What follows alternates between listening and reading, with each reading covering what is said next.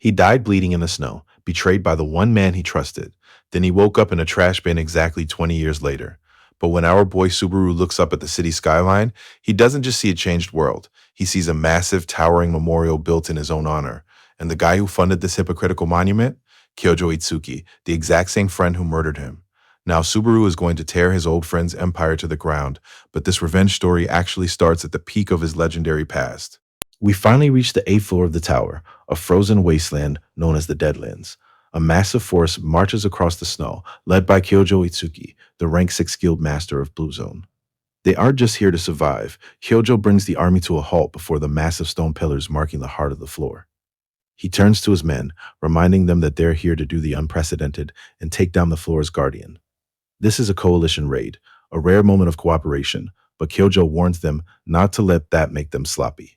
If they can't clear this hurdle, the 9th floor remains nothing more than a fantasy. But as the speech lands, a sudden sound cuts through the wind, catching the guild master completely off guard. Kyojo Itsuki's eyes narrow as he watches a group of high-level players emerge from the snow. It's the Blue Eyes Guild, and leading them is the man at the top of the food chain, rank 1 guild master, Narukami Subaru. Kyojo greets him with a shout, laughing off Subaru's apology for being late when they're actually the first team to arrive.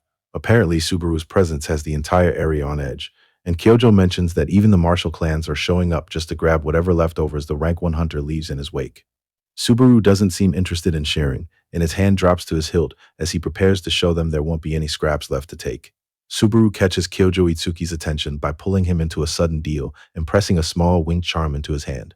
Itsuki freezes once he sees the rank. It's the Blessing of the Archangel, a legendary item that restores fatigue instantly. Subaru intends to clear this raid perfectly, but he hands over the insurance anyway while asking Itsuki to consider returning to Blue Eyes once the battle is finished.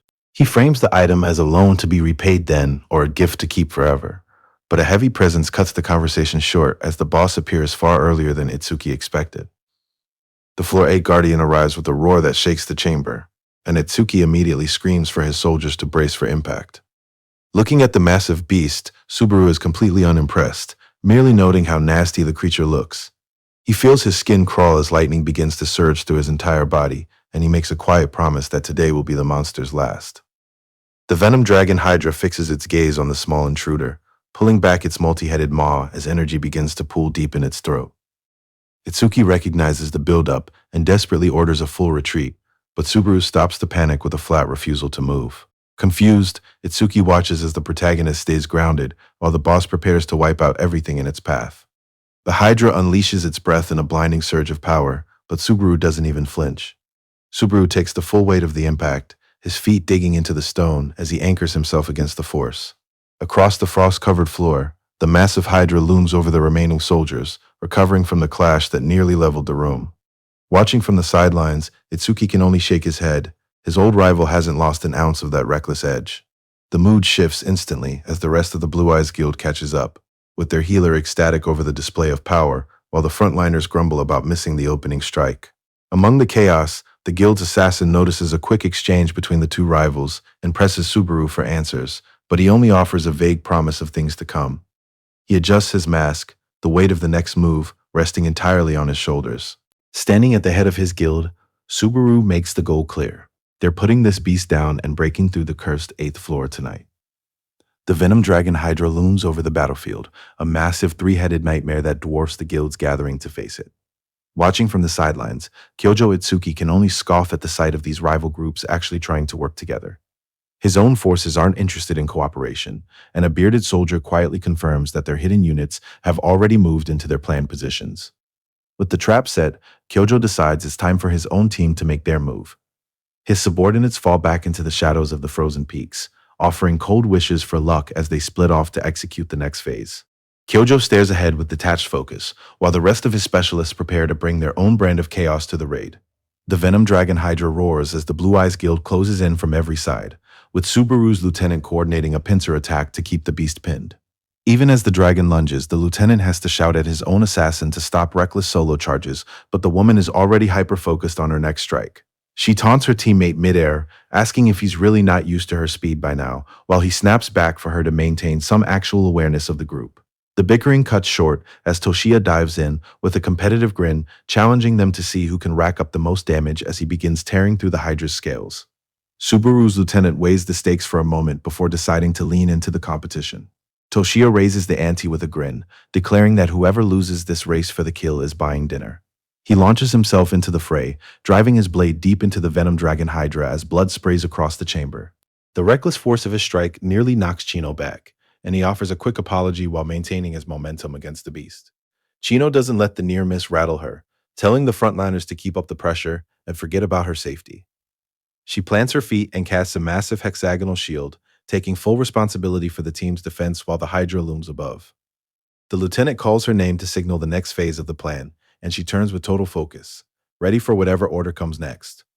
Itsuki leans in with the question that catches Chino completely off guard, his tone shifting from ally to predator as she realizes too late that the threat isn't the boss in front of them, but the man standing directly behind her. He mocks her as he drives the blade home, calling it the price for being overconfident while she chokes on her own blood. Subaru is still locked in the heat of the boss fight when Chino whispers his name with her final breath. She collapses into the snow, the betrayal as sudden as it is fatal, and Itsuki watches her fall with a satisfied smile. The world stops for Subaru the moment he sees his teammate on the ground. Itsuki doesn't give him a second to process the grief, forcing him to keep his eyes on the chaos and the monster still looming over them. The betrayal shatters everything. Subaru can only ask why his own friend would gut their team from the inside. Every player gets the same first message: you have been chosen by the tower, and you must climb it to prepare for a beginning that is yet to come. Nobody knows who built the spire or what they wanted from us, and even after all these years, the message stays a mystery. There is no way to defy the command, so the only choice left is to climb for the top, a place no one has ever managed to reach. For players like this young woman, the summit is the only thing that matters, no matter how long the road ahead might be. They come from Earth, from Barin, from Runeterra, players from across every dimension, all pulled into the same impossible climb. Each one carries a different mission, a different reason for being here, but every morning starts with the same singular goal: get higher. But the tower doesn't care about your mission. On the frozen wastes of the upper floors, those grand ambitions are ground down into a simple, brutal fight against the Venom Dragon Hydra. The snow is littered with the cost of this climb, where once proud warriors end up as nothing more than bodies cooling in the dirt. Our protagonist, Han Si-woo, is at the end of his rope, his breath coming in ragged gasps as the cold and the exhaustion finally start to win. The Floor 8 boss was supposed to be impossible, a venomous dragon that should have ended them all, but Han Si-woo is still breathing. He leans against his spear, bloodied and broken, looking out at the bodies of the people he was supposed to lead. They didn't listen when he told them to run, and now they're scattered across the ice. It was a victory, but looking at his fallen team, it feels like anything but. He knows exactly what the world will say if he makes it out of here. They'll cheer for the Master of Lightning and praise his strength, but none of that matters right now. He stares at the man standing among the corpses, the one person who should have been on his side. Siwoo demands an answer from Kyojo Itsuki, but the man only looks back with a faint, mocking smile. This wasn't a tragic accident, it was a betrayal. After 10 years of playing the long game, Itsuki finally has Subaru right where he wants him. Itsuki leans in close, explaining the cold math of his betrayal. He used Subaru as bait because it was the only way to keep the rest of the Blue Eyes team from interfering. The cost of this victory is visible across the snow, where their teammates lie broken and still. The mask of the loyal friend finally cracks, revealing a deep, burning resentment. Every act of kindness Subaru ever showed him felt like torture, a debt Itsuki never asked for and couldn't pay. Choosing the world over a single friend wasn't a hard choice for him. It was an escape. Subaru listens, the weight of the confession settling over him until there's nothing left but a quiet, bitter understanding. Itsuki stands and looks toward the horizon, savoring a sense of relief he hasn't felt in years. He pulls out a small token of their past bond and tosses it aside. The team, the friendship, the shared history, it's all garbage now. Blue Eyes is over, and Itsuki doesn't need to play his part anymore. Han Si-woo claws at the frozen earth, his body broken and bloodied as he struggles to even draw a breath. Kyojo Itsuki stares down at the mess he's made, finally bored with the slaughter and ready to call it a day. Itsuki turns his back to walk away, convinced the fight is over, but Si-woo isn't finished.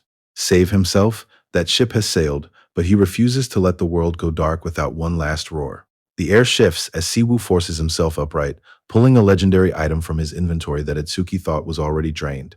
It's the AI Olos, a fan capable of generating a storm powerful enough to blow a target 10 kilometers away. Itsuki freezes in genuine shock, unable to grasp how a kid in this state could have anything left to give, but Si-woo only offers a spiteful grin.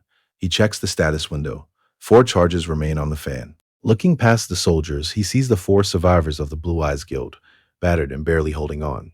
He's already done the math. He has 4 shots left, and he knows exactly who they're for.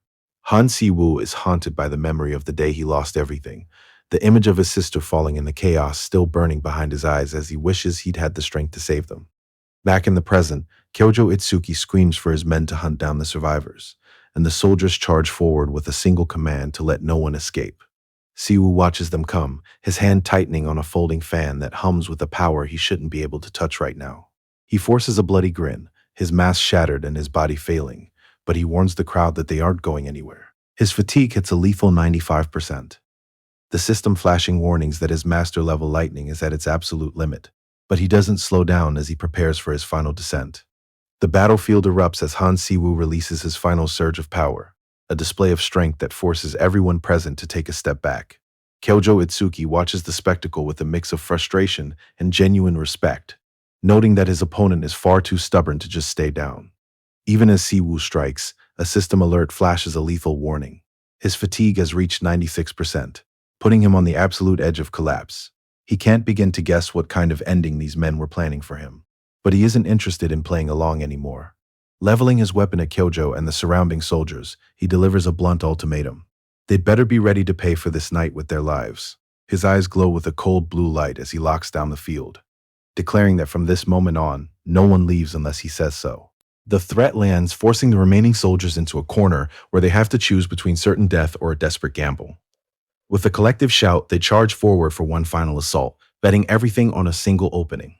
The battle is a blur of steel as Kyojo's men press the attack, but the real threat steps forward when Kyojo Itsuki himself enters the fray. Han Si-woo cuts through the ranks, knowing these foot soldiers are just a distraction, but everything changes the moment Itsuki begins to move. Our protagonist has bought enough distance for his allies, but his body is finally starting to give out under the strain. He's at his limit and can't stall these guys for much longer, especially as the sheer weight of the numbers begins to overwhelm his defenses. His fatigue is at a breaking point, and every breath feels like swallowing glass. The soldier barely has time to scream as Subaru closes the distance, his presence turning the battlefield into a blur of motion and sudden violence that leaves only a blood-slicked spear behind. One of the men manages to drive a blade home, shouting in manic triumph that he's finally killed the legend. It's a short-lived victory, as Subaru looks him dead in the eye and asks him to repeat that claim. He unleashes a localized surge of power that throws the surrounding troops back like paper, leaving the soldier who struck him broken and twitching in the dirt. Subaru doesn't even look at the man, completely ignoring the blade still buried deep in his own chest. The battlefield is a graveyard of bodies, and in the center of it all, Han Si-woo drops to one knee. Around him, the soldiers can barely believe what they're seeing, whispering in a mix of relief and terror that the monster has finally been brought down. He admits it's almost hard to believe that such a legendary era is ending this easily. But the system window tells a different story, flashing red with warnings that Siwoo is at the absolute limit of what a human body can endure. He's 1 point away from death, yet he forces himself to speak, reminding Itsuki that he should know better than anyone how this ends. Despite the fatigue and the blood, Siwoo plants his foot and starts to stand back up. Han Siwoo puts everything he has left into one final strike, a move so fast that Kyojo Itsuki can barely track the blur of it. Just seconds ago, Kyojo was holding the blessing of the Archangel and offering fake pity, thinking the game was over. But the reversal is instant, leaving Kyojo's soldiers in absolute disbelief as the certain win vanishes. Kyojo stares up, realizing too late that his arrogance left him wide open. As the dust settles, our protagonist is left with the bitter taste of a fight that ended too messy, wishing he could have landed a cleaner finishing blow. He's sure that last strike connected, but the victory feels more like survival than a triumph. As the void begins to slip away, physical sensation returns with a jolt. First a sharp, stinging smell of rot, followed by the realization that he still has a body to perceive it. A heavy metal lid clatters against the concrete, and Han Si-woo finds himself rising from the bottom of a trash bin in a dim alleyway. He stares at the grime and the barred windows above him, wondering if he somehow ended up back on Earth. A sharp, sudden pain surges through Subaru's head, pulling up bitter memories of the insults he used to swallow back home. He had been called trash, a weakling who didn't deserve his own name. If the legendary Narukami Subaru died 20 years ago, then his own reflection makes no sense. The realization hits him with a wave of panic. He's staring at a ghost in the glass, and it has his face. His balance gives way as he scrambles back, hitting the pavement hard before his eyes lock onto a small device lying in the dirt. Subaru realizes he's still carrying a player kit, a piece of tech that might actually bridge the 20-year gap he just woke up in. He pulls it up and searches for Blue Eyes, the name of the guild he once led. The results hit him like a physical blow. News articles about successors being too weak, secrets behind the guild's name, and a heroic look back at a legacy he supposedly left behind 2 decades ago. Among the data, a familiar face appears on the screen. Older but unmistakable. It's Itsuki, the man Subaru thought was gone forever, now standing as a guildmaster in this new era. Subaru's mind drifts back to a rooftop 20 years ago, a time when they weren't enemies. He remembers asking Itsuki why he'd called for a meeting so late, only to be met with a confession that would change everything. Itsuki was leaving the guild. Subaru stares in shock as the news lands, his mind racing to make sense of the sudden departure. Itsuki only offers a faint smile, promising that the reason for all this will eventually become clear. 20 years ago, he promised to remain a shadow even from a distance, and he kept his word, reappearing years later at the head of his own guild, Blue Zone. But for Subaru, the present is a sharp contrast to that legendary past. Standing on a city street, he realizes just how far he's fallen behind, only to discover something that stops his heart. There's a massive building in the heart of the city, a memorial hall dedicated to Narukami Subaru. The sight is impossible to process. Looking up at the towering glass and steel, he can hardly believe his own legacy has become something this grand while he was busy doing nothing. The mask looms over the city like a giant shadow, a massive tribute built into the very bones of the world. But as Hosoi Subaru stares up at the holograms of his past life, he can only wonder what anyone stands to gain by making a monument out of him. He walks through the hall, watching his own ghost flicker in the air and searching for any reason someone would build this place.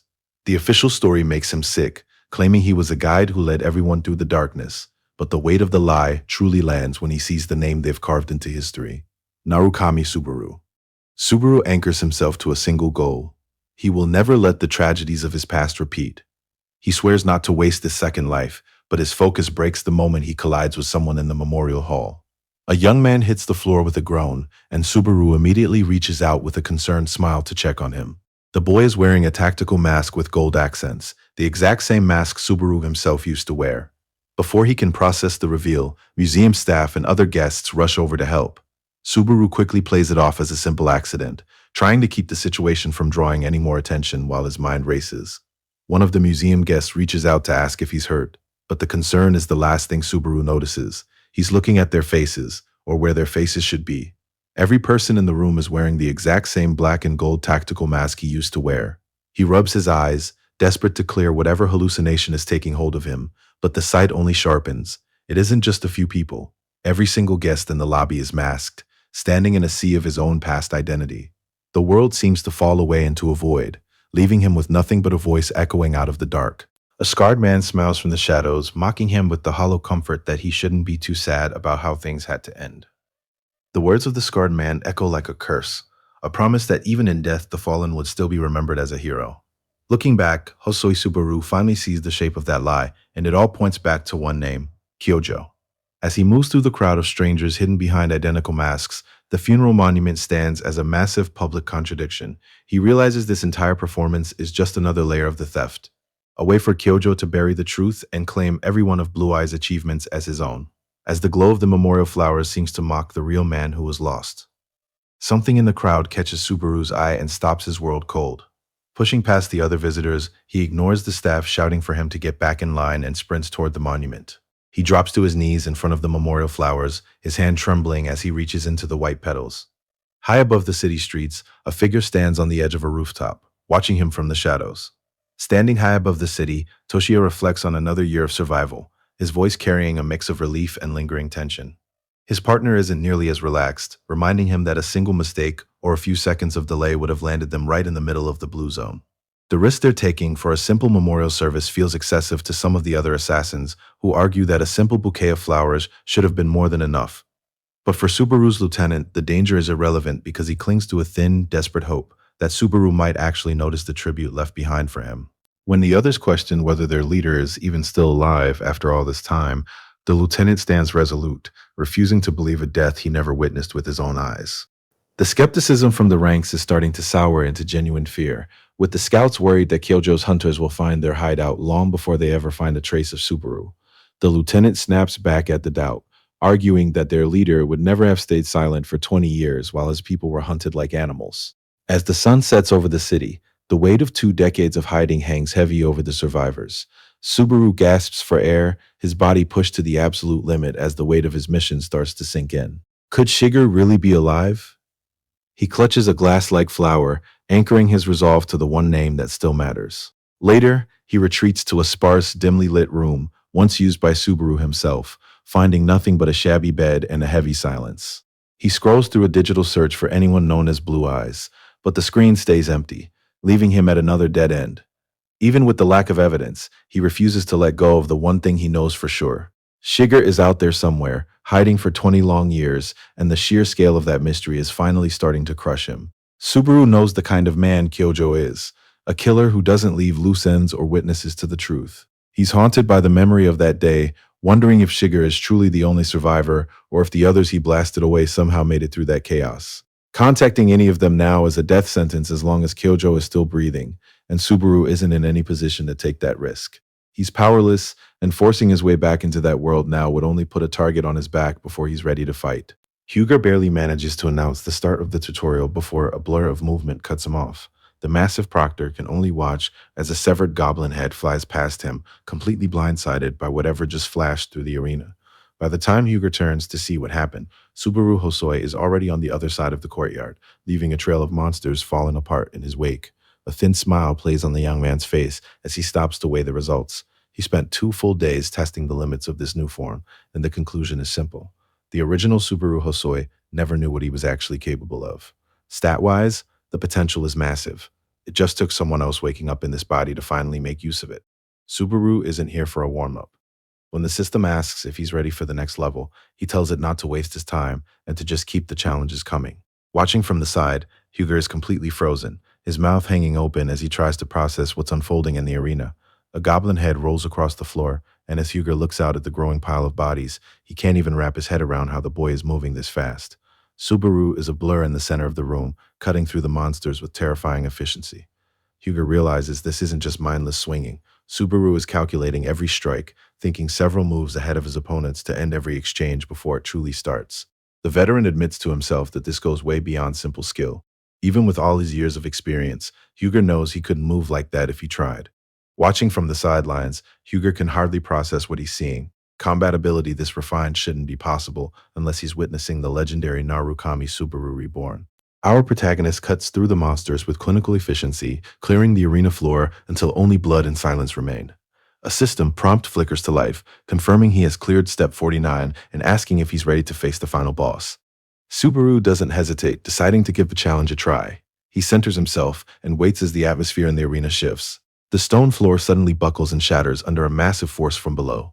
A huge, black-furred hand erupts through the tiles, signaling that the real fight has finally arrived. Huger shouts a panicked warning, desperate to pull Subaru back before he makes a fatal mistake.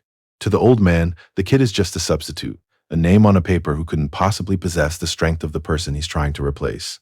But Subaru doesn't even flinch. He stands his ground against the massive goblin giant and its horde, his hand steady on his blade as the creature prepares to tear him apart. He isn't backing out. He's exactly where he's supposed to be. The system message confirms everyone's worst fear. The Goblin King has arrived. After enough sacrifices were made on the frozen battlefield, the king himself emerges, towering over the clearing with a roar that shakes the ground. Huger screams for everyone to run while they still can, desperate to save anyone he can reach because he knows the truth. Taking on a monster like this isn't a fight, it's a suicide mission.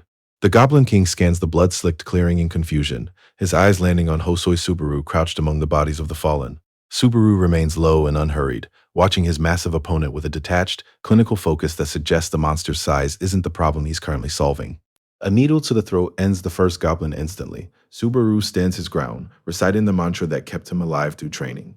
Power comes from the spin, and accuracy only lives where hesitation dies.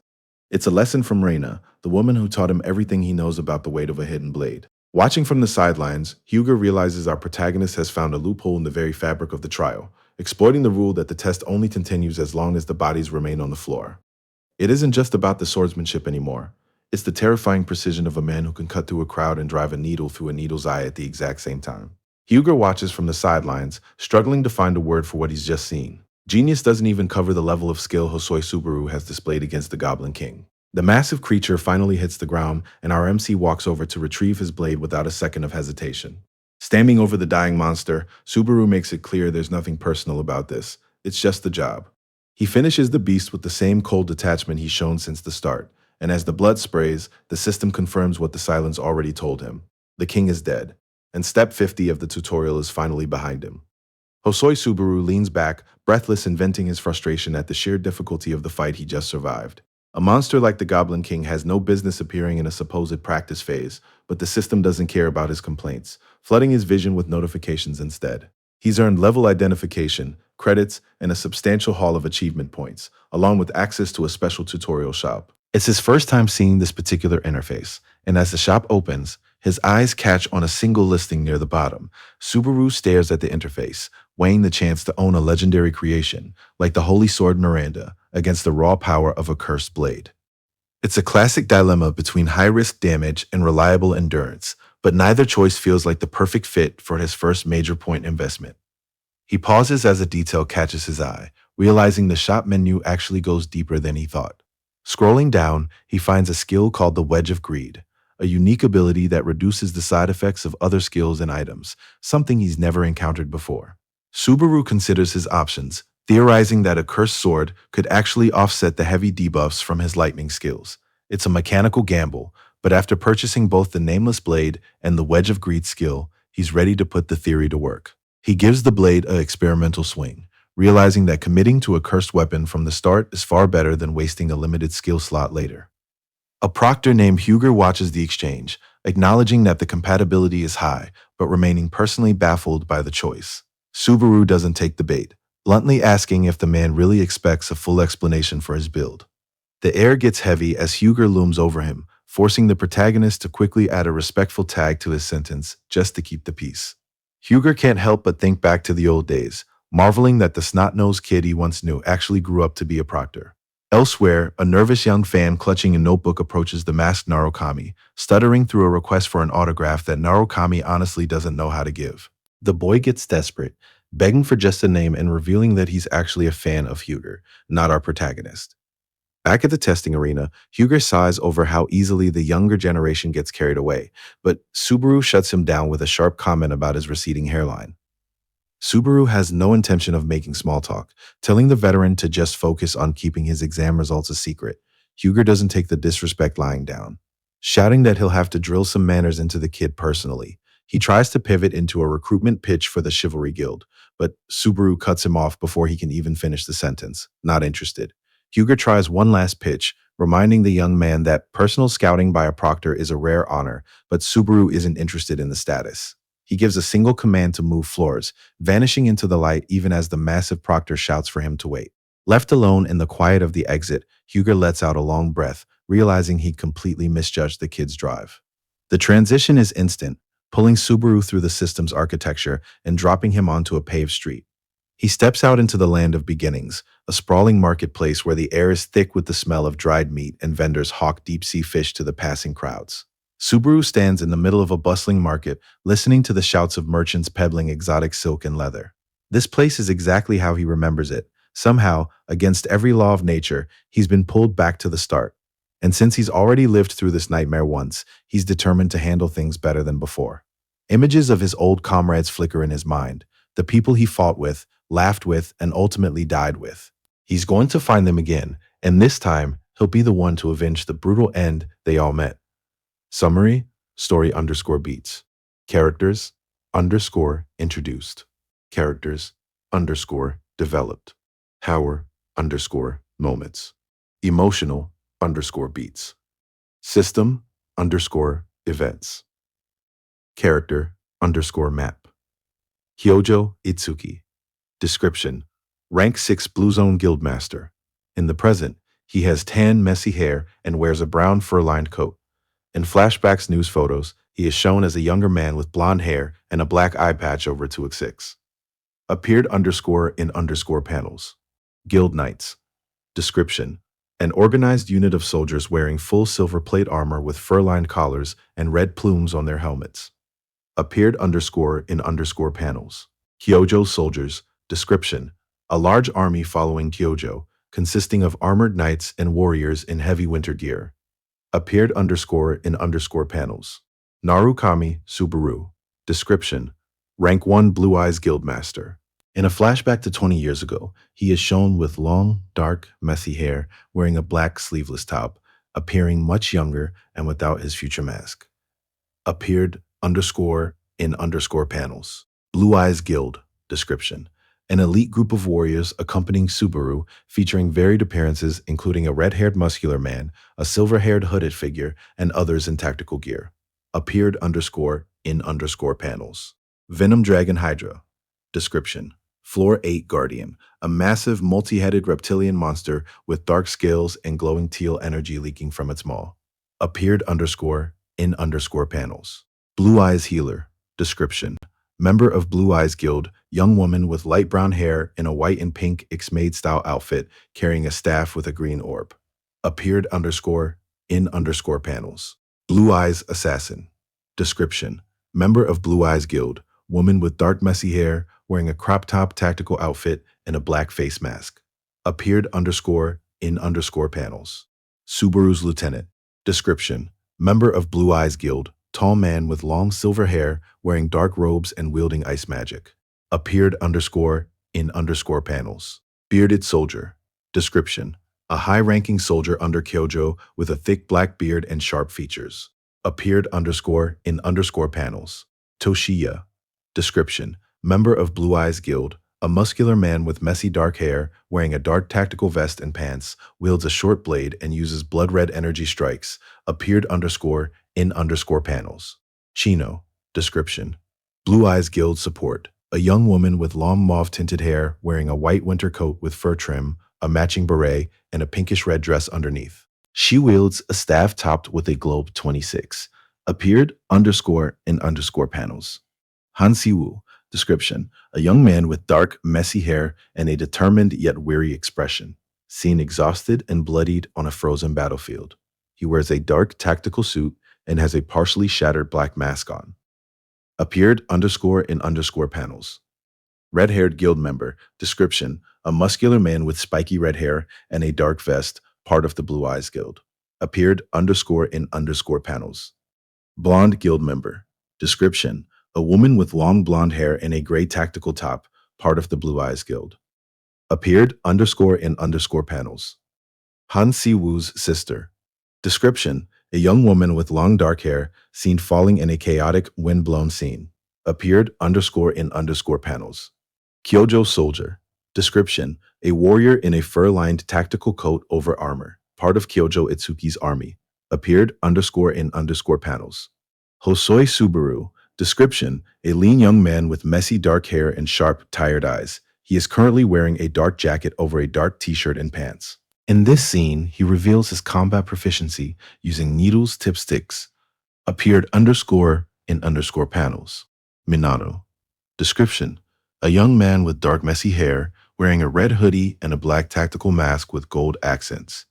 Appeared underscore in underscore panels. Museum staff.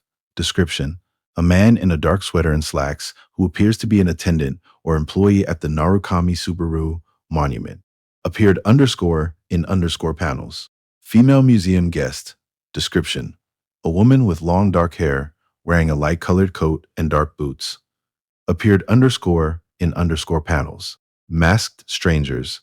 Description: A group of museum guests, both men and women, all wearing identical black tactical masks with gold accents.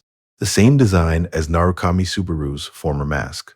Appeared underscore in underscore panels. Sinister speaker. Description: An unidentified individual with a cold, mocking smile and a scarred chin, seen in a grainy or distorted close-up. Appeared underscore in underscore panels. Scarred man. Description: A mysterious figure with messy brown hair and glowing yellow-orange eyes, wearing a dark jacket. He has a notable scar or injury on his chinlet area and a sinister fanged smile. Appeared underscore in underscore panels. Asagiri Sugar. Description: A name spoken by Hosei Subaru while looking at a glowing blue flower, implying a connection to the person the flower represents. Appeared underscore in underscore panels. Huger. Description: A massive, bald man with a thick white beard and mustache, wearing a dark leather vest over a navy shirt and heavy arm guards. He acts as a proctor for the player qualifications. Appeared underscore in underscore panels. Tutorial participant. Description. A young man with dark hair tied in a small ponytail, wearing bloodied gray leather and plate armor over dark clothing. He wields a straight sword. Appeared underscore in underscore panels. Examine. Description. A young man with dark hair pulled back into a small bun, wearing gray and brown tactical armor stained with blood. He appears exhausted and is wielding a long sword. Appeared underscore in underscore panels. Isaac. Description. A young man with dark hair pulled back into a small bun, wearing gray and brown tactical armor stained with blood. He appears exhausted and is wielding a long sword. Identified as the examine in previous. Appeared underscore in underscore panels. Goblins. Description. Green-skinned, hunched monsters with glowing red eyes and sharp fangs, wielding spiked clubs. They are the initial enemies in the tutorial. Appeared underscore in underscore panels. Goblin Giant. Description. A massive, powerful version of the standard green-skinned monsters, characterized by large black-furred hands with sharp claws. Appeared underscore in underscore panels. Goblin King. Description. A massive, muscular goblin with dark skin, glowing red eyes, and long, wild black hair. He wears spiked shoulder armor and leather loincloth-style gear, towering over human combatants. He is seen wearing. Appeared underscore in underscore panels. Reina. Description. A young woman with messy, shoulder-length dark hair and golden eyes. She wears a dark, sleeveless tactical top, fingerless gloves, and has several piercings in her ears. She is shown practicing throwing needles, pens, and a flashback. Appeared underscore in underscore panels. Young Narukami Subaru. Description. The younger version of the Rank 1 Guild Master, seen in a flashback. He has long, dark, messy hair and a muscular build, wearing a dark, tight-fitting t-shirt and tactical gear. He acts as a mentor or superior to Rina. Appeared underscore in underscore panels. Narukami Subaru. Younger. Description.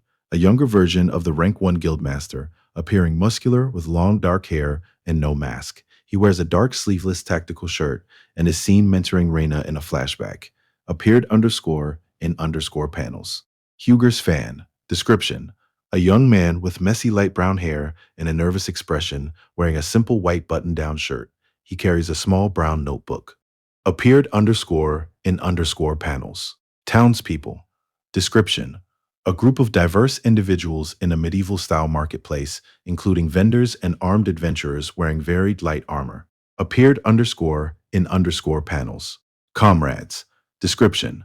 A group of varied warriors seen in a campfire memory, including a muscular man with red hair, a woman with blonde hair, a man with long silver hair, and others in tactical gear. Appeared underscore in underscore panels.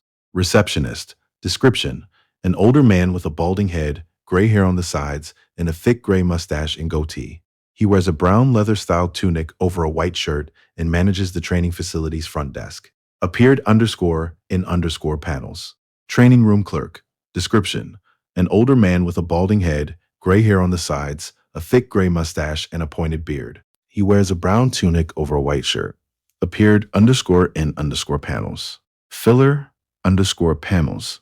Visual underscore focus. Higer leaps into action, swinging his blade with a shout that this is a test of strength. A presence at the counter startles him awake, leaving the man confused as he wipes the sleep from his face, or if the blood-spattered silhouette walking out of the door is just a hallucination. He can't believe his own clock. Not even 10 minutes have passed since he sent that kid into testing room 5. Bracing himself, he calls out to see if anyone is left alive inside and pushes the heavy door open, only for his jaw to drop in pure shock. The room is a wreckage of broken stone and scattered weapons, leaving Huger to wonder what kind of monster could have caused this much destruction in such a short time. Amidst the carnage, Isaac finally groans, beginning to stir. Subaru wakes in a quiet infirmary, stretching out the stiffness of a sleep he can't quite measure. He knows he's lucky to be alive. The sword he wielded was a failure of a cursed blade, and if it had been the real thing, he wouldn't have woken up at all. Even as the lingering strain starts to fade, he weighs the cost against the payoff. He actually managed to draw out the weapon's power. Normally, his current stats wouldn't even let him hold a cursed sword without collapsing. But his Wedge of Greed skill is bridging the gap, and he realizes the synergy should apply to his lightning arts as well. And having to scrape for every single credit feels like a new kind of rock bottom for a man who used to have everything. He's not in much of a position to complain given that he technically died to get here, but the reality of his new life hits home when a flamboyant streamer wanders through the hall, shouting about trendy gear for his fans while Subaru watches from the balcony, wondering how this is his new world. Donations flood in as a flamboyant streamer celebrates his latest haul of credits. He pours coffee over his own head to keep the audience entertained, thanking his top donors with a level of energy that borders on manic. Watching from a distance, Subaru can only stare, wondering if the guy is actually sane. He starts to piece together how this world's economy actually works. A well-dressed man with silver gray hair approaches, his ornate coat and sharp features carrying a heavy sense of self-importance. He acts like an old acquaintance, but Subaru's reaction is immediate and visceral. His body instinctively recoils, a physical rejection that tells him everything he needs to know about their history. This isn't just a casual meeting, it's an encounter with someone his past self clearly feared. The man grows annoyed at the silence, but Subaru can barely process the conversation through the wave of dread hitting him. Under the weight of a memory he can't quite grasp, he realizes he's standing in front of someone truly dangerous. Subaru freezes as a familiar voice cuts through the room, dripping with a mock surprise that makes his skin crawl. The man leans in, his face twisted into a smirk, casually calling Subaru trash for even managing to survive the tutorial. He admits he fully expected the goblins to tear the boy apart, and as the words land, the fog in Subaru's mind finally clears. A memory hits him like a physical blow. A dark alleyway where he stood trembling and broken, asking why this was happening to him. Standing over him was the same man, Isaac, whose only logic was that Subaru deserved it for being worthless. Isaac hadn't just bullied him, he nurtured a deep personal spite, claiming he hated Subaru from the moment he heard his name. Back then, Subaru could only cry out in his own defense, desperately explaining that the resources he'd been given were never enough to succeed. Isaac doesn't just want obedience, he wants total degradation, striking Subaru for even thinking about talking back. He looms over the boy with a cruel smirk, declaring that the trash is exactly where a loser like him belongs. It's a moment of pure realization for Subaru as he connects the dots. The bruises and the filth from his memories weren't an accident, but a calculated punishment. Back in the tavern, the power dynamic hasn't shifted much as Isaac boasts about clearing the 20th step and breaking his father's record. He revels in his own success, going on about a top-tier B-rank skill he earned as a reward while Subaru just listens with tired eyes. When Subaru finally tries to end the conversation and head out, Isaac doesn't even look up before ordering him to grab coffee and snacks on the way back, refusing to act like a servant for even one more second. When Isaac tries to force him back into line with a single command, the protagonist just keeps walking, too focused on his own plans to care about these petty games. The dismissal hits a nerve. Isaac snaps and lunges forward, grabbing Subaru's arm before he can take another step. Apparently, the bully doesn't like it when his property thinks it can talk back. Hosoi Subaru checks his gear one last time, making sure every piece of equipment is exactly where it needs to be before moving on. Looking at his screen, Subaru notices something that stops him cold. Another streamer using his name, his mask, and his entire brand to pull in over 80,000 viewers. The impersonator plays to the crowd, hyping up his upcoming run at the Floor 3 trial like it's the main event. It's not even the first time he's seen this. The trend of copycats using the Subaru gimmick has turned into a full-blown industry. As he watches, a viewer drops 20,000 credits on a mission for the faker, who shamelessly thanks the donor while promising to act however they want. The amount of money involved hits Subaru like a punch. There are missions now? The fake Subaru keeps collecting hype and donations, promising his fans an easy clear, while the real Subaru sits in the dirt after a life-and-death struggle for a fraction of the pay. The contrast is hard to ignore. One man makes a fortune playing a part, while the other bleeds for every credit he earns. Subaru watches the screen with a growing bitterness, seeing exactly how much money the man stealing his name is actually making. He grips the device tight, knowing that while the faker thrives, he's stuck in the dirt of a dungeon cave just trying to survive. Subaru stares at the dark mask in his hand, a heavy weight of nostalgia hitting him as he realizes he never expected to put this part of his life back on. Standing before the mirror, he finally sees the reality of the path he's chosen. If this is what it takes to make it, then he's ready to do whatever it takes to win. Subaru reaches a grim resolution as he pulls on his mask, deciding to handle the coming chaos on his own terms, by leaning into what he does best. He steps toward the bright light of the doorway with a blade in hand, reminding himself that he's the real deal. At the offices of Southern Entertainment, an executive watches her screen with intense focus, her jaw tightening as the situation clearly begins to spiral out of her control. A scream of pure frustration tears through the Southern office as Hatsuka loses her mind over the latest streaming failure.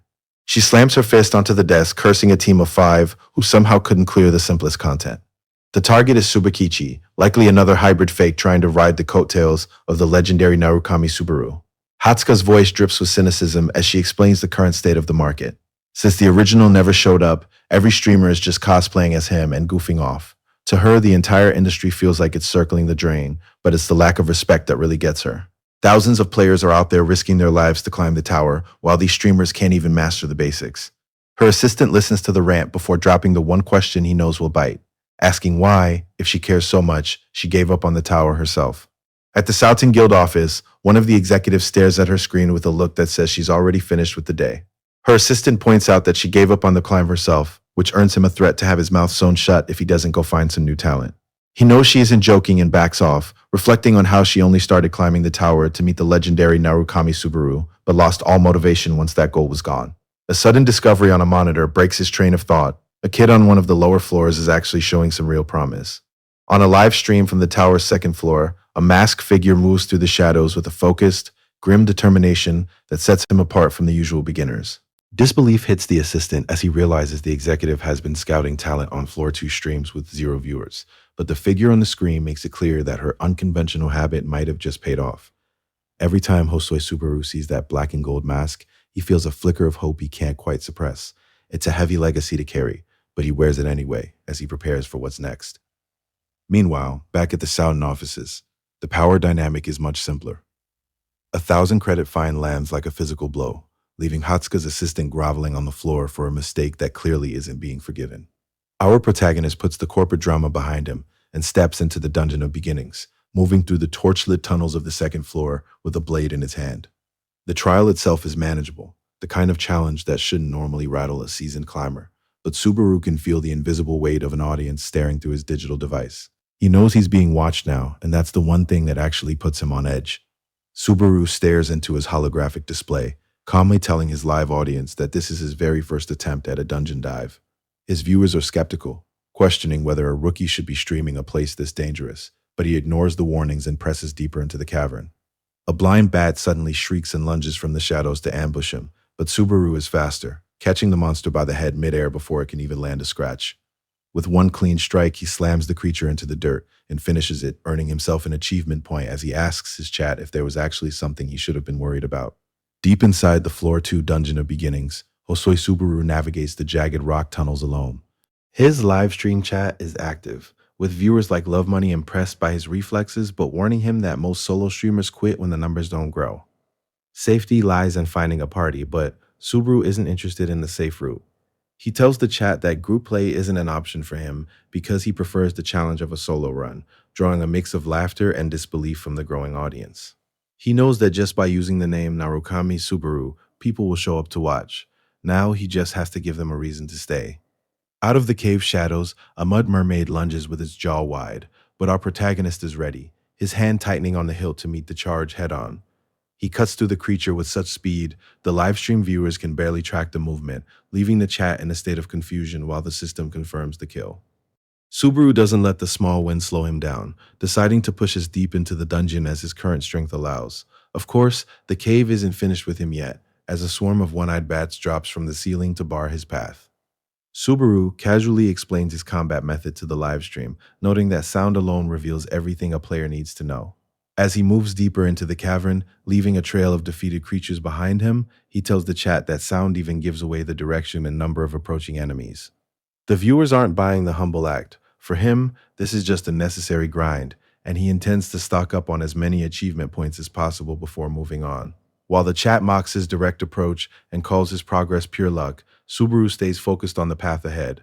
He picks up his pace, his eyes narrowing behind the mask as he senses something new waiting in the dark. Subaru stands before a literal wall of monsters.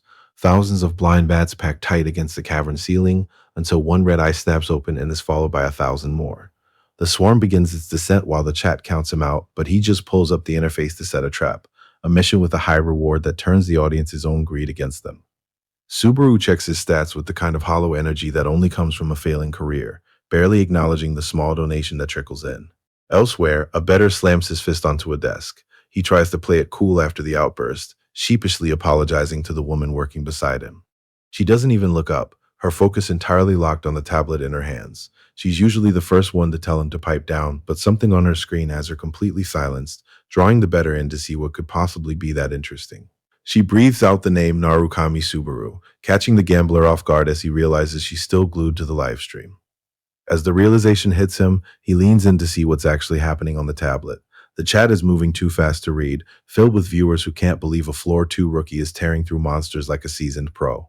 Subaru is a blur of motion in the dungeon, moving with a level of focus that makes it look like he's played this level 1,000 times before. Watching Subaru train is like watching a machine in human skin. Even when he shifts his sword mid-swing, his breath and focus don't slip for a second. His lieutenant can only watch the clearing full of cut stumps, wondering if Subaru is calculating every movement and planning his response 10 steps ahead, but the silence between them says otherwise. As it turns out, Subaru isn't thinking about anything at all, a bit of honesty that just makes him look like a show-off. He genuinely thinks it's weird that other people can't just perform at this level, leaving his lieutenant to remind him that for normal people, this is impossible. Back in the dungeon, Subaru narrates his combat logic to his livestream, recalling how even Shigeru found his method strange. He explains that clear communication starts with meeting someone's eyes, and the same applies to killing a swarm of one-eyed bats. Since these creatures always lunge forward head first, a larger swarm actually creates more openings to exploit. He demonstrates with a single sweeping strike that leaves his chat in a total frenzy. While some viewers are frustrated that his explanation was just raw talent, others are busy hunting down anyone who dared to call him a newbie. Subaru's advice lands poorly with his growing audience, leading some of the more experienced viewers to mock his overly simplistic coaching. He's starting to realize that being a top-tier explorer doesn't mean he knows how to explain it to anyone else. One viewer reminds him to claim his mission rewards, prompting Subaru to pull up his streaming interface. He stands there for a long moment, staring blankly at the floating screen. The chat starts to worry he's frozen up, but the truth is much more embarrassing. He has no idea how to actually use the app. It's a jarring contrast for his viewers, seeing a man who can dismantle monsters with ease struggle to find a basic claim button. After getting some technical support from the comments, he finally manages to collect his 100 credits and prepares to finish his last run of the night. His focus is entirely on the cave ahead, but miles away, a screen pierces the quiet night air of the city. Watching the monitor, the staff member can barely find the words for what she's seeing, but Kiyoharu isn't nearly as impressed. He thinks she's overreacting to someone just clearing the second floor, but his logic doesn't stand a chance against her passion. She explodes at the suggestion, forcing him to back down immediately just to keep the peace. She's already deep in the files, finding that the new streamer, Narukami Subaru, is a human from Earth. To her, this is a sign from the gods, and she starts spinning wild theories about reincarnation stories coming to life. The intensity is so high she claims to be getting dizzy, leaning into the swoon, but Kiyoharu sees right through the drama. He knows she isn't actually fainting. She's already mentally drafting a scouting contract. She doesn't deny it, even as he warns her that no matter how special the kid seems, he's still a brand new streamer with 0 views. Kiyoharu isn't interested in reporting this to the chief, convinced they'll only get chewed out for it, but the female staff member isn't having it.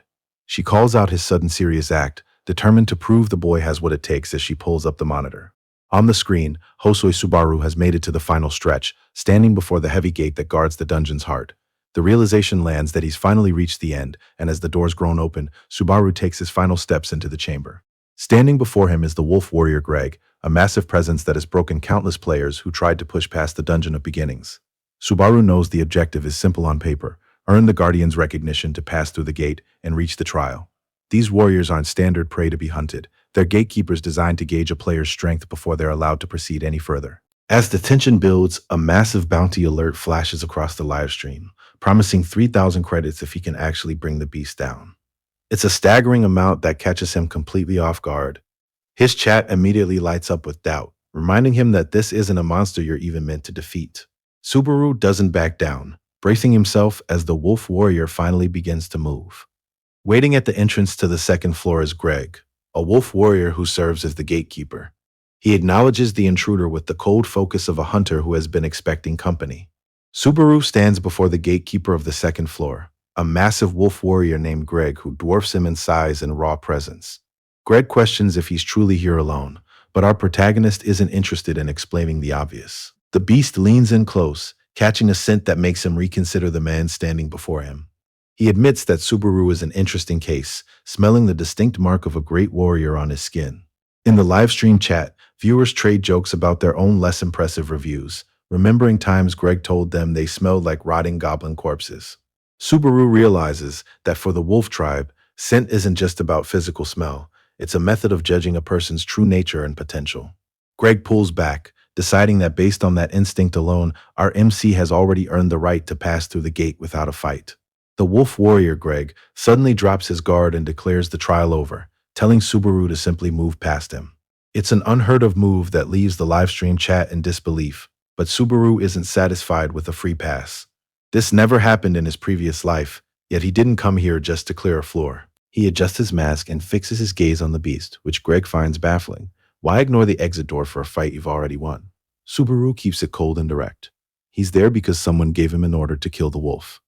Instead of taking offense, Greg actually looks impressed. The bloodlust is a language he understands, and he welcomes the challenge from a man he now sees as a true warrior. Meanwhile, back at the guild headquarters, the atmosphere is far more professional and just as tense. The guild chairman sits behind his desk, flanked by his secretary and a high-ranking executive, waiting for the latest report on what's unfolding inside the tower. As the typing stops, John Tail, the department head of Sultan Entertainment, cuts straight to the point. He wants to know exactly how many people are actually watching this streamer. Kiyoharu hesitates, guessing the number is somewhere around 20, but Hatsuka immediately chimes in with a correction. She points out that the count just hit 30, though Kiyoharu knows a 10-person jump doesn't make their pick look any better. John stares them down, his patience finally snapping at the lack of results. When Hatsuka tries to insist on the number 30 one more time, the chief roars that the tiny detail is completely irrelevant to the problem at hand. Frustrated, John suggests Hatsuka should just start her own stream given her skill set. But she shuts the idea down with a single, sharp word. Deep in the dungeon, Hosoi Subaru stands his ground against a massive great wolf, a beast that could end his run with a single swipe. He clears his mind, focusing on his grip rather than the threat, while his nameless cursed sword begins to feed on his stamina. It's a dangerous trade. The blade drains his life force, but in return it forces his physical stats through the roof. His secondary skill, Wedge of Greed, kicks in to fight back against the sword's backlash, keeping him from collapsing under the sheer weight of the power. The two forces collide in a spray of sparks as he meets the beast head-on. The great wolf strikes with lethal intent, but Hosoi Subaru holds his ground, bracing for the massive impact as the beast lunges. Our story begins on the dark floors of a dangerous dungeon, where the protagonist Subaru faces off against a monstrous boss known as the Wolf Warrior. The stream chat is already exploding with activity as thousands of viewers tune in to watch the high-stakes encounter, with many doubting if Subaru can survive even a single hit from such a powerful enemy. The Wolf Warrior's speed is overwhelming, forcing our hero onto the defensive as he desperately tries to find an opening, while the chat members speculate on how many attempts it will take for him to finally go down.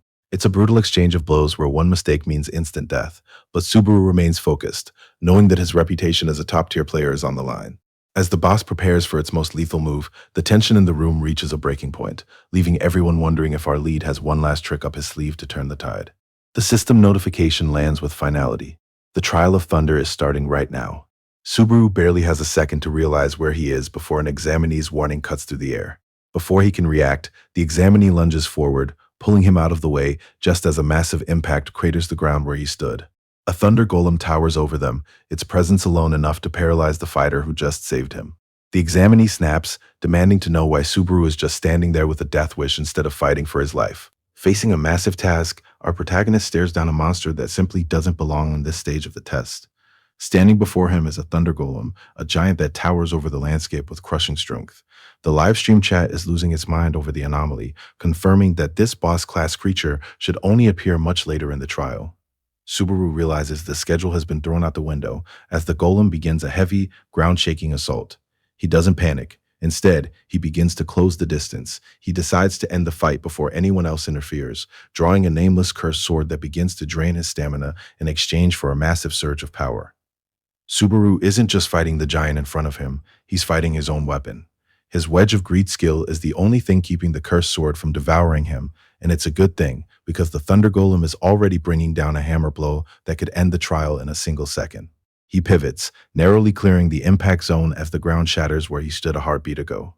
He doesn't wait for the dust to settle, pushing off the rubble and lunging forward with a speed that looks more like a predatory blur than a human movement.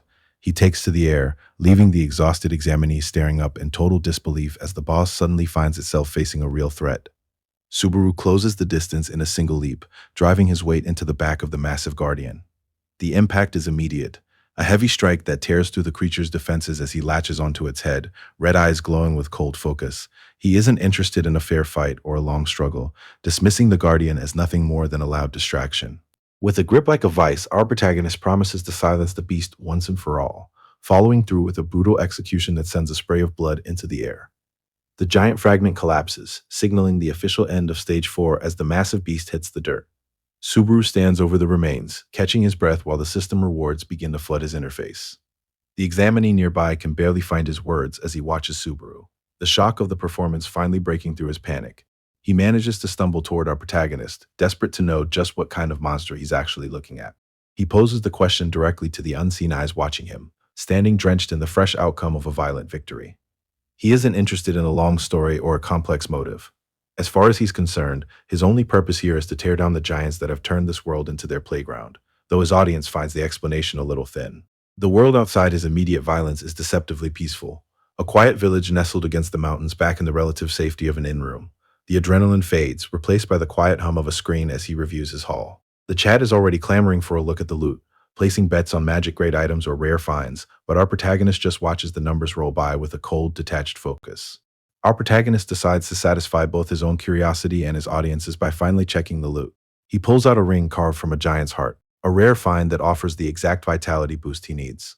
Alongside the accessory, he secures a suit of thunder armor that grants status immunity and a powerful thunderclap skill.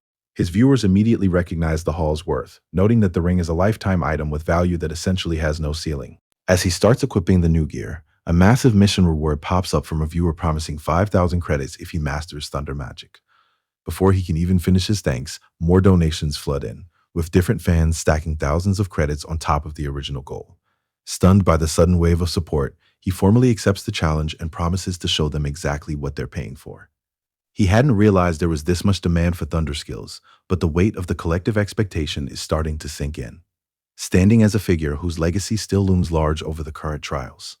Back in the village, the leader finally returns to the room with backup, introducing Sir Peleus, the captain of the village knights, who offers a polite welcome to the newcomer.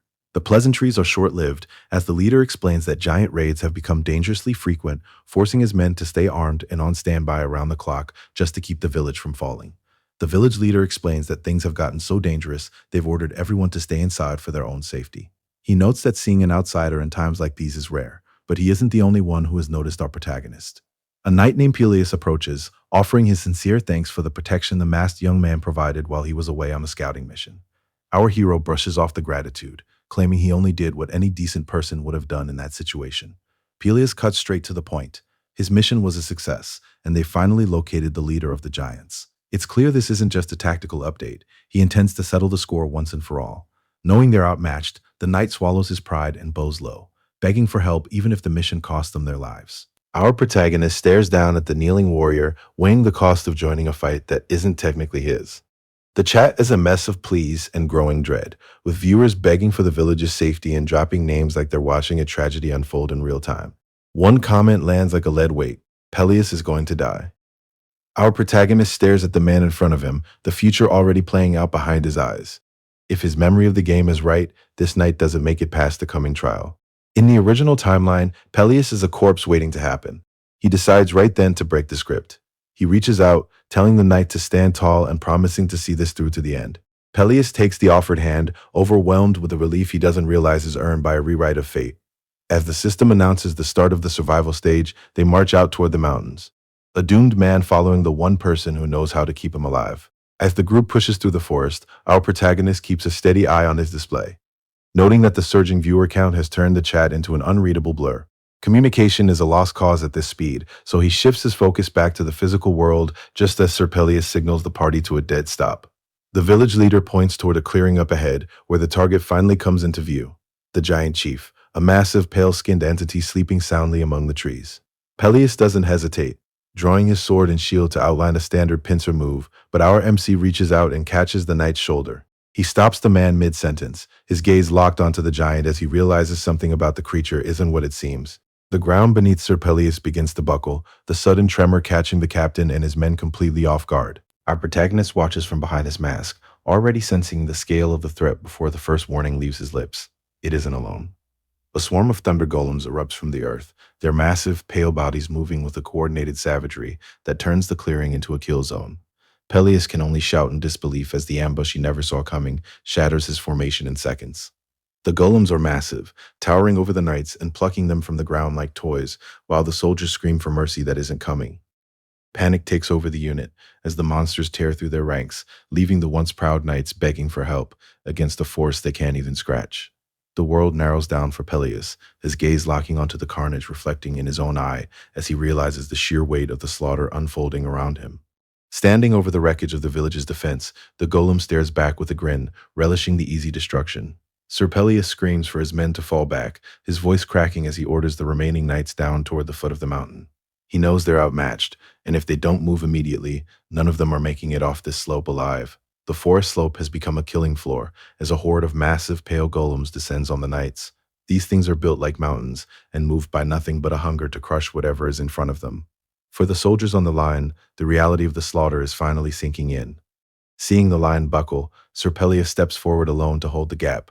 He throws out a final command for everyone to fall back, reminding his men that they have families and a village waiting for them. It's a desperate plea to keep their deaths from being meaningless, promising that this retreat is just a chance to regroup and fight another day. As the knights begin to scatter, Peleus turns to Falcon, charging him with the heavy burden of leading the survivors to safety, while he stays behind to buy them every second he can. Sir Peleus watches the masked stranger with a mix of shock and desperation, begging the man to run while he still can so someone can survive to rebuild their fallen order. It takes a second for the knight to register the lack of fear, but Subaru makes the situation clear. He can't fight properly with a bystander in the way, so it's either retreat or they both die right here. But the logic lands, and he finally agrees to retreat and rally whatever survivors he can find. Shouting a final promise of gratitude, the knight sprints toward safety, leaving the masked guildmaster alone to face the towering wall of muscle waiting for him in the dust. The massive creatures charge across the dusty plains, their voices a primal roar as the examinee sprints to meet them head-on. Then he vanishes into a high-speed blur that cuts through both monsters in a single fluid motion. The golems barely have a second to register the strike before the system confirms they've been wiped out, awarding him 20 achievement points for the double kill. He stands alone in the silence of the trial, realizing that being the one left behind to clear the path is a role he's still trying to get used to. So Peleus and the remaining knights sprint down the forest road, leaving the battle behind. Peleus stops, a heavy weight pulling at his shoulders as he looks back toward the man who stayed. He's a veteran knight, but the young man's choice to face the horde alone lands like a blow to his pride. Gritting his teeth, Peleus can only swallow his frustration and keep moving, knowing that staying behind would have only added more names to the casualty list. Back at the clearing, the protagonist stands completely isolated, dwarfed by a wall of towering golems that have finished closing the circle. Fighting them like this is suicide, but surviving isn't the only goal. The final score depends on how many soldiers make it out alive. He sent the knights back to secure the win, even if it means holding this nightmare line by himself. A pair of massive golems lunges at him, their faces twisted into wide, toothy grins, but he cuts through the first giant trace with a single blood-slicked arc of his blade. System alerts flash as he carves through the second one, rewarding his efficiency with achievement points while the battlefield becomes a blurred mess of motion.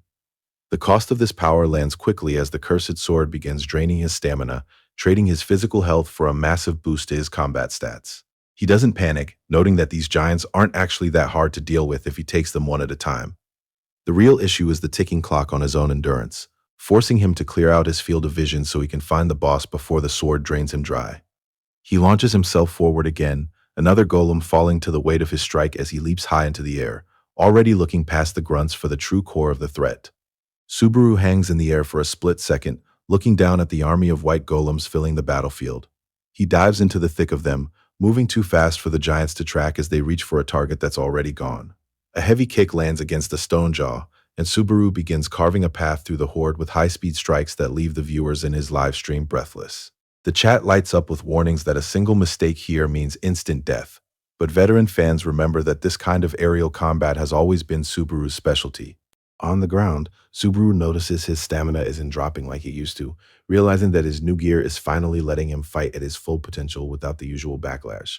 He knows he can't keep this up forever, so he scans the crowd for the source of the swarm and locks eyes with the bearded boss golem, who watches the carnage with a mocking grin. Subaru closes the distance, diving straight toward the massive boss as it prepares a heavy counter. He knows the math on this is simple. Either he finishes the fight with this one strike, or he dies here.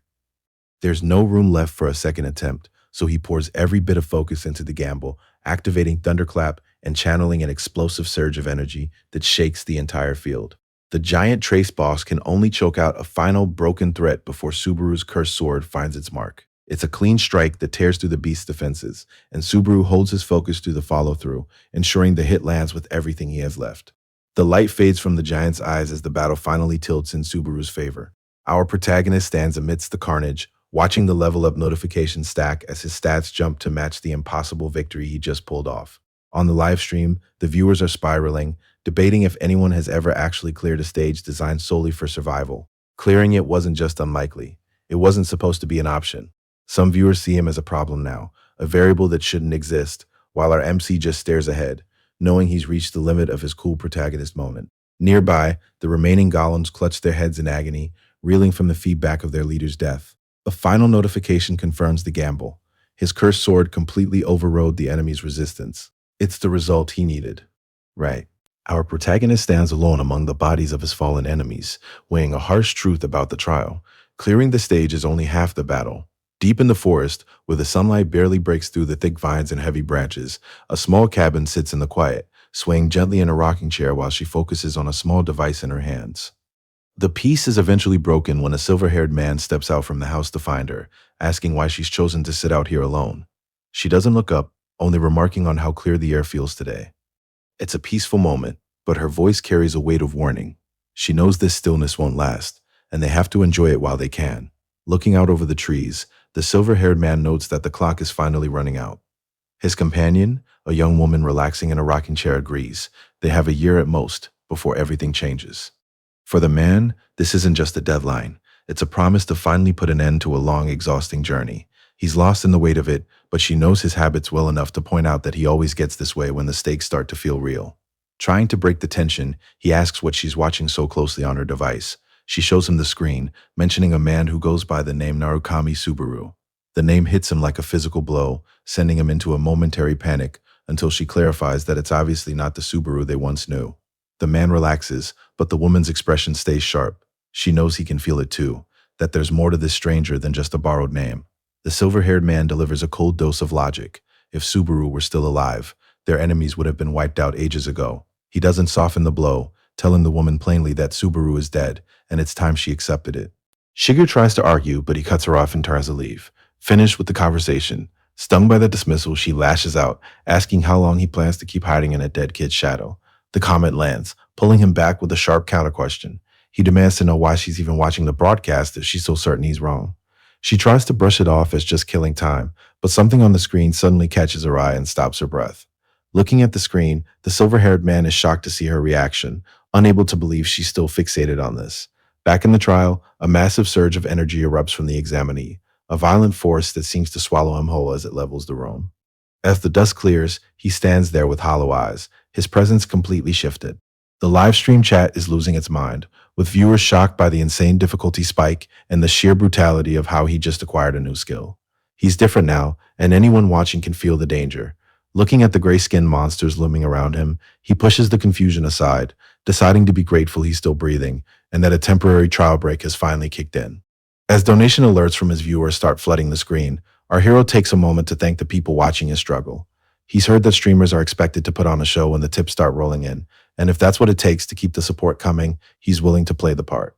Drawing his blade as the interface confirms the trial is resuming, he locks back into combat mode, ready to show them exactly what their money is paying for. Exhaustion finally starts to catch up with our MC as he stands among the bodies of his enemies, realizing too late that he's burned through the reserve strength he needed for the trip back. He's down bad, his breath coming in heavy drags while the weight of the fight settles into his bones. A young knight suddenly rushes toward the scene, shouting out for his benefactor with a desperation that cuts through the silence of the field. Our protagonist doesn't move, simply sensing the approach as the world continues to demand more from him than he has left to give.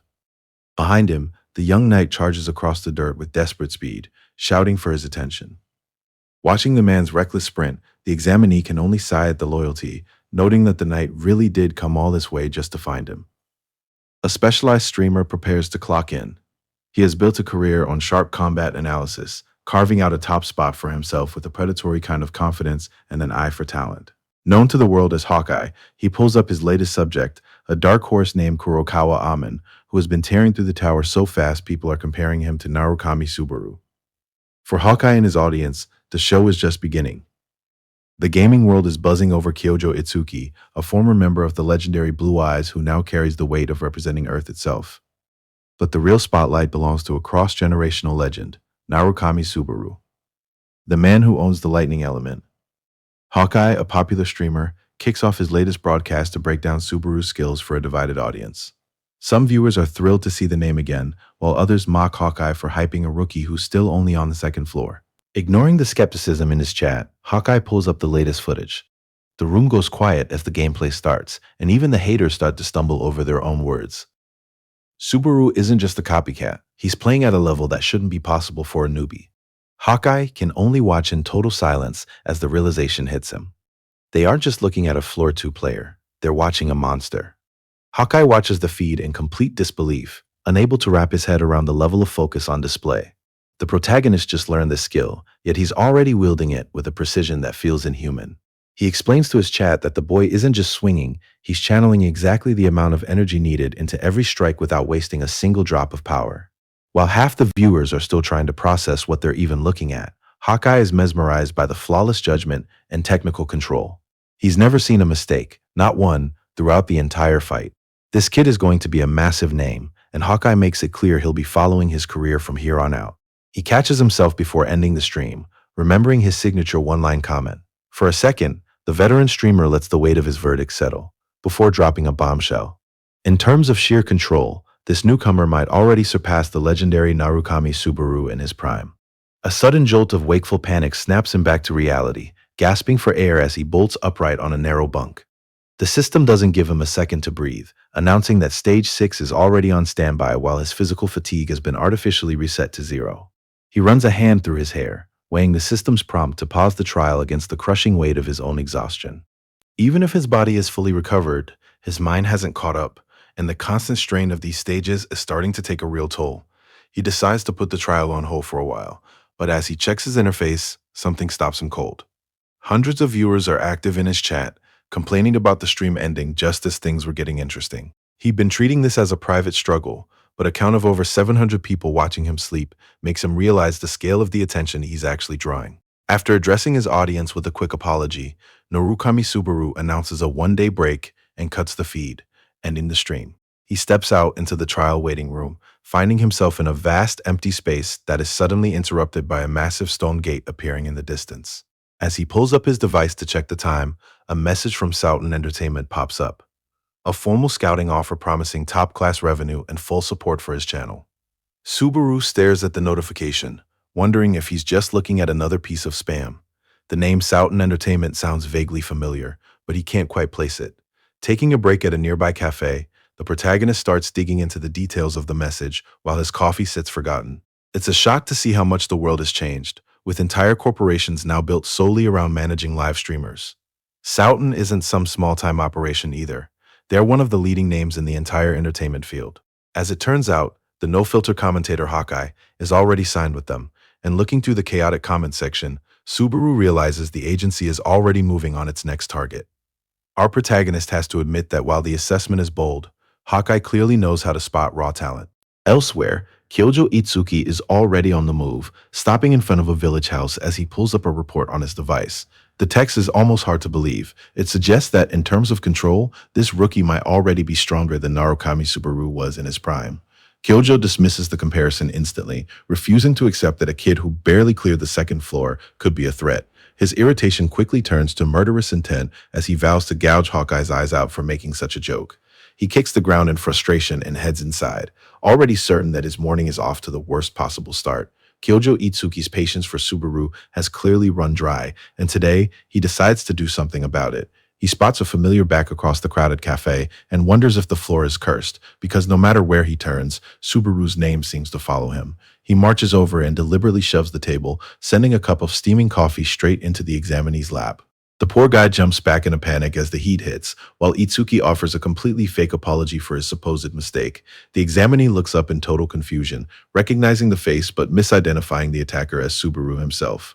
Itsuki just looms over him with a sharp grin, taunting the boy about how small the second floor has become. Our protagonist remains silent, watching the mess on the floor as Kyojo Itsuki starts in with the fake charity, offering to buy a new coffee for the guy he thinks is broke, but the malice in Kyojo's eyes is impossible to hide. A single word from the lead stops him in his tracks, followed by a cold reminder of their last encounter that suggests Kyojo might have a few screws loose. Kyojo snaps and grabs the young man's collar, promising to crush him just like the old days to wipe that look off his face for good. but our MC only offers a quiet apology as he reaches for the grip on his chest. The physical gap between them becomes impossible to ignore, leaving Kyojo shaken and questioning if the boy was always this powerful. With a casual parting line about a cup of coffee, our protagonist walks out of the tavern, leaving a paralyzed rank 6 hunter alone with his humiliation. As the hunt continues, a system notification confirms that Subaru's Wedge of Greed skill is successfully holding back the curse from his own blade. He's starting to settle into this body, but he knows he hasn't hit his limit yet. A massive salamander boss erupts into the room with a roar, its body trailing flames as it lunges across the stone floor. Subaru doesn't flinch. To avoid any more accidents and master the power of thunder, he needs a live subject for a test. This lizard is the perfect candidate. Subaru stares down the beast, wondering just how far he can push his current limits. He channels every bit of power he has left into his legs, launching himself toward the massive salamander as it lunges to finish him. Time seems to drag for a second while he holds his focus, and then he strikes, leaving the creature with nothing but a final roar. Hosoi Subaru checks his status, noting his stamina is holding up much better than he expected. He still has plenty of room to push his limits, and as he weighs his options, he considers cranking up the output even higher. The grind is real though, and doubling the credits for his next level up feels like a heavy price to pay for progress. That's when the air shifts, and Subaru locks onto a massive silhouette standing in the shadows of the forest. This isn't a monster, but a man waiting for him in the dark. Finding a way into a world of monsters and miracles usually starts with a sword or a spell, but for Hawkeye, it starts with a camera and a link. He's a streamer, the kind of guy who'd record his own funeral if the lighting was right, and today, he's meeting the man who can turn his views into actual power. As it turns out, the entertainment world hasn't changed much since the apocalypse.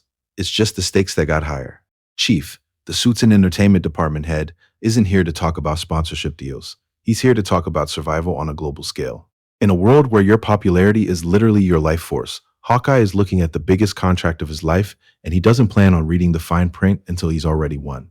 Our pyromaniac warrior doesn't bother hiding the spite in his voice. He hated Narukami Subaru with a passion that physically made him sick. In his eyes, Subaru was a fraud who didn't deserve the fame, leading a guild of cocky grunts who ultimately followed their master into the dirt. It's a bitter, long-held jealousy that he finally gets to vent, reveling in the idea that Subaru is currently rotting in hell to pay for his past.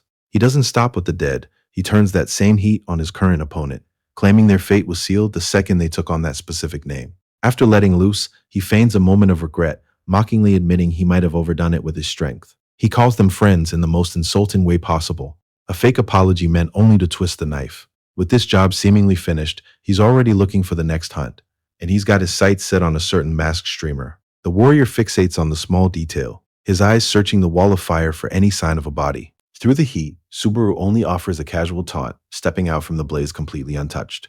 It's a moment of pure disbelief. The man's strongest attack landed head-on and did absolutely nothing. The warrior's pride snaps as he charges forward, refusing to be humiliated by a kid he'd already written off. But Subaru is faster, closing the distance and cutting through his defense in a single motion. The impact lands heavy. Standing over his opponent, Subaru finishes the job without breaking a sweat, leaving the once arrogant warrior face down in the dirt. The pyromaniac warrior hits the dirt hard, his ego shattered along with his defense. Subaru stands over him, a cold protective anger fueling his voice as he makes it clear that bad-mouthing his people was a fatal mistake. Blood spills from the warrior's mouth while he coughs out a question, unable to grasp how a nobody managed to put him in this position. Subaru doesn't give him an answer, he gives him a quiz. Or is it Narukami Subaru, the guild master of Blue Eyes?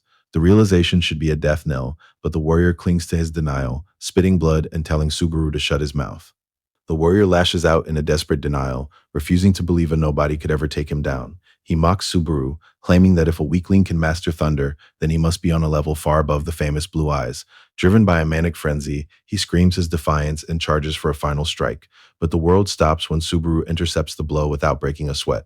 Subaru doesn't even blink as he shuts the man down, calling his logic nothing more than pathetic nonsense. Fear finally catches up to the warrior as he realizes he's trapped at the end of a blade, but Subaru isn't finished. This is personal. He thinks about how much Hosoi Subaru had to suffer through because of people like this, and for the first time, his calm cracks. Standing over the broken man, Subaru warns that hearing a brat trash talk his betters is the one thing he won't tolerate. It's over. No way out, no second chances. The pyromaniac warrior's voice shakes as he recognizes the cold intensity in the eyes staring back at him, the signature of Blue Eyes. He barely gasps out the name Narukami before a clean, brutal strike cuts the realization short. For Subaru, the fight was never a contest. Playtime is officially over. He steps away from the wreckage, considering the blood on his hands a settled debt for the use of this body. Back in the mundane light of a restaurant, a dark-haired man watches the scene with a mix of confusion and pity, while the woman beside him assumes they're just watching another Narukami Subaru fanboy. She finds the whole display embarrassing, oblivious to the fact that the man sitting right there, staring at his phone, isn't chasing a legend, he is the source of it. Keeping his face a secret isn't just a choice for Narukami Subaru, it's a strategy.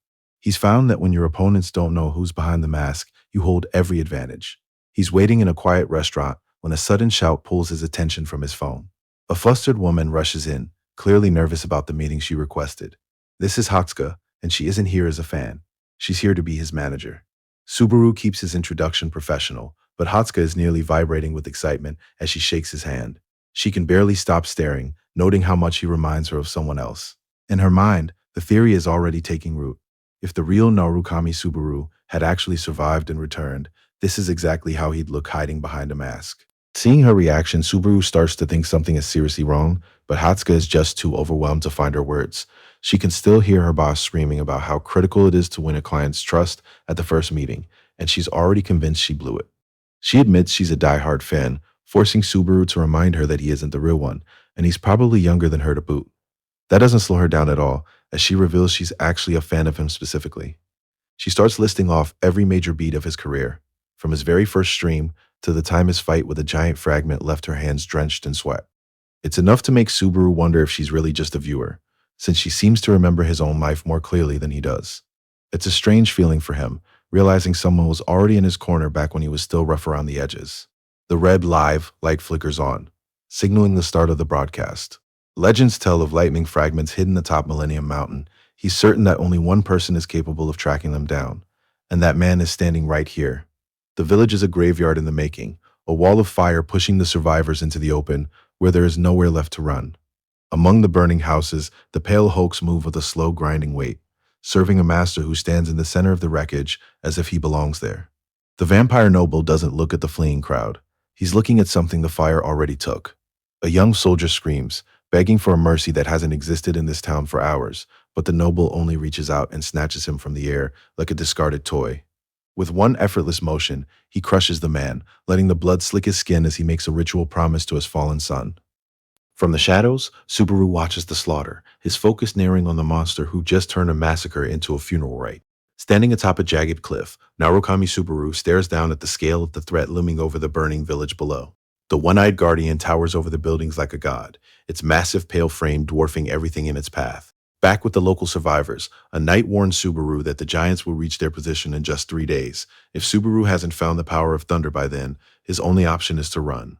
But as Subaru gallops toward Millennium Mountain, he's already done the math. Lightning isn't just an advantage, it's the only way to kill a giant and the true key to clearing this entire trial. Narukami Subaru stares into the distance and makes a bold claim.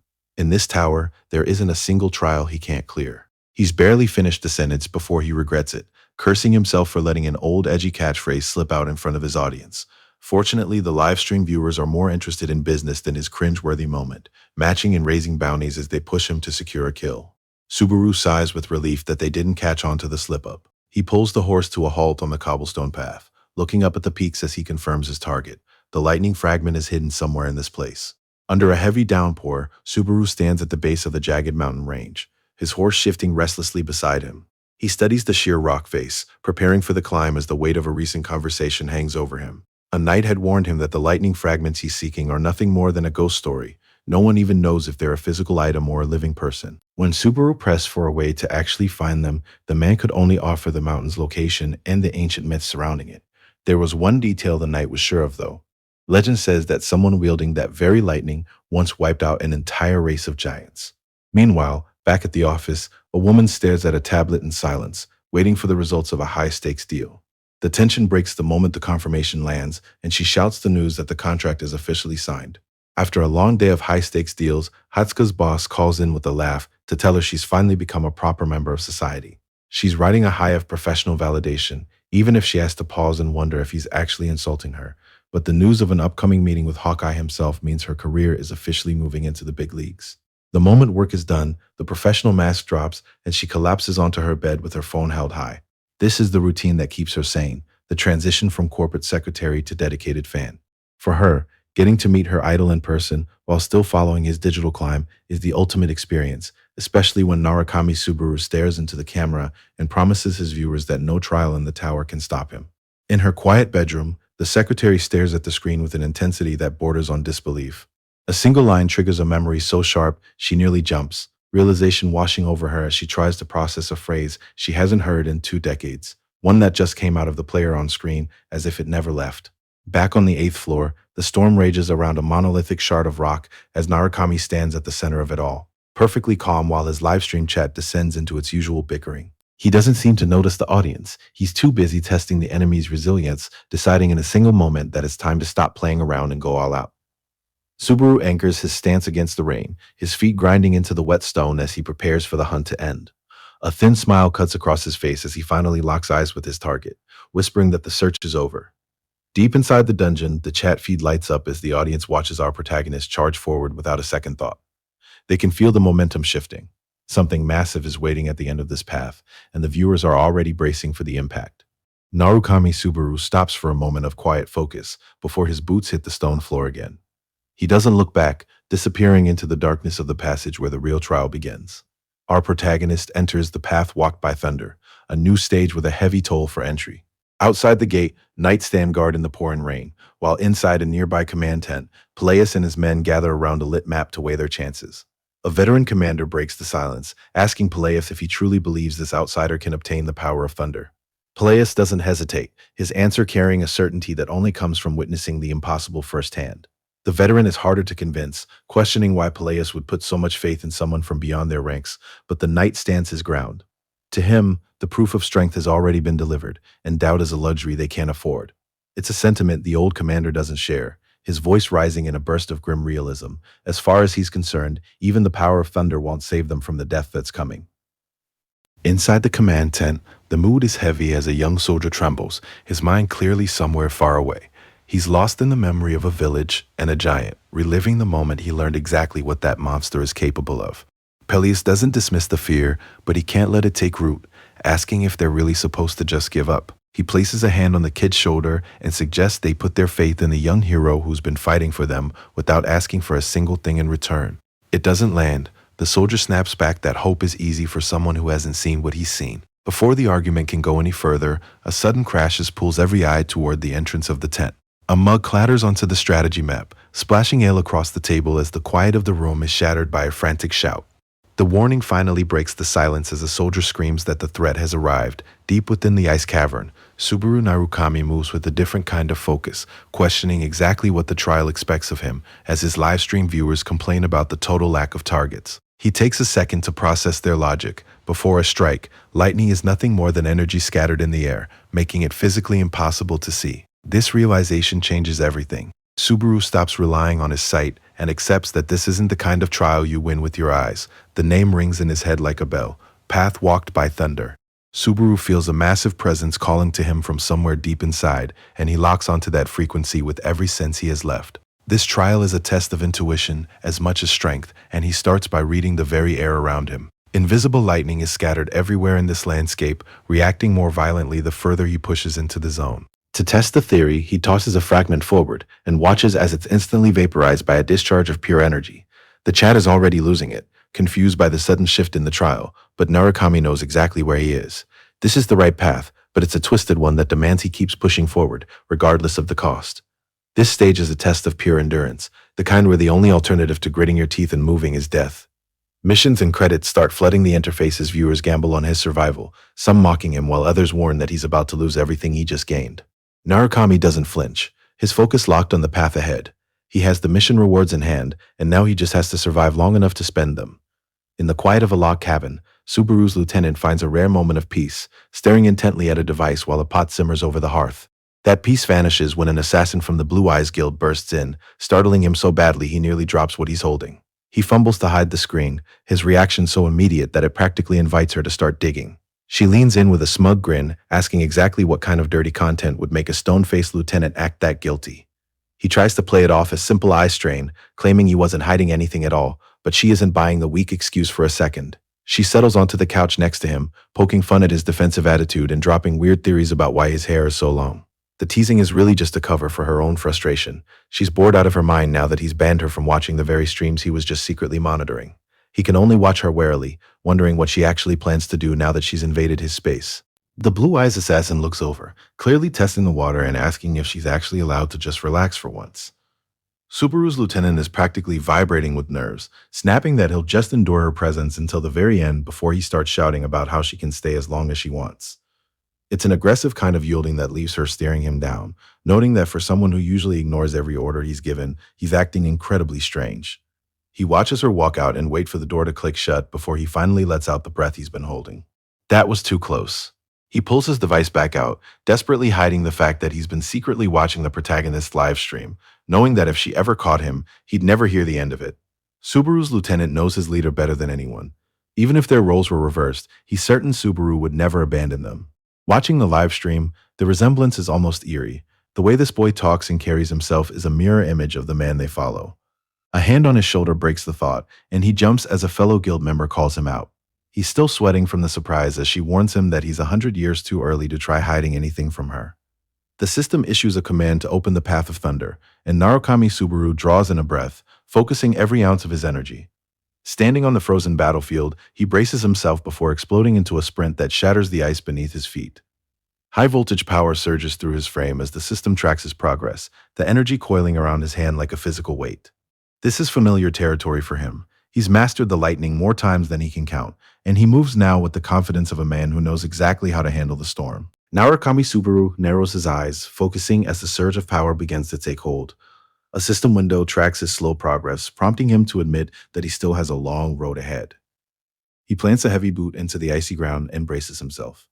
As he begins to move, he notes that having a clear goal is actually helpful, even if the live stream viewers are growing impatient. They don't understand why he isn't already sprinting, but Subaru has his own rhythm. Reaching the finish line is a baseline expectation for him now, but he wants more than just a passing grade. He's aiming for a perfect result. In a dark room, a top-tier streamer watches Subaru's latest broadcast with silent focus, weighing the raw talent on display against the usual landscape of their world. This isn't a fan looking for entertainment, it's a professional sizing up a threat. His manager, a broad-shouldered man named John, finally breaks the silence by proposing a direct collaboration with Subaru. It's a rare move, and the young man notes that it's been a long time since John took such a personal interest in his content. John sets his mug down with the weary authority of someone who has repeated himself 1,000 times.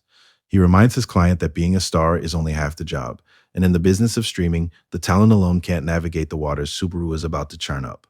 He knows the game is changing, and that popularity in this era isn't about luck, it's about who is actually standing under the spotlight. John agrees, noting that Narukami Subaru isn't just some rookie chatting with fans. His streams carry the weight of a seasoned pro. Even though Subaru is new to the scene, John suggests letting the stream run in its usual spectator style, seeing this as a massive opportunity to hitch a ride on a rising comet. The advice is simple: rise alongside him and become a star in your own right. The suggestion hits a nerve, pulling something buried deep to the surface. John pushes further, questioning if he only ran here because he didn't trust himself to climb the tower alone, but the truth is much simpler. He wanted this more than anyone else in the room. Above everything, he wanted to be a star. Yearning for greatness, the viewer reaches out toward the stars, wondering if a life like that is ever truly within reach. He snaps out of the daydream with a sudden burst of energy, only to slump back into his chair when reality hits. He's still in the middle of a shift. But the broadcast on his screen pulls him right back in, leaving him shaken by the sheer recklessness of what he's watching. On the other side of the screen, Narukami Subaru is barely holding on as he groans through the static of the live feed. That leaves him battered and bleeding out in the dirt. Despite the damage, he manages to plant a foot, bracing himself to push back against the pressure one more time. Subaru forces himself to his feet, every muscle screaming as he pushes through the limit of what his body can take. His breath comes in ragged gasps, but the calculation in his head doesn't stop. He knows that the more power he draws in, the deeper the lightning will penetrate his physical form. It's a suicide mission for anyone else, but for him, it's just the cost of entry. Lightning is meant to flow through the nerves and out into the blood vessels, reaching every corner of the body, but only the person who controls the heart of that storm can survive the surge. He focuses everything on that internal beat, forcing his mana to follow the path of his own circulation. Normally, a fighter has to slowly purify their veins to handle this kind of output, but Subaru doesn't have that kind of time. He decides to take a shortcut, accepting the status ailment as his skin begins to char from the inside out. Ordinarily, a fighter would rely on their own internal magic for a push like this, but Subaru is gambling everything on raw lightning. The shortcut makes the technique easier to trigger, but the physical toll is agonizing. He struggles to even keep his feet, while miles away, a mysterious woman watches the stream from her bed in silence. She flinches at the brutality shown on her screen, realizing he's performing the near suicidal feat of opening his fine veins. It's a total wrecking of the body, moving through the pain while forced forward by an external power he can barely control. In a quiet room away from the trial, a mysterious woman watches Subaru struggle with a look of pure agony, knowing the level of pain he's enduring is beyond anything most people could survive without passing out. Why he would push himself this far into a living hell. As the system monitors the half-finished cleansing of his veins, a new surge of elemental power begins to dwell within his body, but the woman can only watch him break under the strain, crushed by the weight of her own guilt. Narukami Subaru stares at the wreckage of his choices, realizing that his own hand might as well have been the one to strike his friends down. He's haunted by the ghost of his own arrogance, remembering a time when he stood before his guild in the snow and promised them there was no challenge he couldn't overcome. Back then, the mask was off, and his confidence was absolute. His team had followed him into the cold because they believed his word, that he was the one who always won in the end. Now, the weight of that belief is crushing him. He realizes his careless words were a death sentence, a fuel of overconfidence that drove his people right into a slaughter they weren't ready for. The guilt finally breaks him, leaving Subaru alone in the dark as his world stains red with the cost of being wrong. Kyojo Itsuki looks down at the carnage with a bloody, mocking smile, finding the entire scene pathetic. He taunts his defeated opponents, claiming their own arrogance was the only thing that actually killed them. Lying broken in the snow, Subaru can only watch the guildmaster walk away, the weight of his failure finally crushing him as he takes the full blame for everything that went wrong. The strength leaves his body, and as the world goes white, he's left with nothing but his own blood cooling on the ice and the realization that this is where his story ends. Thinking process. 1. Analyze the request. The user wants a YouTube Manhwa recap narration for a provided chunk of panels. 2. Examine vision context. Panel analysis. 3. Apply rules. The world snaps back into focus as Subaru forces his way out of a hallucination, one that nearly cost him everything through a chi deviation. His body is pushed to the limit by the final stages of the fine vein cleansing, and he curses the twisted nature of the trial, but he stands his ground anyway, finding the resolve to remind himself exactly why he's still alive. Subaru stands his ground, the weight of his own resolve finally beginning to settle as he looks toward the fight ahead. Down in the village square, the knights and commoners find themselves backed into a corner, their makeshift weapons trembling as the reality of the situation hits them. A massive mutant looms over the crowd, its sheer size making the villagers look like children against a nightmare. It watches them with a wide, predatory grin, relishing the fear radiating from the trapped group. The guild knights realize they've been left to face the real boss on their own, convinced that the masked man who saved them before has finally bailed. But an armored figure steps into the light, stopping the knights in their tracks as their benefactor returns to finish what he started. The young knight isn't having any of it, lashing out at his comrades for their sudden lack of faith. They were willing to let a nameless stranger shoulder the fate of their village, and yet here they are, doubting him the moment things get difficult. Acknowledging that the blame lies with them alone, it's time to stop looking for excuses, and remember why they put the armor on in the first place. Knights don't stand in the back waiting for a savior. They are the shield that stands between the innocent and the dark. He draws his blade, leading the charge into a fight they don't expect to survive. If this is where they fall, they'll do it as true knights. Hasoi Subaru is running on nothing but willpower, his body practically falling apart as he forces himself to stay conscious. Ahead of him, a strange glowing orb sits at the center of the chaos. He has no idea what it actually is, but the system progress bar tells him it's the only goal that matters. His fatigue has hit a critical level, and while the system screams at him to stop before the damage becomes permanent, he refuses to listen. Just one more step. He ignores the warnings and lunges forward with the last of his strength. Behind him, the veteran commander leads a desperate charge, throwing himself into the fray with a look of absolute determination to see this through to the end. Subaru puts everything he has left into one final swing, his blade cutting deep into the mutant's side. Blood sprays across the creature's massive chest, and it throws its head back in a scream of pure agony. As the beast stumbles from the impact, the veteran commander charges forward to close the distance. He shouts for Subaru to leave the rest to him, his face set in a mask of grim determination. Launching himself into the air, he dives straight toward the monster's throat. The mutant can only let out a final broken cry as the commander's strike descends to finish what Subaru started. Peleus commits everything to one final strike, cutting through the giant mutant's last gasp of resistance. The massive creature collapses under the weight of the blow, blood spraying across the snow as the commander lands firmly on the frozen ground. A cheer erupts from the ranks as the guild soldiers realize the nightmare is over, venting their lingering rage on the monster's corpse while praising their leaders for the victory. John watches the screen with a heavy look, weighing Subaru's performance against a standard of recklessness that he thinks has finally been crossed. To him, the guy doesn't have the temperament for this life, a point he makes clear when a call comes in from his boss. The man on the other end is clearly seeing something John isn't, buzzing with an energy that John tries to shut down before the conversation gets out of hand. The chief drops the truth like a heavy weight. Narukami Subaru was never just a streamer. He was a player from the start. He watches the screen with a growing sense of grand anticipation, certain that they are witnessing the birth of something monstrous. His companion, John, doesn't share the excitement, his unease visible as he realizes exactly what kind of force they've unleashed. It's a transformation happening in real time. While back in the frozen cavern of the 8th floor, Subaru barely manages to hold himself up. His eyes sharpen as consciousness returns, cutting through the haze of the beating he just took. He reaches for his head, the pain thrumming as he checks his system interface to see how much more he can take. His fatigue is high, but it's lower than the last time he pushed this hard. A small victory for his rising stats after surviving that final, unexpected lightning strike. Narukami Subaru tallies his mission rewards and finds he's managed to save up a decent amount of currency. However, it isn't anywhere near enough to raise his skill level, meaning the only way forward is to take down the giant and claim the massive payout it promises. He prepares his trump card, revealing a legendary lightning spear that sends his live stream viewers into a state of total disbelief. This kind of drop is unheard of on the 8th floor, especially this early in the game. Subaru knows the item looks more like a concentrated orb of energy than a traditional weapon, but it's a one-time use tool he's willing to burn if it gets him through this level. Subaru breaks down the logic of high-rank items, explaining that they can shift forms under the right conditions. His clinical knowledge catches the chat's attention as the viewers start to wonder how a supposed rookie already talks like a veteran pro. He doesn't wait for the questions to catch up, heading back toward the tunnel to finish the job while his audience cheers for a final strike.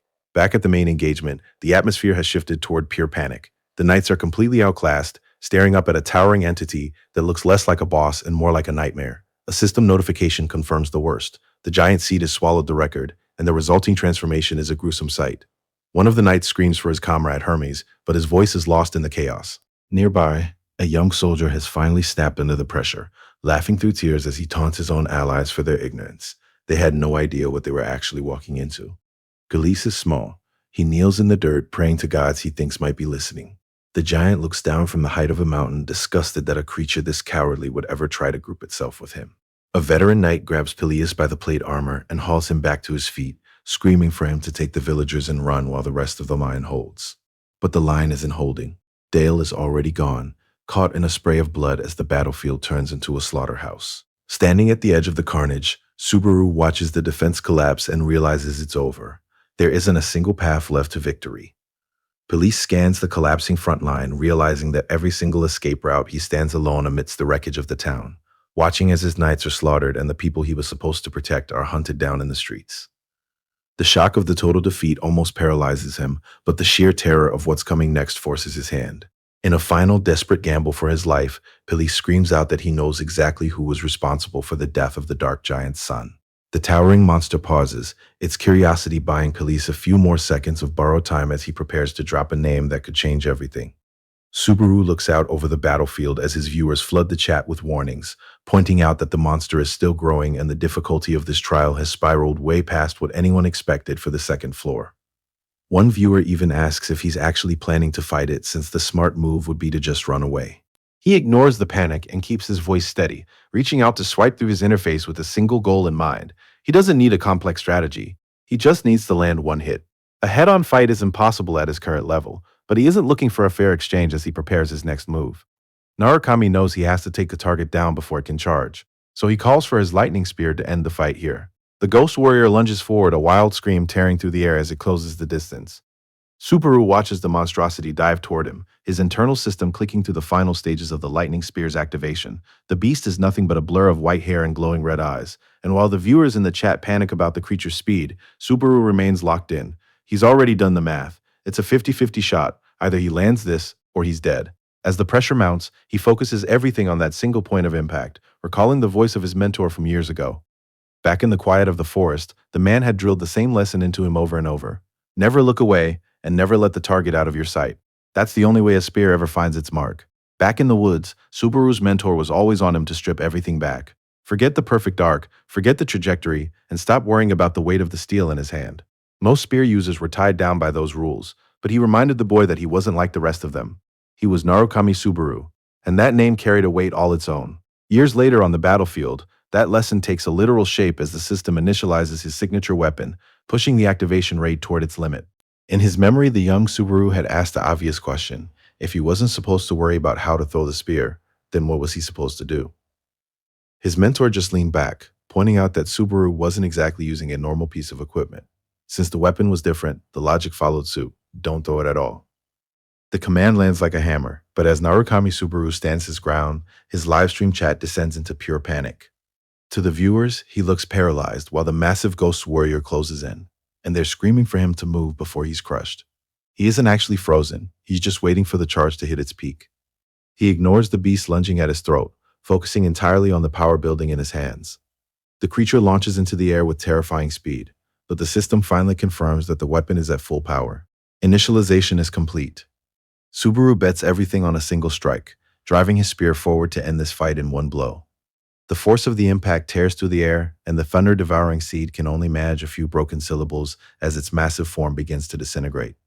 As the dust settles, our hero barely keeps his feet, while the livestream chat explodes in absolute disbelief at the display of raw power they just witnessed. A system notification confirms the boss has been defeated, marking the end of the 7th stage and triggering a massive level up that floods his body with new strength. Subaru stands bloodied among the wreckage of the boss room as the system rewards flood in, but his attention is fixed on a single glowing shard, the Heart of Thunder. It's a small thing to have caused so much death, yet as he reaches out, the world around him simply dissolves.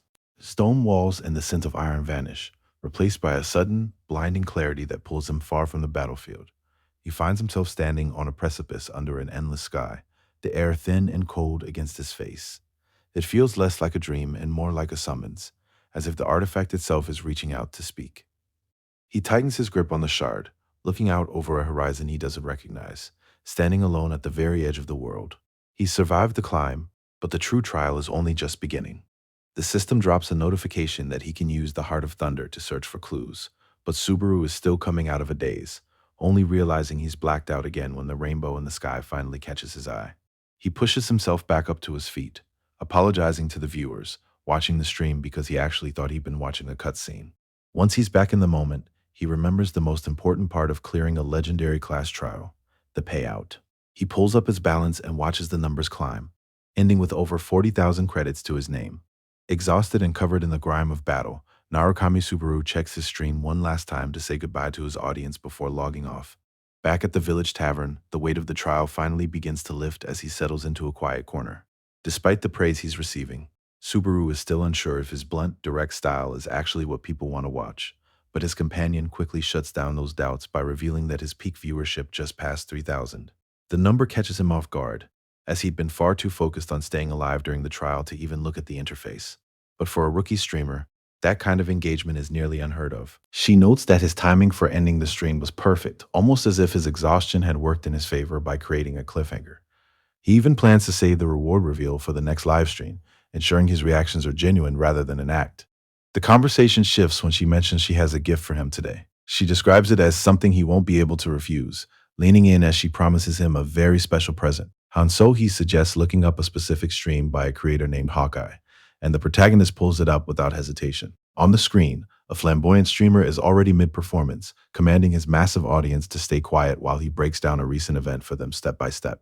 The afternoon light filters through the window as Hawkeye begins explaining the sheer insanity of a recent trial, revealing that the subject wasn't just passing the test, he was intentionally making it harder on himself by layering extra trials on top of the existing exam.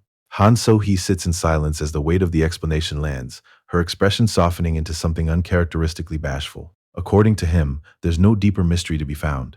This man is Narukami Subaru himself, plain and simple. Back in the cafe, Han-So-hee processes this revelation while watching Subaru across the table.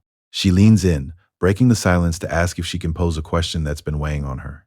She knows it's a bit out of line for a manager to dig this deep into a player's personal life, but the curiosity has become impossible to ignore. She finally lets it out, asking why he even bothers to stream in the first place.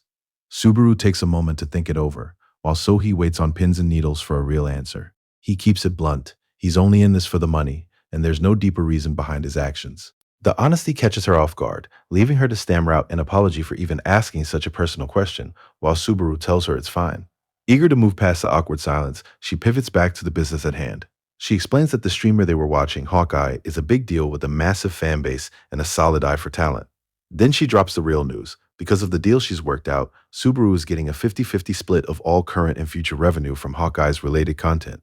Subaru stares across the table, genuinely surprised that the agency plans to split every bit of revenue with him.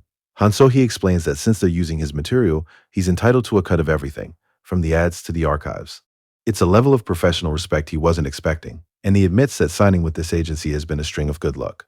Watching him flip through the paperwork with such blunt appreciation clearly catches her off guard, but she pushes through the nerves to offer a token of goodwill. She wants him to consider a collaboration with Hawkeye. Later that night, Subaru returns to the quiet of his room, the weight of the day finally catching up to him. He reaches up to pull off his mask, realizing too late that wearing the full gear to a private meeting might have been overkill. He sets the mask aside, cringing at his own social awkwardness. Between the mask and how hard he pushed for the money, he feels like he might have laid it on a little too thick. As Subaru stares at his reflection, he realizes that making new friends just makes his secrets heavier and harder to hide every single day. He tries to focus on his growth instead, noting that his wedge of greed skill is improving, though the 80,000 credits needed for the next level is a distance he can't currently bridge. The reality of his situation lands when he checks his balance, leaving him to hope that the upcoming job with Hawkeye brings in enough cash to finally get his head above water. Back in her room, Han-So-hee collapses onto her bed, burying her face in a pillow as the heat of the moment finally catches up with her. She can still see him in her mind, the masked man who claims he's only in it for the money. She punches the mattress, trying to steady her racing heart. There's clearly a massive secret hidden behind that stylish mask, but she decides right then that if digging deeper means hurting him, she'll keep her curiosity in check. She replays his voice telling her that meeting her was the best thing that ever happened to him, and she lets out a scream into the empty room, completely overwhelmed. Han-So-hee is barely holding it together, her excitement finally boiling over into a frantic pillow-punching session as she obsesses over her recent encounter with Narukami Subaru. To her, he's a man of impossible secrets, and meeting him in the flesh only made the legend feel more real. Meanwhile, on the 7th floor of Nox Vera, the night sky hangs heavy over a gothic spire where the lights are still burning. Inside, a muscular fighter known as Nox Vera Shadow is deep into an intense training session, his body slick with sweat as he pushes through the physical grind. Across a digital screen, the streamer Hawkeye prepares to drop a verdict on the latest events, telling his audience he only needs one line to sum everything up. Inside a training facility high above the city, Nox Vera Shadow strains against the cold steel of a pull-up bar, his muscles tensed as he voices a growing dissatisfaction. His assistant watches from the shadows, reminding him to mind his tone before the conversation turns to the man making headlines. Apparently, a streamer named Hawkeye has been drawing massive crowds, a career path Nox Vera admits he once flirted with himself. But the assistant isn't interested in streamers. He wants Nox Vera to focus on Subaru, a name being tossed around in connection with the legendary Thunder technique. Nox Vera starts to dismiss him as a fake, but as the footage plays out, the weight of Subaru's skill finally lands. It's impressive. And for a man like Nox Vera, that kind of realization is a threat all its own. Amon recalls a lesson from Sako Shuhei, the legendary spear knight of the Blue Eyes Guild, who taught him that success in throwing comes down to one thing: never taking your eyes off the target. His assistant is floored that Amon remembers such a small detail. But for Amon, this wasn't just a casual remark. He studied the guild like a scientist, obsessing over their techniques and even the rhythm of their breathing, until every move was his own. While the world remembers the guild only for its leader, Amon knows the truth, that every single member was a titan in their own right. More importantly, he's noticed the patterns in how they died, and none of it looks like an accident. The circumstances were far too suspicious for the strongest players in the world to simply fall. He kills the transmission with a single click, turning his frustration on Amon's assistant and demanding to know why he was forced to watch such trash. The assistant quickly passes the blame, revealing that the order came directly from their guild master Itsuki. There's a weight to the display that goes beyond personal annoyance. The thunder being used is the symbol of Blue Eyes, the very predecessor to their current guild, a weakness they're preparing to leverage as the curtains are finally pulled back. The revelation hits Nox Vera like a physical blow, as the sheer scale of the resources being mobilized to bring this man in becomes clear. He can't help but gape at the reality of the situation, struggling to wrap his head around the fact that his formidable opponent is actually just a common mercenary driven by greed. Back at the inn, Subaru decides it's time to see what all that work was actually for and opens his reward menu. He pulls out a glowing golden gem called the Thunderheart, a unique growth item that grants massive lightning resistance and a significant boost to his own thunder attacks. The stats are so high, he can hardly believe his luck, while his livestream chat starts blowing up, with viewers debating whether his shock is out of disappointment or pure hype. Subaru examines the new item, noting the perfect stats for a thunder user. It's a massive find, even better than he expected. A sudden knock at the door pulls him from his menu screens, and he barely has time to react before a basket of fruit is shoved into the room. Our MC watches, completely lost, as Lancelot leans in with a wide, bashful smile to ask if he slept well. The blonde knight is acting like they've been best friends for years, leaving the chat to wonder if this is an official visit or just a very aggressive gift.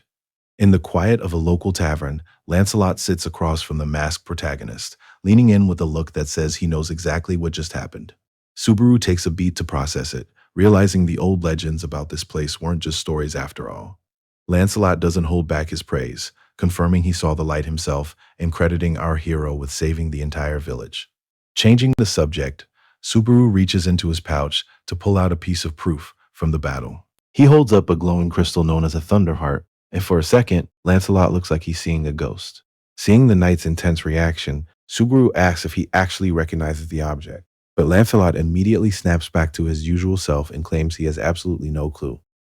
Subaru catches the shift in the man's posture, an act so thin his livestream chat starts calling out the lie immediately. The first claims that thunder was the only weapon capable of killing the giant, a detail that points directly at Subaru's recent victory, while the second legend describes an ancient war where gods and giants fought to claim the lightning for themselves. Subaru stares at the small glowing stone on the table, questioning if people really fought a war over something this size, and Lancelot confirms that this particular legend is a myth buried inside another myth. Long ago, gods and giants tore the world apart for control of thunder, and when the dust settled, the giants had lost. It means the gem isn't just a natural rock. It was crafted with a very specific intent. The history books are silent on who actually made it, but the motive is plain as day. It was a desperate attempt to give humanity a fighting chance by letting them wield the power of the storm. Lancelot knows the math. Against the gods and giants, mortal men are completely outclassed. This was the only way to close the gap between common soldiers and the beings that once ruled the sky. Lancelot lays it out plain. This power was forged with one purpose, to give humans a way to fight back and actually win. Subaru feels the system respond immediately, clearing the thunder trial and dumping enough points into his lap to skip the first two ranks and land squarely at level 3. He doesn't even get a second to test the new weight of his skills before the system forces a jump to layer 3.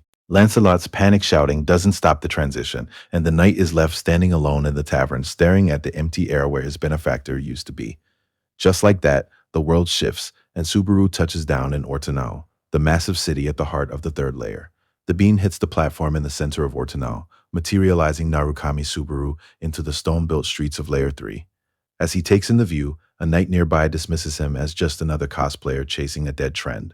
A massive donation notification flashes across his vision, with a fan asking how it feels to finally reach the third layer, but Subaru's focus shifts when he senses a presence behind him. He calls out to get the attention of the man who just mocked him. Kyojo Itsuki can't help but reflect on how much Reina has changed, remembering a time when she seemed completely unapproachable before she awkwardly admits to losing her party. She isn't just wandering, though. She's searching for someone specific and describes him as being about a head taller than her. Kyojo recognizes the description immediately, sparking a flash of pure excitement from Reina as he points her in the right direction. Overjoyed, she offers a quick thanks and sprints off toward her target, leaving the guildmaster to watch her disappear into the city. Our protagonist stops in his tracks when he sees the girl freeze up, watching in confusion as she starts pointing in random directions like a broken compass. She's completely lost. Even though he has his own business to attend to, he decides to help out, offering to walk together since they're apparently heading the same way. The offer catches her off guard, her face lighting up with a mix of surprise and pure excitement. Subaru plays it off as having a free schedule, but looking back at that day, he realizes he should have just pointed the way and kept walking. She introduces herself as Reina, thanking him for navigating the confusing streets, and he offers a name he hasn't used in a long time, Ko. It was a simple meeting, but years later, he still finds himself wondering if anyone from those early days managed to stay alive. A quiet memory of the streets of Ortnau pulls at him, a glimpse of a life that feels worlds away from his current reality. The sound of a donation alert snaps Subaru back to the present, its bright interface cutting through the heavy mask of his livestream persona. When a fan asks how he's holding up, the truth slips out. He feels like he's lost something irreplaceable, a weight he can't quite name. He reaches for the interface to cut the connection, announcing his next collaboration with Hawkeye even as the chat clamors for him to stay on. He's already checking out mentally, leaving his audience behind as the screen finally goes dark. In a quiet, high-end cafe far above the lower floors, Narukami Subaru arrives for a meeting, offering a professional apology for the delay. His contact, a large man in a sharp suit named John Teo, waves it off with small talk, explaining that Hatsuka is still on her way because moving between tower floors is a slow process compared to the trials. Introducing himself as a representative from Salton Entertainment, John offers a friendly greeting, but Narukami nearly slips up when he mentally associates the name with a certain reputation for nagging. He recovers quickly, masking the thought as a polite mention of hearing about John from their manager while they exchange a handshake. John admits he wanted to handle this meeting in person rather than through a middleman, purely because he was curious about the player Hatsuka had praised so highly. When Narukami questions the fact that she's only ever given such a glowing review twice, John hints that the first person on that list is someone whose legendary status speaks for itself. The name Narukami Subaru of Blue Eyes lands like a physical weight, but John Tell only seems amused by the coincidence. Apparently, a harsh critic has her sights set on our protagonist simply because he shares the name of a legendary figure. Subaru brushes it off with a practiced fake laugh, then pivots to test the waters by asking if John has any interest in the Blue Eyes Guild himself. The world narrows for a second as the response lands. John catches the flicker of shock, noting that Subaru isn't nearly as disinterested as he's trying to act. This wasn't just a casual meeting. John has a specific motive for seeking him out. He slides a device across the table, revealing the grand prize for a tournament starting in 5 days, a bait Subaru can't afford to ignore. Subaru isn't sure if he should be skeptical or impressed, but as he reaches out, the sheer power vibrating from the device forces him to reconsider the scale of what's being offered. Miles away, a woman with amber eyes watches the screen flicker to black, noting that the live stream has officially ended. She wonders if the secondary objective was cleared just as cleanly as she starts to move through the quiet, wooded outskirts of the city. Every step is deliberate, leaving the screen and the chaos behind as she heads deeper into the trees. When the assassin asks why he's just standing there, he calmly explains he's been deliberating. Dozens of enemy knights stand frozen in place, and he spent the last few minutes weighing whether to execute them or let them walk. The assassin suggests just finishing the job since they know who's responsible, but the lieutenant isn't so sure. He's been analyzing the tactics, and if a man like Kyojo had really sent them, he wouldn't have used such weak fighters. It's a complicated situation, and the assassin realizes that even letting them go creates a new set of problems. The assassin has already done the math. If they let these knights live, their entire location is compromised. Her fingers twitching as she takes control of the hovering blades. Subaru's lieutenant barely has time to register the change in her eyes before the first volley flies. He shouts for her to stop, but the blades are already tearing through the guild knights, ending the fight in a single brutal second. Standing over the fresh bodies in the snow, he demands to know why she just crossed the line they can't uncross. In the cold quiet of the forest, the assassin makes it clear that survival doesn't allow for witnesses. He takes the hit and yields, but quickly pivots by pulling out a device to show her something that changes the mood instantly. Whatever is on that screen hits her like a physical blow, and as the realization sinks in, her composure vanishes. The lieutenant can see the heat rising, and she doesn't even try to hide it. The news on that screen is more than enough to start a war. The screen flickers with a direct provocation, a pair of shoes belonging to Soya, a clear signal meant to draw them out. Subaru's lieutenant recognizes it immediately for what it is.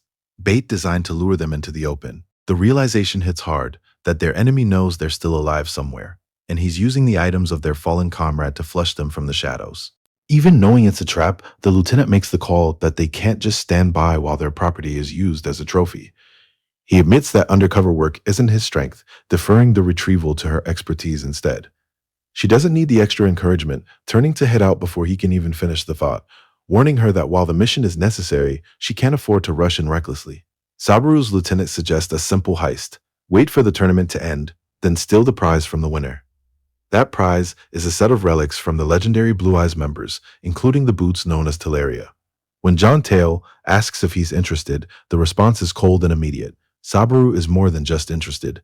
John is relieved to have him on board, admitting the entire operation relied on his cooperation. The realization hits Saburu like a physical blow. To him, these aren't just items, they belong to Soria, and the idea of using a friend's legacy as a promotional gimmick is an insult he won't tolerate.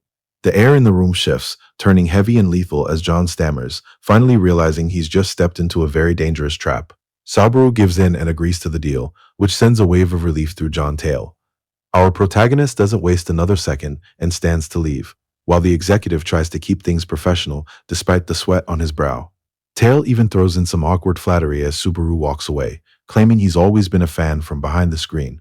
But as Subaru steps out, the play acting stops, and a quiet possessive rage takes over. He has no intention of letting anyone else touch what belongs to him. Back in his room, Narukami Subaru stares at the ceiling, the quiet of the night finally catching up with him. His mind is already on the next move, wondering exactly how they'll structure the upcoming tournament.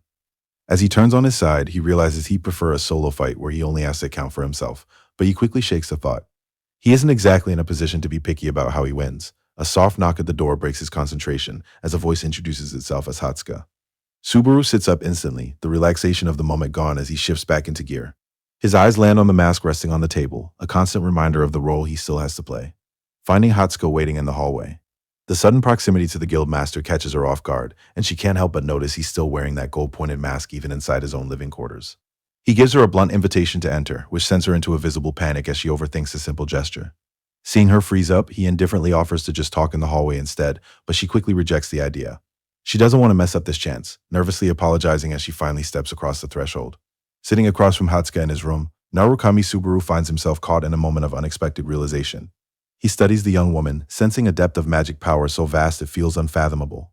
A level of raw potential that makes her current role as a mere manager seem like a total mismatch. His silence lingers a bit too long, making Hatsuka self-conscious as she starts to worry if there's something wrong with her appearance. She quickly tries to move the conversation along, asking about the tournament reference materials she was promised and hoping to break the heavy tension of his stare. Hatsuka breaks the silence with a quick apology, steering the conversation back to the tournament's scramble format. It's a simple system where players fight for a grand prize, and Narukami quickly gathers that since there's only one winner, it's a solo competition. The venue is a virtual stage, open to any player on the third floor for a 1,000 credit fee. To help him prepare, Hatsuka sends past tournament data directly to his device so he can study the strategy. But when he opens the files, it hits him. The reference material she sent is actually just a compilation of his own greatest hits and undefeated routes. He thanks her for the help anyway, and Hatsuka brushes it off with a smile, happy to just do her job. Hatsuka hesitates as she brings up the chief, asking Narukami Subaru if he's heard the latest news yet. He's completely in the dark, but the way she pulls at her hair suggests this isn't a social call. The moment she mentions a message from the blue zone, the room goes cold. A name flashes through his mind, Chojo Itsuki.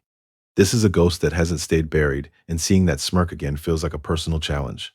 Subaru repeats the name under his breath, his hand tightening into a fist as the reality of the message sinks in. The blue zone isn't just a location, it's a front line, and it sounds like his rival just drew first blood. Back in the bedroom, Hatsuka delivers a message from an outside party. Since they had no direct way to reach the protagonist, they sent an email through her guild to request a face-to-face meeting. She lists the tempting offers of better pay and benefits, assuming this mystery group wants to negotiate a contract, but our MC doesn't let her finish. He tells her to ignore the request entirely, a command so blunt, it takes Hatsuka a second to actually process it. Subaru makes his stance clear. He has no intention of joining Blue Zone or any other guild, preferring to keep his independence. The news hits Hatsuka with a wave of relief, and she can't help but celebrate the fact that her star player isn't going anywhere. Deep in the heart of the arena, our protagonist, Hosoi Subaru, stands ready to prove his worth. His partner reviews the plan for the day. A talent comparison test to settle the debate between the original Subaru and the new version. It is a high-risk gamble, and Subaru points out that putting his reputation on the line this directly is a move that could easily backfire. Amon watches him from across the stadium, calling that confidence exactly what it is, pure arrogance. But even he knows the entire operation now hinges on one man. As the group congregates in the center of the massive arena, Hatsuka leads Narukami toward the others with a polite greeting. For Hosoi Subaru, this isn't just another meeting, it's a chance to stand next to a rising star, and he's clearly been waiting for this moment. Narukami takes in the scale of the facility, wondering if they rented the entire place just for this, while Hosoi steps forward and introduces himself as the streamer Hawkeye. Narukami keeps it professional, but Hawkeye can't help himself. He's a total fanboy, and meeting the man of the hour has him completely losing his cool. Amon cuts in to keep things moving, telling the group to save the bonding for the live audience since that's how streamers really get to know each other anyway. As soon as the stream goes live, Hosoi Subaru flips into his professional persona, greeting the massive crowd of fans who have already started flooding the chat. Narukami watches the viewer count explode to over 12,000 people in seconds, realizing that even if he knew the collab was trending, the actual scale of it is staggering. He stands there as Hosoi begins building the hype, telling the audience that the moment they've all been waiting for has finally arrived. The leaderboard hangs over the arena, dominated by a record of 43 kills that has stood unchallenged until today. Subaru stands alone in the center of the stadium, weighing the task ahead as the arena lights reflect off the floor around him. He isn't just fighting for rank anymore. A high-tier viewer has just dropped a massive mission on him, offering 10,000 credits to beat the current record. But the cost of failure is high. He'll have to show his face on camera and give up his anonymity for good. Narukami isn't ready to pull back the curtain just yet, refusing the push to unmask himself because the risk is simply too high this early in the game. However, the stream viewers start throwing thousands of credits at him to sweeten the deal, and money has a way of changing a man's mind. He accepts the donations and raises the stakes, promising to reveal his face if he fails the mission, prompting Kyojo to hand over the full credit share to Narukami to keep things fair. With the deal locked in, Kyojo prepares to kick off the trial and signals the start of the show by hitting the timer. Narukami doesn't hesitate, charging headfirst into a stadium full of combat robots as the 3-minute countdown begins. Narukami initiates his core combat skill, Thunder, and instantly becomes a blur of motion as he blitzes the front line of combat robots. He crushes the head of the lead machine with his bare hands, the system registering his first kill before the other bots can even track his position. Kyojo watches from the sidelines in disbelief, while the live stream chat explodes at the sight of Narukami dominating a high-level test without even touching his weapon. Finally, he draws the blade, carving through the machines at such a blistering speed that viewers project he'll hit 70 kills before the timer even runs low. More machines march into the arena to replace the scrap metal, but as the next wave surrounds him, Narukami remains the calm center of the storm. 2 minutes remain on the clock, and Narukami is zeroing in on the kill. He launches into the air, shredding through the combat robots with a level of fluid precision that has the livestream chat losing its mind. The viewers are calling it a circus act, stunned by how perfectly our hero is recreating the aerial combat style that made the original Subaru famous. He doesn't touch the ground, tightening his grip as he maintains his momentum through the flurry. Narukami drops like a hammer, unleashing a massive shockwave that levels everything in his path. By the time the dust settles, the kill count has already jumped to 26. Back on the sidelines, Hyojo Itsuki watches the screen in silence, finally witnessing a level of speed and skill that feels impossible. The chat is already betting he'll take second place, or maybe even go all the way. Kyojo Itsuki is practically screaming into his mic because against all odds, someone just tied the record, a perfect 43 kills.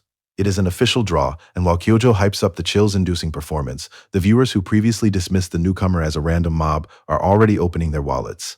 Donations start flooding the screen, with fans admitting they're so shook they've already hit the subscribe button. Kyojo barely has time to thank the big spenders or cracks a joke about their questionable usernames before the real questions start rolling in. People are already confusing this for a pro-level stream, and the MC has to clarify that no, this isn't Narukami Subaru's channel. Then, the world stops for a second when a massive 10,000 credit donation from Reinhardt hits the feed, leaving Kyojo stunned as the sheer scale of the hype finally sinks in. Narukami Subaru freezes at the mention of a single name, Reinhardt. The livestream chat explodes as viewers scramble to verify if the real deal just entered the room, and Kyojo Itsuki nearly loses his mind with excitement. Having a high ranker tune in is a massive flex, and the 10,000 credit donation confirms this isn't just a fan. Subaru's mind immediately goes to the legend of the one-swordsman, a man who sits on a throne of steel and reputation. While Itsuki plays to the crowd and basks in the sudden fame, Subaru starts calculating the real cost of this attention. A high ranker isn't here for the entertainment. He's wondering if Reinhardt tracked him down because of what happened to Isaac. The tension spikes when a new notification hits the screen. Reinhardt isn't just watching, he's asking for a collab. The chat is exploding as the audience watches a new star rise in real time. But inside the arena, Subaru doesn't look like a man who just hit the lottery. While the staff members are already celebrating what should be a career-defining moment, Subaru drops a bomb that stops the room. He's declining the offer because he needs to stay focused on his trials. It's a level of indifference that leaves everyone from the viewers to the staff in absolute disbelief. Subaru doesn't even linger to explain himself, simply asking Itsuki to clean up the remaining robots before turning his back on the highest-ranking opportunity of his life. The staff members scramble after him, desperate to understand why he'd throw away a chance that would have launched his streaming career into the stratosphere. To Subaru, it's just another distraction. He truly doesn't grasp that a collaboration with a high ranker is the kind of miracle that basically never happens. Subaru isn't the type to be impressed by titles, especially when they're used as a threat. If being a ranker is the only thing that matters in this world, then he decides he'll just become one himself. He starts to walk off, but Kyojo Itsuki catches up to him, still riding the high of the match's success and promising to send over the cut of the revenue. Itsuki drops the act and leans in close, noting that Subaru didn't seem like himself during the fight. He saw a gap in his top condition and asks if our protagonist is actually nursing an injury. Standing nearby, the staff member realizes she isn't the only one worried. Even Hawkeye's noticed that Subaru was struggling. Itsuki doesn't understand the logic, but to Subaru, winning or losing would have been a disaster for his brand. A win would have killed the rivalry hype that keeps the stream alive, while a loss would have just proved he was a second-rate copy of the real Subaru. To keep the growth going, he needed a result that put them on exactly the same level, making a calculated draw the only optimal outcome. Subaru turns and begins his exit from the arena, leaving the wreckage of the fight behind him. Watching from the sidelines, the suit-clad man remains analytical, reminding his companions that the outcome is final and nothing they do now can change the result of this match. The floor buckles under a single heavy fist as Reinhardt, the rank 121 guild master of the Golden Lion, seethes with a quiet, dangerous rage. He can only describe the kid who crossed him as an insolent brat. On the floor, a discarded device displays a notification that the live stream has ended, right as an assistant cracks the door open to check on him. He hesitates at the threshold, forcing a nervous smile as he asks if something is wrong. Reinhardt doesn't look at him, his focus entirely on the name Narukami Subaru. Inside the quiet luxury of the office, Reinhardt's assistant tries to play to his master's ego, but Reinhardt is too busy seething to care about flattery. The rejection from the rookie stung, not because of the wasted resources, but because it made a public mockery of his pride. He planned to use that duel to crush the rumors surrounding him. Snatching his kit back, Reinhardt pivots to the next problem on his list, demanding an update on the missing Isaac. The assistant tries to offer a diplomatic excuse, suggesting that a few days of silence isn't unusual for someone like Isaac, but the excuse is cut short by a hand around his throat. Reinhardt isn't in the mood for rationalizing failure. He wants results, or he wants blood. Reinhardt snaps, his patience finally giving way to a paranoid fury that leaves no room for mistakes. He demands to know if his own assistant is planning to mock him like the rest of the world, and before the man can even finish a stuttered apology, Reinhardt strikes with a speed that defies the eye. The assistant is thrown back, gasping for air against the wall as he realizes he never even saw the movement, while Reinhardt looms over him like a shadow and asks when exactly it became acceptable to nitpick his orders. Terrified and completely broken, the man drops into a deep bow, begging for forgiveness and promising to resume the search immediately. The ring of her phone cuts through the quiet, and for our red-coated lead, it's a sound she already dreads.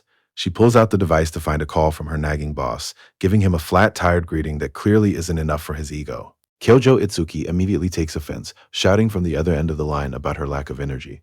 He demands she speak to him with the same respect she shows Narukami, but the woman only braces herself as he continues his rant. This is just another evening of dealing with the man who thinks he's the center of the world. Wika's boss tries to lean on their history to get his way, but she doesn't have the patience for a stroll down memory lane. She cuts him off immediately, forcing him to admit that this really is just about the business opportunity they're currently facing. Even as his manager, Wika knows there isn't much she can do when her client has already made up his mind. The man in question is Narukami Subaru, a top-tier streamer who doesn't follow the usual rules of the industry. Kyojo Itsuki can't help but respect the guy's drive. Subaru cares more about actually climbing the tower than he does about chasing views through collaborations. Annoyed by the circular argument, Wika hangs up on her boss mid-sentence. Despite her sharp tone on the phone, she genuinely cares about her client's career and knows a deal like this doesn't come around twice. She decides to swallow her pride and give it one more try, knocking on the door to find out if she can change his mind. Subaru answers, catching her off guard with a casual look that reminds her just how much of a handful he can be. In the quiet of the hallway, Wika finds herself staring at the gold and black mask, wondering if it's a permanent fixture. For Subaru, it's not about style, it's just the only way he feels at ease. She tries to pivot back to professionalism, noting how the mask is his entire brand, though she can't help but hope he might show his true self to the world one day. The sheer level of public fixation makes no sense to him. He's just a guy in a mask, but Wika sees it differently. To the viewers, he's an Earthborn who defied his low stats just by existing.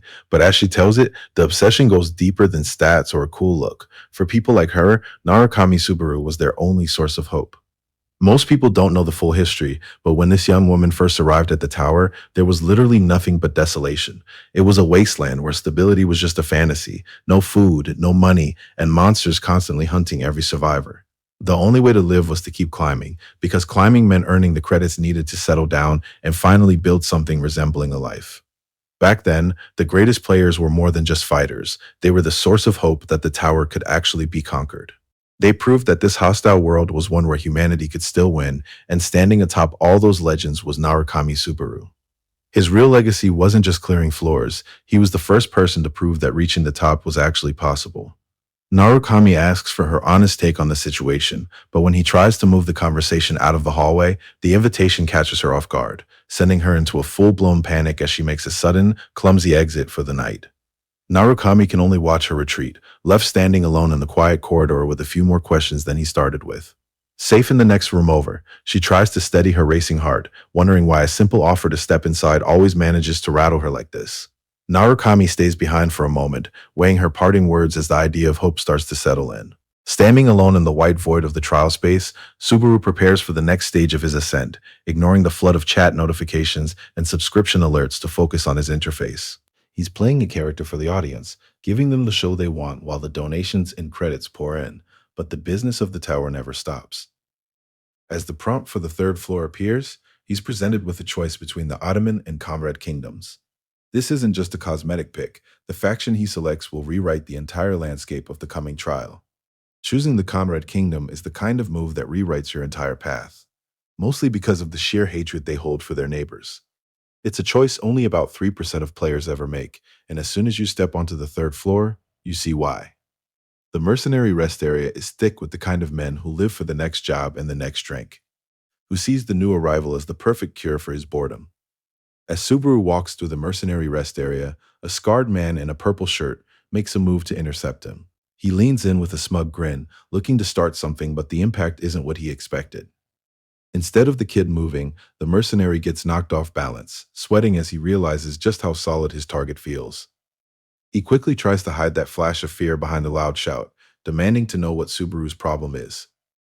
Subaru doesn't even slow down, bluntly calling the man out for bumping into him on purpose. This only enrages the mercenary more, and he grabs Subaru by the collar, screaming that an E-rank has no right to talk back to someone of his standing. Inside the tavern, the crowd starts leaning in as they realize Vulture has found a new target, a newbie with an E-rank tag who looks like an easy mark. Subaru doesn't back down, noting that a B rank is actually the perfect subject to test his current output on. Before the man can even process the threat, Subaru launches a strike that the human eye can barely track. The impact is brutal, catching Vulture clean under the chin and sending him into a violent midair spin as blood sprays the floor. Some of the hunters try to rationalize it as a fluke, but the mustached man in the corner shuts that down immediately. You don't launch yourself backward like that from being sick. As the realization hits that this kid is actually showing off, the initial shock in the tavern curdles into pure hostility. Outraged at being humiliated by an E-rank, the crowd starts closing in, making it clear they intend to tear that mask right off his face. The display of skill clearly landed, drawing the attention of a man who introduces himself as Raymond, a rank examiner. As they shake hands, Raymond admits he's never seen the masked rookie before and presses for his history, while the livestream chat speculates that our hero just used a B-rank mercenary to speedrun his way through the ranks. Our MC is well aware that the third floor's trial is a massive grind, requiring players to earn 10,000 points through mercenary work. For an E-rank fighter, those jobs pay a pittance, meaning the average player gets stuck here for over a year, which is why he decided to take a violent shortcut. Every second matters right now, and he doesn't have the luxury of ranking up slowly. Raymond studies him, beginning to suspect that this young man might be an otherworlder. Subaru isn't interested in the long way around, and he tells Raymond flat out that there has to be a shortcut. He points out that giving benefits to an otherworlder who's just going to leave eventually is a waste of time and resources. There's a single path to clearing the entire trial of the third floor in one shot, and he's prepared to make Raymond's ambitions a reality to get it. Skeptical but clearly listening, Raymond asks him to explain exactly what he's offering. The name drops like a hammer, the Cave of Thunder. Subaru intends to conquer the site and hand the entire territory over to Conrad. Raymond is stunned by the bold plan, warning our lead that the job he's eyeing is meant for top-tier mercenaries and carries a weight far beyond a simple hunt. Subaru knows the risks. He understands this is a battle of pride between two kingdoms over a dungeon that no one has ever managed to beat. The Cave of Thunder is a special zone where every player and knight in recorded history has met their limit and failed. For decades, these two nations have fought over the massive mountain range that stands between them. Conquering the cave would finally provide a path to the peaks, giving one kingdom the military advantage they need to end the war forever. Subaru lays out his terms with a flat demand. Give him proof of A-rank status and he'll clear the objective without abusing the power. Raymond hesitates, weighing the risk of handing over that kind of authority to a man who just tore through his team. Watching him, our protagonist has already done the math. If the answer is no, he'll have to put Raymond down right here to keep the situation from getting messy. After a tense silence, Raymond makes the only choice that keeps him breathing and offers a letter of recommendation for the upcoming raid. He justifies it as a simple need for manpower, unaware of just how close he came to dying in this room. The missions are piling up and the stakes are climbing just as fast. The viewers are practically throwing money at Subaru to solo the Thunder Dungeon, but it's not just about the credits. He connects the timing to the end of the third floor's tournament and starts wondering if the whole schedule was a setup from the start. Raymond can hardly believe what he's hearing. The man was a challenger once himself, and the Cave of Thunder is where he lost half of his party. It's a place that leaves scars, and he doesn't want to see this kid become another casualty. Subaru doesn't even blink, promising that won't happen this time as he takes the recommendation letter. The examiner is baffled. If he's that confident, why even ask for the letter? Subaru drops the bombshell. He's going in alone. Raymond practically explodes, reminding him that this is meant to be a 20-man raid, but Subaru has already done the math. Conrad is short on manpower anyway, so instead of waiting for a team that might never come, he'll just handle the whole thing himself. Raymond admits the road ahead will be tough, assuming the young man had companions to help carry the load, but our protagonist is blunt. He's flying solo. High on a snowy cliffside, a hooded woman scales the rock face with ease, her attention fixed on a handheld device. She's watching a live feed of the hero, noting how impressive he is while wondering if he really intends to clear the entire thing by himself. The chat erupts in complaints, and the hooded climber freezes in shock as he signs off. The screen goes dark just when she needed the distraction most, leaving her alone on the mountain with nothing to kill the time until she hits the third floor. The resemblance is impossible to miss. Watching Subaru feels like seeing a ghost from the past, someone who never let a single soul tell him how to live.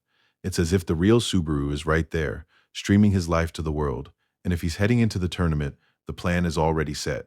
Our hooded climber decides to stick around just long enough to see if he's actually as familiar in person as he is from a distance. Back in the bustle of the city, Narukami Subaru walks with his companion, who's still riding the high of his performance. She's convinced he captured the original's vibe perfectly, even if Subaru is still hung up on the fact that the viewer spent the whole time booing him. Apparently, it was all part of the plan. She argues that playing it safe with normal jobs would have made for a boring stream, a strategy Subaru admits only worked because of her advice. When she asks about his next move, he doesn't hesitate. He's heading back out to hunt. The tournament is coming up, and with no idea who his rivals might be, he needs every level he can get. More than that, he needs to find the limits of his current stats and see exactly what his new thunder powers can do under pressure. This is more than just a game to him now. He's decided that Toshiya's keepsake stays with him, no matter who tries to take it. Genzaki Naoto is fuming. As a player from Blue Zone, he's used to people dropping everything the moment he calls, and having to travel just to meet some low-floor rookie feels like a personal insult. He doesn't care about the rumors or the nicknames. To him, Subaru is just another nobody from the third floor who shouldn't be making demands. He kicks the tavern doors open and scans the room, barely acknowledging the greeting as he spots Raymond waiting for him at a table. Raymond keeps things professional, getting straight to the point about Genzaki's interest in one of their streamers. But Genzaki isn't here for small talk with management. He wants to know where the guy he actually came for is hiding. Inside the quiet tavern, Raymond remains professional as he delivers the bad news. Narukami isn't here. Genzaki Naoto doesn't take the rejection well, calling it arrogant for a rookie to have business more important than their meeting. Raymond doesn't budge, keeping the reason for Narukami's absence private and reminding Genzaki that the man's wishes have already been made clear. Genzaki insists on a face-to-face talk, but Raymond shuts it down, noting that a meeting is going to be difficult to arrange. The pressure starts to crack Genzaki's composure as he realizes that going back empty-handed means he'll be the one facing discipline. He finally snaps, slamming the table and accusing Raymond's group of hiding Narukami just to protect their own interests. Genzaki tries to play the voice of reason, suggesting that Narukami Subaru would be much better off ditching his streaming career for a major guild. He leans in looking for an easy agreement, but Raymond isn't buying that old-fashioned way of thinking. In the current world, top streamers pull in just as much as high-ranked players. Raymond dismisses the prideful talk with a grin. Apparently, there are always a few people who can't wrap their heads around streaming as a real job. The tone shifts instantly when Genzaki warns that Raymond is making an enemy of Blue Zone. Raymond doesn't flinch, simply asking for a chance to finish. His company puts the streamer's wishes above all else, and since Narukami has made his decision, they plan to support it fully. Genzaki scoffs, calling Raymond out of touch and questioning if he really thinks a group like Blue Zone will just let this slide. Raymond isn't moved. He knows there are people in this world who simply can't be bullied by threats. The weight of the moment finally lands, catching Naoto off guard as the sheer pressure of the situation begins to close in. 3 days pass before the hunt moves to the next level. Deep within the sky serpent's nest on the third floor, a massive beast winds through the dark, its scales cutting through the gloom. Hosoi Subaru watches from the shadows, his eyes locked on the creature as he waits for the exact moment to strike. He moves with a singular focus, his blade drawn and his power flaring as he launches into the air. The strike lands with clinical precision, a single decisive arc that tears through the serpent's head. The monster lets out a final deafening shriek as the nest falls quiet, another floor cleared, and Hosoi Subaru stands over the wreckage with the cold detachment of a man checking a clock. He's taken some hits, his face marked by the grit of the climb, but his focus hasn't wavered for a second. This entire fight was just data collection, a chance to feel out his limits before the real work begins, and he's seen enough. He moves with a sudden, blurring speed that cuts through the air, launching himself high above the creature's open maw to bring his blade down one last time. The impact is total, a terminal strike that finally puts the beast down for good. Subaru sits atop the massive corpse of the sky serpent, bloody but calm as he inspects the massive fang he just pried loose. By his count, it should be worth 10,000 credits, assuming the market rate hasn't shifted too much in the 20 years since he last checked. He pulls up his status window to find he's already hit level 35, a 9-level jump in just 3 days, and decides it's time to call it. There's no point in being greedy when Toshia is already waiting for him. Toshia waves as Subaru arrives, her mood already peaking before he even pulls out a chair. Watching her practically vibrate in her seat, Subaru asks if something good happened, but Toshia is beyond small talk, her face lit up as she demands to know if he's seen it yet. Subaru, now masked and looking every bit the professional player, can only offer a blank stare in return. He has no idea what she's talking about. Toshia offers a reassuring smile, insisting that Subaru's personality is exactly what makes him who he is. As he opens the document, the numbers hit him hard, nearly 50,000 credits from a single collaboration stream. It's a massive payout, far beyond his highest expectations. Toshia watches him, her expression turning more serious as she admits the money wasn't the only reason she called for this meeting. She hesitates for a moment, clearly embarrassed as she mentions a friend of hers named Kiyoharu, who has a bit of a gambling problem. Through this friend, she's recently learned about a specific kind of betting ring, one built entirely on predicting the outcome of high-stakes conflicts. Every bet has its logic, and Toshia is busy breaking down the math of this one. It's simple. The more likely a player is to win, the lower the payout. Lower risk means smaller, more reliable returns. Right now, Hosoi Subaru is sitting at a 6-to-1 payout rate, which is respectable, but he's nowhere near the top. There's another player with a rate so low, they're the absolute favorite to win the whole thing. The name is Omar Schneider. He's a veteran who stayed on the third floor for 10 straight years, driven by a single crushing obsession with clearing the Cave of Thunder. He isn't a streamer or a high-ranking celebrity, but that 10-year grind has made him a legend for all the wrong reasons. Toshia warns Subaru that Schneider is likely looking for him right now. To a man who gave a decade of his life to one cave, Subaru's public challenge isn't just an ambition, it's an insult to everything he's worked for. Toshia is so caught up in the details that she doesn't realize she's leaning halfway across the table, and the moment Subaru points out her proximity, her face turns bright red. She quickly pulls back to regain some dignity, warning him that between the tournament and the upcoming trials, he's bound to run into a dangerous opponent and needs to stay on guard. Outside, in the city of Ortonaro, inside, the atmosphere is tense with resentment as Omar Schneider prepares for tomorrow, eager to finally face the cocky newcomer who claimed to solo clear the Cave of Thunder. In the back of the carriage, the red-haired soldier vents his frustration, wondering what their rival is thinking with that kind of talk. His partner tries to soothe the mood, chalking the arrogance up to ignorance about the true dangers of the Cave of Thunder, but Captain Omar Schneider remains buried in a heavy silence. When Schneider finally speaks, his voice is surprisingly level, admitting the bragging doesn't bother him because the man has the reputation to back it up. He stares at a gold coin in his palm, reflecting on how their rival managed to master thunder in such a short career, achieving the very thing Schneider's own people have wanted for so long. The soldiers aren't ready to let it go, arguing that the kid is getting way too full of himself just because he's being compared to a legend like Narukami Subaru. Schneider cuts them off with a cold command, warning them that now is not the time for petty jealousy or trashing another man's genuine achievements. When the bald soldier asks if they're actually supposed to show the guy respect, Schneider crushes the gold coin into scrap metal with his bare hand, admitting he could do exactly that if it becomes necessary.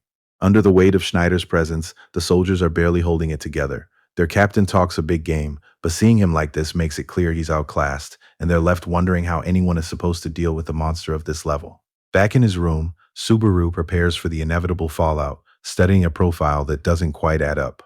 Omar Schneider only started making a name for himself 5 years ago, entering the Blue Zone at the exact same time as if he appeared out of nowhere.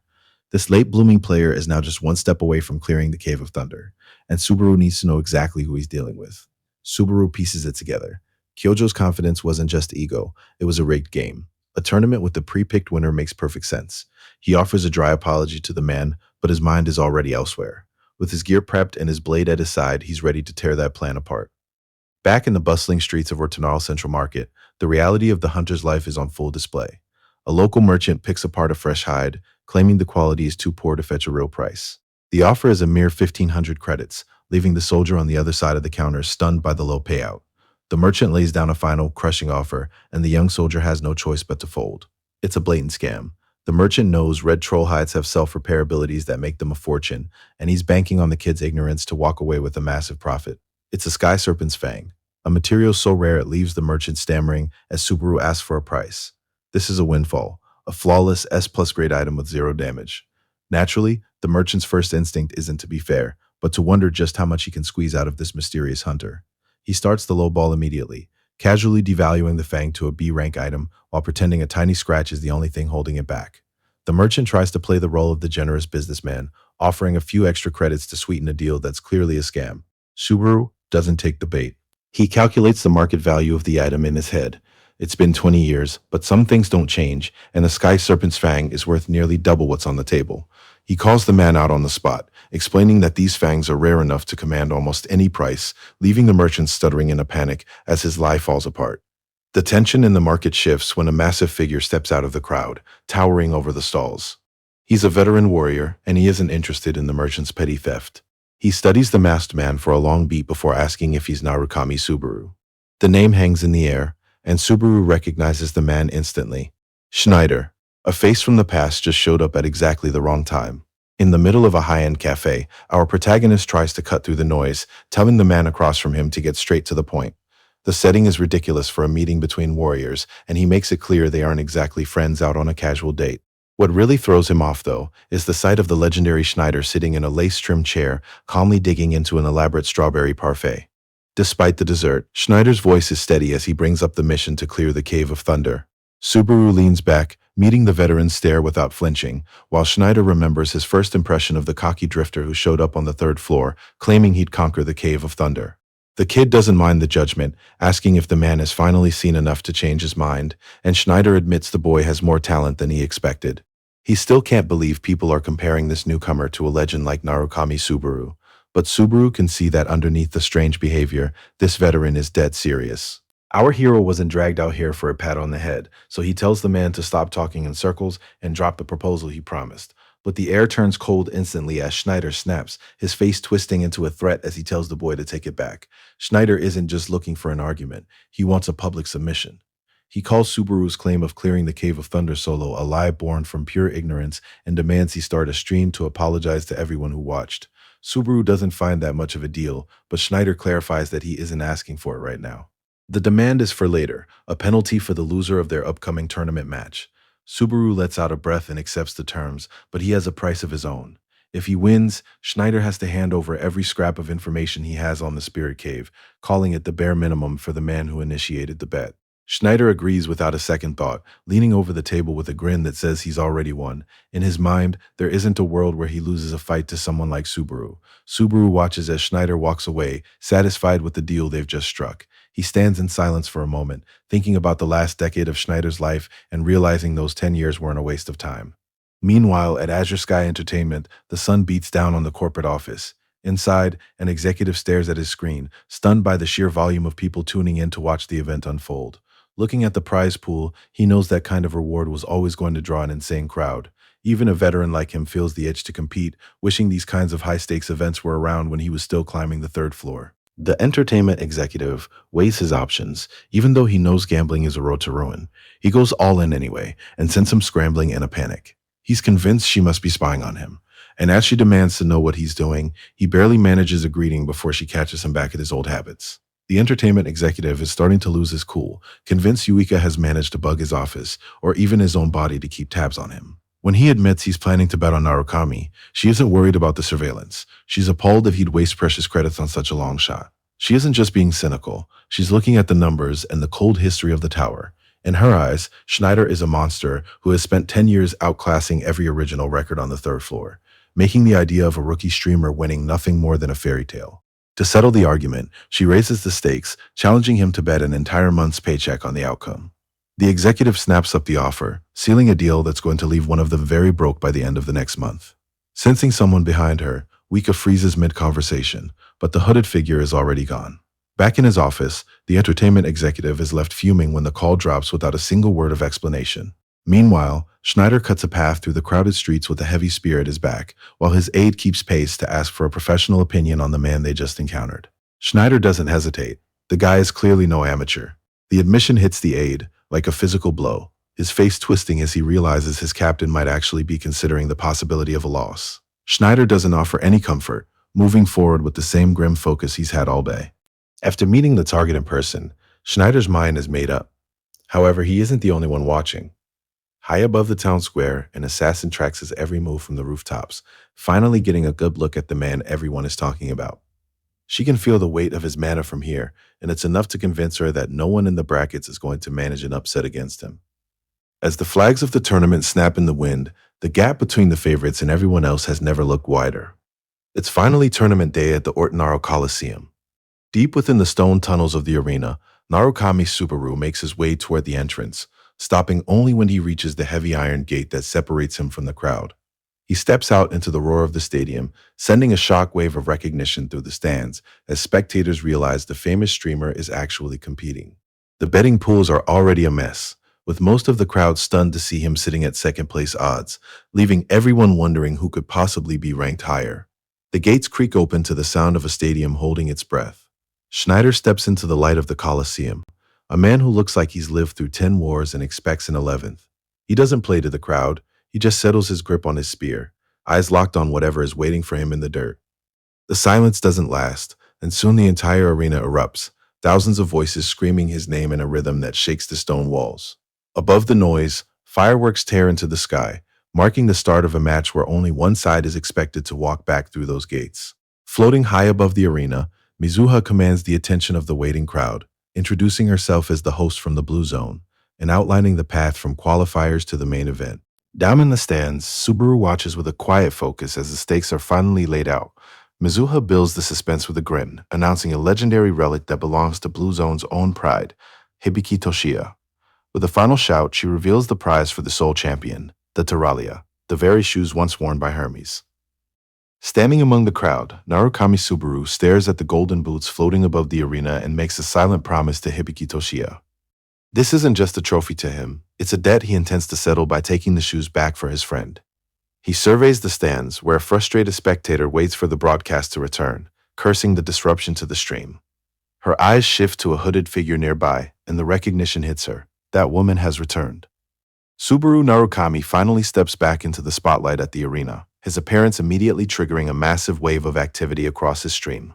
As the view count climbs past 3,000, he offers a calm greeting to the fans who have been waiting for his return, though the rapid-fire chat is already filling with questions from confused newcomers.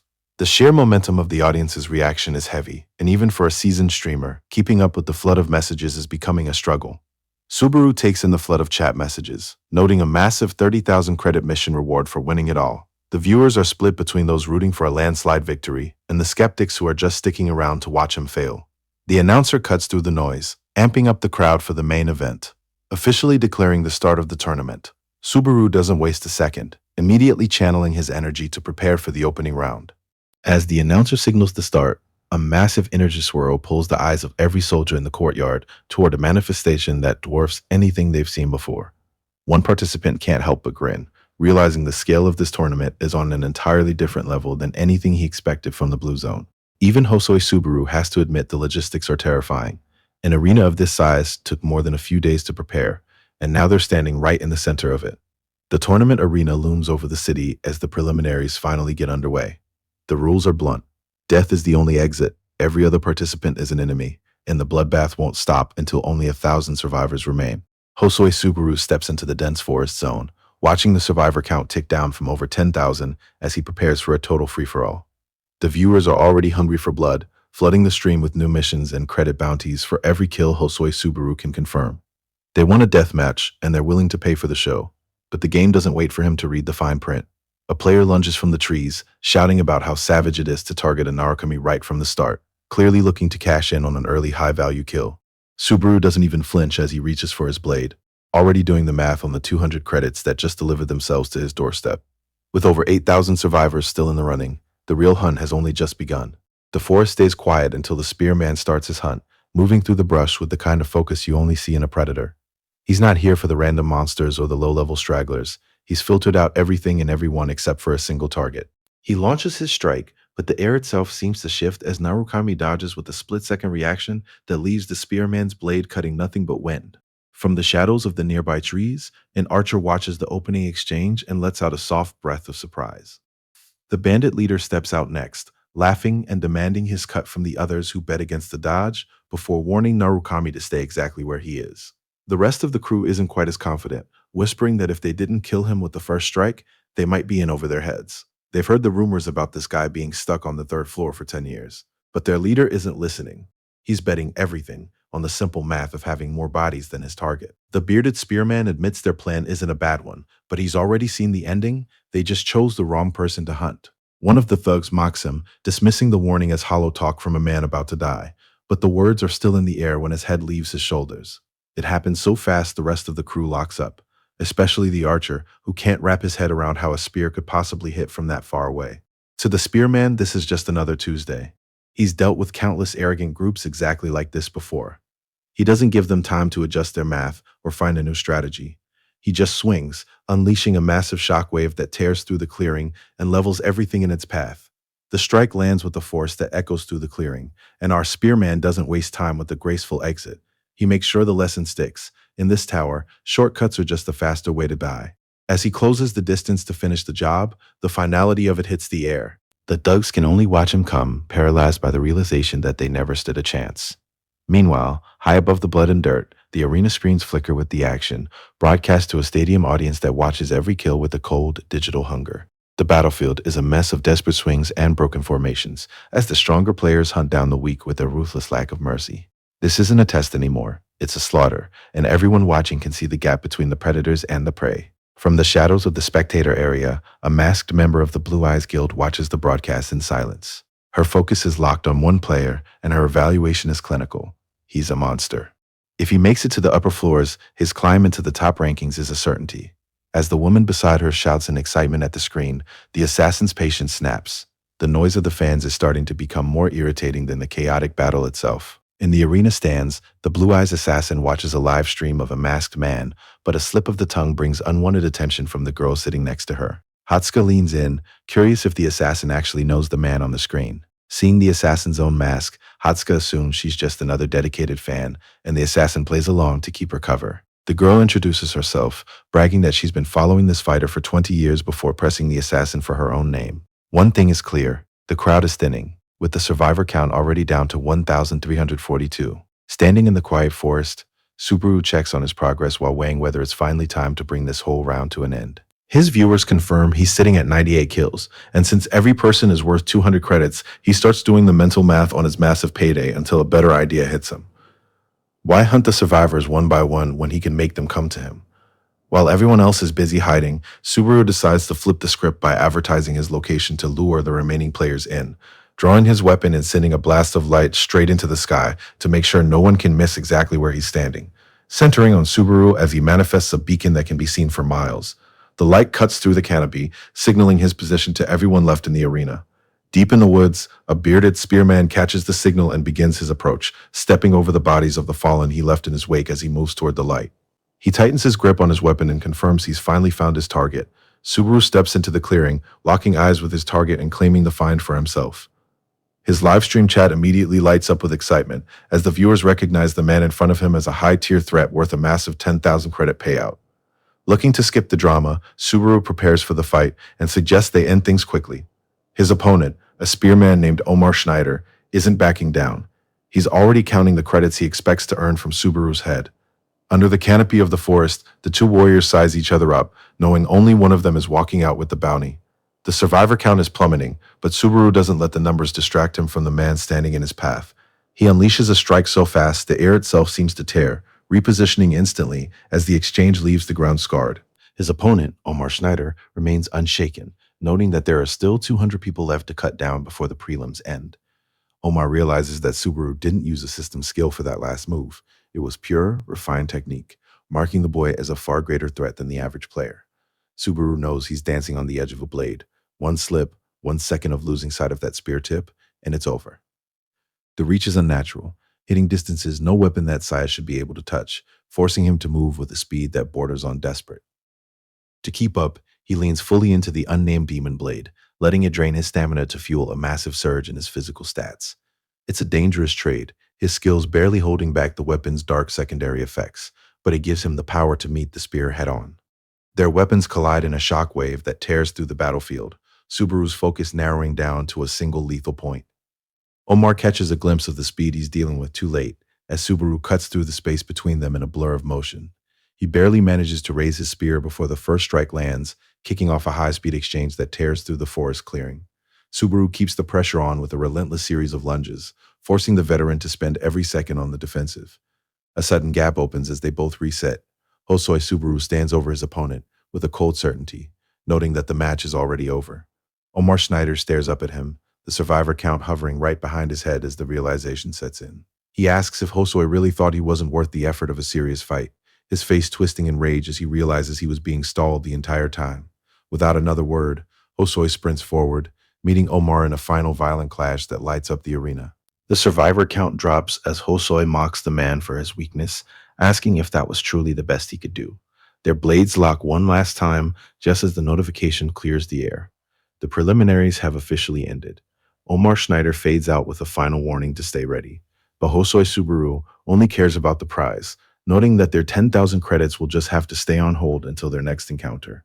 The system pulls him from the battlefield and drops him into the silence of the waiting room, where the adrenaline finally starts to dip and the reality of the fight sets in.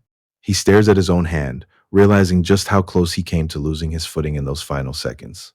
If the clock hadn't run out when it did, the outcome might have been very different, a fact not lost on the 11,000 viewers currently flooding his chat with pure hype. According to the directors, 10,000 viewers is the streamer's wall. It's the industry's ultimate survival metric. Cross it once, and you're in. Our protagonist, Hosoi Subaru, weighs that number as he checks his own growth. His recent stream with Schneider did exactly what he needed it to do, cementing his place in the spotlight and turning a profit.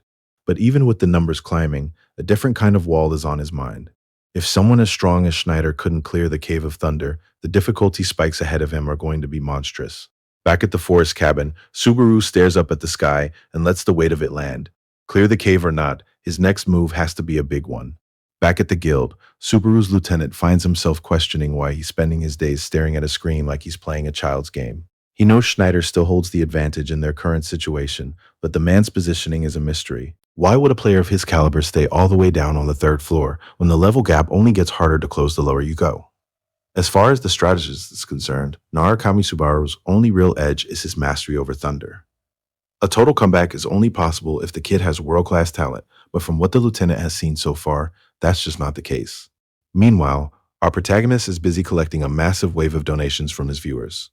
Despite the chat teasing him for being greedy and clicking through his rewards so fast, he doesn't see a reason to hesitate. If they're giving it, he's taking it.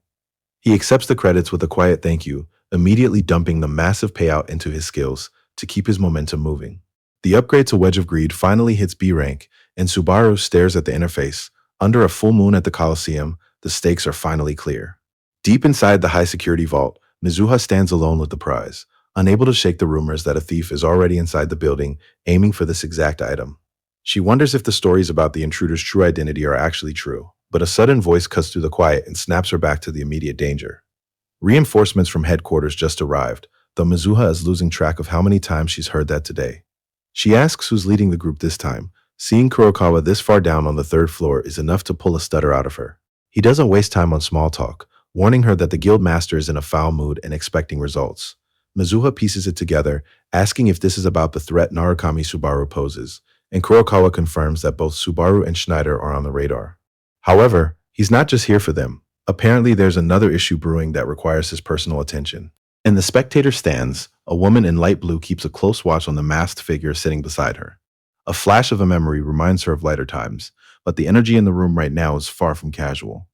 Her eyes lock onto the masked stranger, unable to ignore the massive amount of mana radiating from someone who's supposed to be just another face in the crowd. Sensing the scrutiny, the figure reaches up and pulls back the hood to reveal her name as Tamei.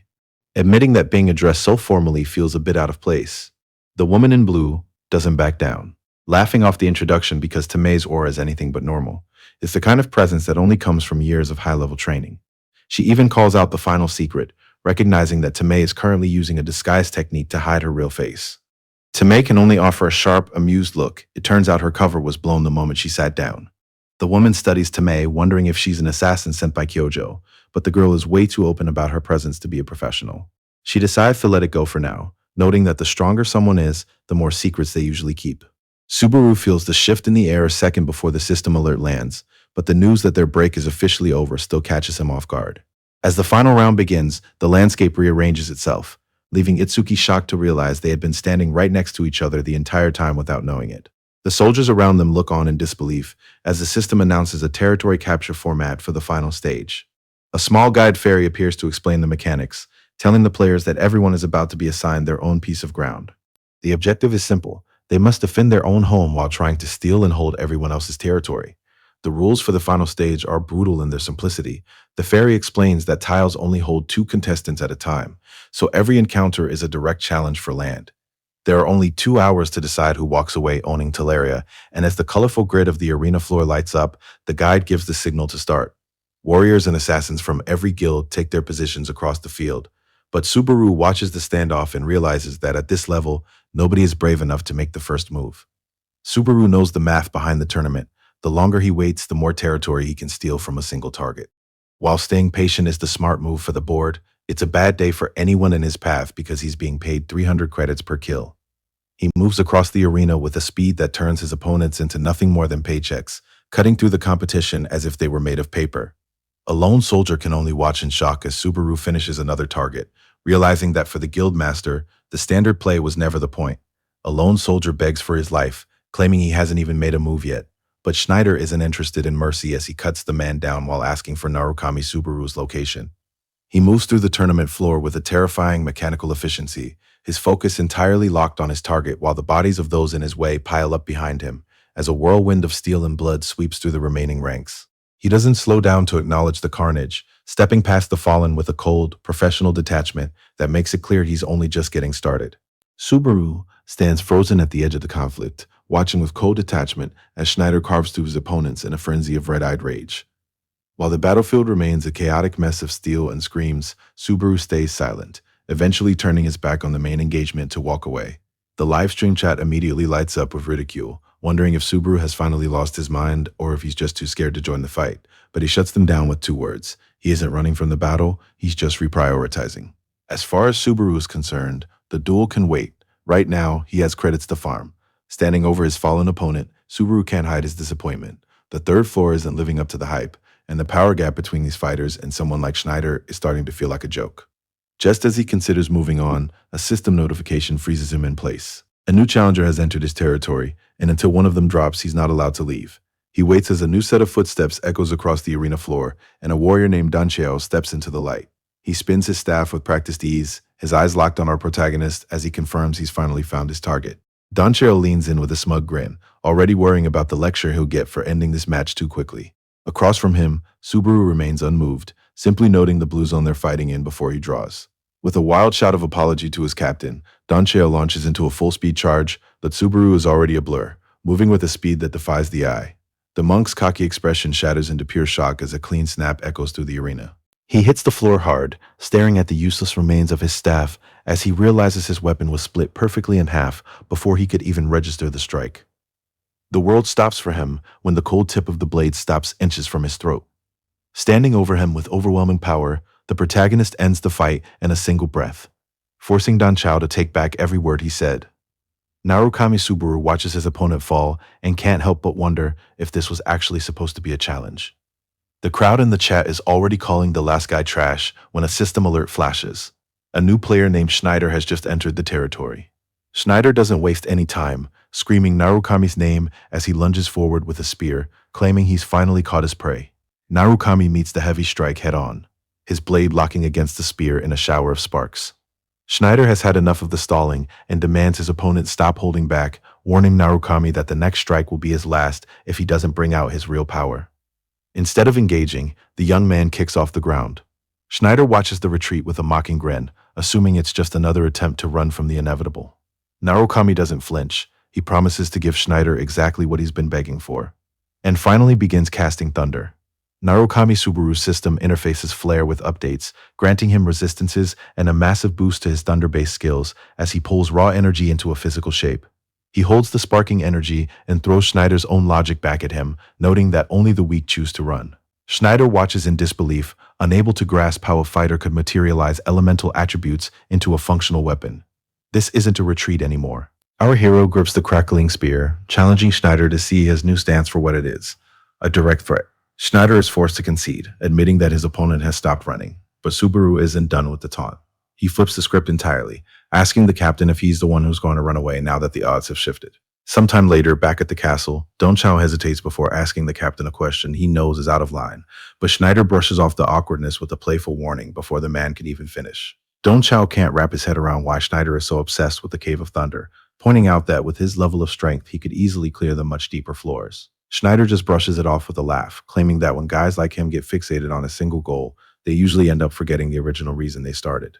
It's a vague answer that clearly annoys his companion, but Schneider's tone shifts as he admits that depending on the day, you could call it conviction or just a dangerous obsession. Either way, he's certain that whether he actually overcomes this challenge or fails, the outcome is going to rewrite the rest of his life. That's the kind of weight he's carrying, the kind that makes giving up impossible.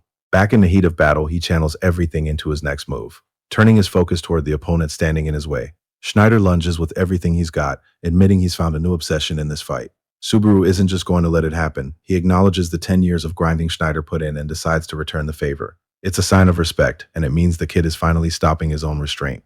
As Subaru drops from above like a hammer, the two of them collide in a clash of pure will that neither man is ready to lose. Subaru throws everything into one final strike, meeting Schneider in a collision that tears the very ground apart. Schneider holds his ground against the impossible pressure, but the impact continues to swell until it erupts into a pillar of light that swallows the entire battlefield. While the spectator beside her stays locked onto the match in stunned silence, she drops the reveal like a hammer. She is the one managing Narukami Subaru, a fact that leaves the purple-haired girl beside her completely frozen in shock. Meeting Subaru's manager feels like a dream for this fan who can't believe she's actually talking to the person behind the scenes. The manager takes the attention in stride, though she admits getting the job was a total nightmare after fighting off everyone else who wanted the spot. It turns out the girl is a longtime follower from the early days of the Wolf Warrior fight, but their fan moment is cut short by a flash that snaps their attention back to the stadium. A massive impact rocks the arena, stalling the crowd as they watch the dust settle. The manager quickly pulls out her tablet to check the status of the match, but whatever she sees on the screen makes her blood run cold. Something has gone wrong in the worst way possible. Schneider chokes on his own blood. His strength fails completely, and he collapses into the dirt, a broken man who couldn't keep his promise to win. Subaru watches the body fall and leaves him with a grim farewell, promising they'll meet again soon. The final count hits the screen, 283 territories captured. As Schneider's body lies in the dirt, the announcement echoes through the arena to name the man standing over him. Narukami Subaru is declared the winner, though he doesn't even blink at the result. The crowd erupts as fireworks light up the Coliseum, leaving Subaru's manager in a state of pure, tearful relief. After everything that was on the line, our boy actually pulled it off. The shock of the result ripples through the crowd, leaving the spectators and even Subaru's own team in a state of total disbelief. One man stares at the arena, unable to grasp how the odds were just shattered. Forced to admit that against every expectation, the grand prize has found its owner. High above the floor, the tournament announcer leans into her microphone to drive the energy back up, calling for the crowd's attention as she builds the suspense for the final declaration. With one shout, she crowns the glorious winner of the tournament, Narukami Subaru. The victory is final, but there's no time to linger as she immediately pivots to keep the event moving toward the next bracket. A glowing cube floats into view as the announcer hypes up the crowd for the winner's final prize, and while a cloaked figure quietly slips away through the stands, the manager stays focused on the ceremony. The magical shell dissolves, and Subaru finally takes hold of the heavy boots he's fought all night to earn. After 20 years of waiting, the time has finally arrived for Subaru to take what he's earned. He stands in the quiet, focused entirely on the prize as he prepares for the next move in his long game. Meanwhile, at the Blue Eyes Guild base, the morning calm is shattered by Toshiya screaming at the top of his lungs. He storms across the balcony, demanding to know which of his teammates ignored his warnings and touched his property. The red-haired guild member only mocks him, watching as Toshiya descends into his usual frantic state, while Schneider stands nearby, completely unbothered and satisfied after a heavy meal. Toshiya's rage hits a breaking point the second he looks down and sees the veteran warrior wearing his favorite shoes as slippers. Despite the massive power gap, the kid snaps and charges forward to make Schneider pay for the disrespect. Toshiya lunges with a desperate kick, screaming that he won't let his shoes lose their shape. Nearby, Subaru's lieutenant watches the chaos with an amused smile, clearly enjoying the spectacle. While his team falls apart over footwear, Narukami Subaru stares down at his new loot as his livestream chat explodes with speculation about the resale price. The tournament announcer tries to lean into the hype, but Subaru shuts it down immediately by stating he isn't selling. Even when she mentions the price could hit 1,000,000 credits, he remains completely unmoved. This isn't about the money anymore. The arena crowd isn't taking no for an answer, with spectators screaming out desperate offers and begging him to name a price. A bidding war erupts in the stands as the offers climb past 2,000,000 credits, but Subaru just stands his ground against the roar of the stadium. As the arena crowd screams out bid after bid, Narukami Subaru shuts the auction down with 2 words. A surge of power punctuates his irritation, and he makes it clear that he isn't selling. Not for 3,000,000, and not even for 10. The announcer tries to pivot to the audience, though she's clearly regretting getting caught in the middle of his glare. Subaru has had enough of the spectacle and decides he's done for the day. Subaru walks out of the arena, his silhouette fading as he carries his gear away from the lights. Night falls over the city, the celebratory banners fluttering in the wind as the shock of the match begins to settle. High above the streets, 2 observers watch the fallout from the shadows. The muscular spearman stares at a screen in disbelief, admitting that the outcome of the fight was completely outside his expectations. Beside him, Hanamaki Hiyori is clearly more impressed, wondering out loud if this boy will eventually become as great as the legendary Narukami Subaru. The spearman can't give her a straight answer, but Hiyori isn't deterred, noting that people have already started comparing the two. When the spearman asks what she means by the original and the new one, Hiyori laughs it off, teasing him for being out of touch while explaining that the world has already branded the streamer as the new Subaru. Our spearman isn't having it. To him, the logic is all wrong. The original should always be the standard for the new, not the other way around. Hiyori doesn't see the difference, which only makes him double down on his stubbornness. She realizes she's dealing with a hardcore fanboy, and at this point, trying to argue is just a waste of breath. The excitement doesn't reach him. He stays focused on the mission, reminding her that no matter what's ahead, they have a responsibility to handle. It's time to hunt down the shoe thief. He starts walking off, leaving Hiyori to chase after him while wondering if he's actually sulking over their argument. They move into the city, unaware of the row of cloaked figures watching their every move from the shadows. Subaru holds a pair of heavy black boots as the live stream chat erupts with speculation about their value. He looks down at them, thinking of Toshiya and feeling a brief, heavy connection to the friend he thought he'd lost forever. The weight of the moment is real, but he pushes it aside to thank his viewers, whose constant stream of missions kept him from drowning in his own thoughts. He pulls up the item stats and finds the Teleria, a unique ranked pair of boots that grants a massive boost to movement speed and jump power. The chat debates whether the limited daily uses make them underwhelming, but Subaru remains focused on the screen as the interface begins to flicker. Subaru checks his device as a frantic warning flashes across the screen. A viewer named Yuika is sounding the alarm. Standing in the shadows of the festive street, Subaru catches himself hesitating. He's literally following in Toshiya's footsteps now, and the weight of that realization makes him wonder what he's even doing here. Under the glow of a full moon, Subaru arrives at a quiet bar to meet his associate, Hatsuka. She's already waiting for him inside, waving him over to a spot at the counter while he makes his way through the dimly lit room. Hatsuka offers a quick word of praise for his victory in the arena, pushing a non-alcoholic drink toward him since she figured he'd be too exhausted for anything stronger. Subaru doesn't take the bait. He's focused on the urgent warning she sent him earlier. The messages on the screen are blunt. Viewers are worried, reporting suspicious figures in the crowd, and warning that someone might be coming for his prize. Hatsuka admits the warning was for a reason. She explains that while she was watching the matches, she encountered someone strange sitting right next to her in the stands. Subaru leans in as Hatsuka mentions encountering a strange player during the tournament, a woman who had been hiding her face behind a Narukami mask. At first, Hatsuka took her for just another shady character at the bar, but after a few drinks they actually started to hit it off. She even claimed to be a fan of Subaru's, which gave them plenty to talk about until the final matches began. But the moment Subaru actually won the tournament, her entire mood shifted into something dark and unrecognizable. Hatsuka describes it like the look of someone who just had their world crushed, a reaction that made absolutely no sense for someone who claimed to be a fan. She vanished into the crowd immediately after, and even though Hatsuka tried to tail her, the woman was skilled enough to vanish without leaving a trace. Subaru weighs the details. trying to figure out why a high-level player would go to such lengths to hide her presence while monitoring his progress. Hatsuka clarifies one last detail, though. The woman wasn't a fan of the man standing in front of her, but specifically of his blue eyes persona. Hatsuka struggles to find the right words for the encounter, explaining that while the woman didn't exactly confirm anything, she certainly didn't die it either. She pauses, swirling her drink while Narukami watches from across the bar, finally settling on the word nostalgic to describe the look in the stranger's eyes. The description hits Narukami like a physical blow, a sudden realization locking his gaze as the weight of the connection finally lands. He doesn't offer an explanation, simply bolting from his seat and leaving Hatsuka stunned in the middle of the quiet bar. She's left calling out after him, but he's already gone, racing toward whatever truth that word just unlocked. High above the city, a mysterious woman watches the streets below as the moon hangs over the quiet skyline. She's been following the recent chaos, and none of it has surprised her. Looking down at Kyojo's movements, she notes that he's lost his edge, dismissive of the idea that he sent a rookie to handle things instead of coming himself. It's Subaru's success that really seems to grate on her, especially since he actually managed to win the tournament. She starts running her own numbers, realizing she doesn't need much time to get what she's after. Turning to leave, she makes a silent promise to protect the one thing Subaru treasures most, though the weight of the mission is clearly starting to get under her skin. The Blue Eyes assassin stops, her hand clutching her hair as a crushing internal conflict finally takes hold.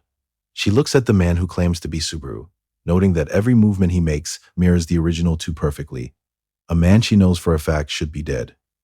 Doubt overwhelms her, forcing a long silence as she grapples with the impossible reality standing right in front of her. Finally, she snaps, shouting a desperate threat to drown out her own confusion. She promises that their next meeting will end in his death, a hollow warning that fails to mask the longing that won't go away. Despite the threats and the guild, her real wish is simpler. She just wants to talk to him. She tells herself that if she could just look him in the eye and speak to him directly, she might finally understand if she's found the real Subaru. The chase ends in a quiet town square, where Kaito finally stops, doubled over and gasping for air as the realization hits him. He'd been so focused on the target that he missed the obvious shape of the trap. The Talaria wasn't the goal, it was bait, designed specifically to lure out Blue Eyes. He missed the one possibility that changes everything, and now he's standing in the middle of a setup he should have seen coming. Subaru catches his breath as the pieces of the trap finally begin to click into place.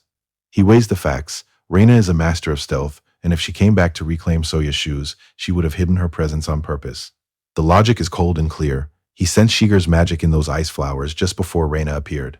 The magic signature hits like a physical shock, dragging a single impossible thought to the surface.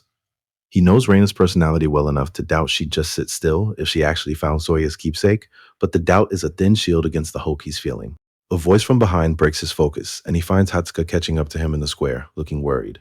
She's clearly shaken by how fast he bolted out of the restaurant, and for a second, he doesn't have an answer that fits. Subaru tries to brush it off, suggesting the person he saw was just someone he used to know. But Hatsuka isn't buying it. To her, that person looked dangerous, and she's shocked that he'd even recognize someone like that. She hesitates for a second, looking at him with a mix of concern and something like pity. As they walk through the evening crowd, she finally drops the question she's been holding on to. He doesn't actually have any friends, does he? The silence that follows is heavy. Subaru doesn't even have a comeback for that. Hatsuka doubles down, realizing that female friends are probably entirely out of the question for a guy like him, prompting Subaru to cut the conversation short and head back. He picks up the pace to escape the awkward truth, leaving Hatsuka to trail after him, wondering if she finally pushed the wrong button. The city settles into the night, leaving the guildmaster with a fresh realization of just how isolated he's become. High above the city streets, under the light of a full moon, two figures wait in the shadows. Kyojo's archer stretches and groans, her patience finally bottoming out after hours of standing watch. She rattles off a list of complaints to her partner, eventually questioning if they've already missed their target while they were busy doing nothing. The bearded soldier finally breaks his silence with a blunt dismissal. A holographic message flickers to life on his device, delivering a direct order to abandon the mission. The archer nearly loses it, unable to believe they're retreating after wasting the entire night on a stakeout. The soldier relaying orders makes it clear. If their targets were actually here, they never would have let a prize like this slip through their fingers. His partner realizes the implication. If those monsters didn't show up, all their frantic preparation was for nothing. But there's a darker edge to the logic his commander dropped. If those specific people were the ones being hunted, they wouldn't care about a trap. They would have walked right into it just for the fight. The realization hits the archer like a physical weight, but she can't even bring herself to finish naming the threat they're actually chasing. He had written it off as just another baseless rumor before, But standing under the moon, the soldier admits he was only hoping that was true. With their leadership pushing this hard, the legend is starting to look less like a story and more like a death sentence. High above the city, Kaito watches the streets as the rumor hangs in the air. Narukami Subaru is dead, and it was Blue Eyes who pulled the trigger. Standing alone on the rooftop, our protagonist looks out over the city he once called home. But the silence feels different tonight. He's seen how this world ends, and now that he's back at the start, he knows exactly what's coming for every person on those streets below. Standing on a rooftop overlooking the city, Kaito watches the quiet streets and wonders if the shifting political landscape is the real reason the world's strongest players went into hiding. He scrolls through old headlines about the dispersal of the Blue Eyes Guild and the internal strife that allegedly drove Guildmaster Kyojo into withdrawal. It's been 20 years since those events, and as Kaito looks back on the snowy wasteland where the legends once stood, he realizes Kyojo has reached a level far beyond his current grasp. For a newcomer like him to bridge that 20-year gap, he knows standard growth won't be enough. He needs a power that defies the system. His mind drifts back to the tournament, recalling the sheer weight of the spear he manifested and the kind of special ability he'll have to master to truly compete. Looking back, Kaito remembers the second floor, where he managed to recreate a legendary thunder spear for a one-time win against a massive white-haired beast. He'd spent years thinking he'd mastered the lightning. This isn't just a combat skill, it's a tremendous power that gods and giants once fought over, a force that humanity had to seize just to have a chance at surviving against them. He realizes he's been looking at it all wrong. Maybe, after all this time, he's never actually used thunder properly at all. Kaito sets his sights on the Cave of Thunder, looking out over the moonlit village as he calculates his next move. Clearing this dungeon is his best shot at mastering the secret of thunder and finding the strength he needs. A table full of high-end desserts is usually a sign of a good day, but Yuka is barely paying attention to the sweets. She leans over her tea, pretending she can't quite catch the words coming through her holographic display. On the other end of the line, a man is on his knees, begging for forgiveness for his own arrogance. She toys with him, forcing him to repeat his apology while making it clear that the voice of a loser who blew all his money simply doesn't register to her.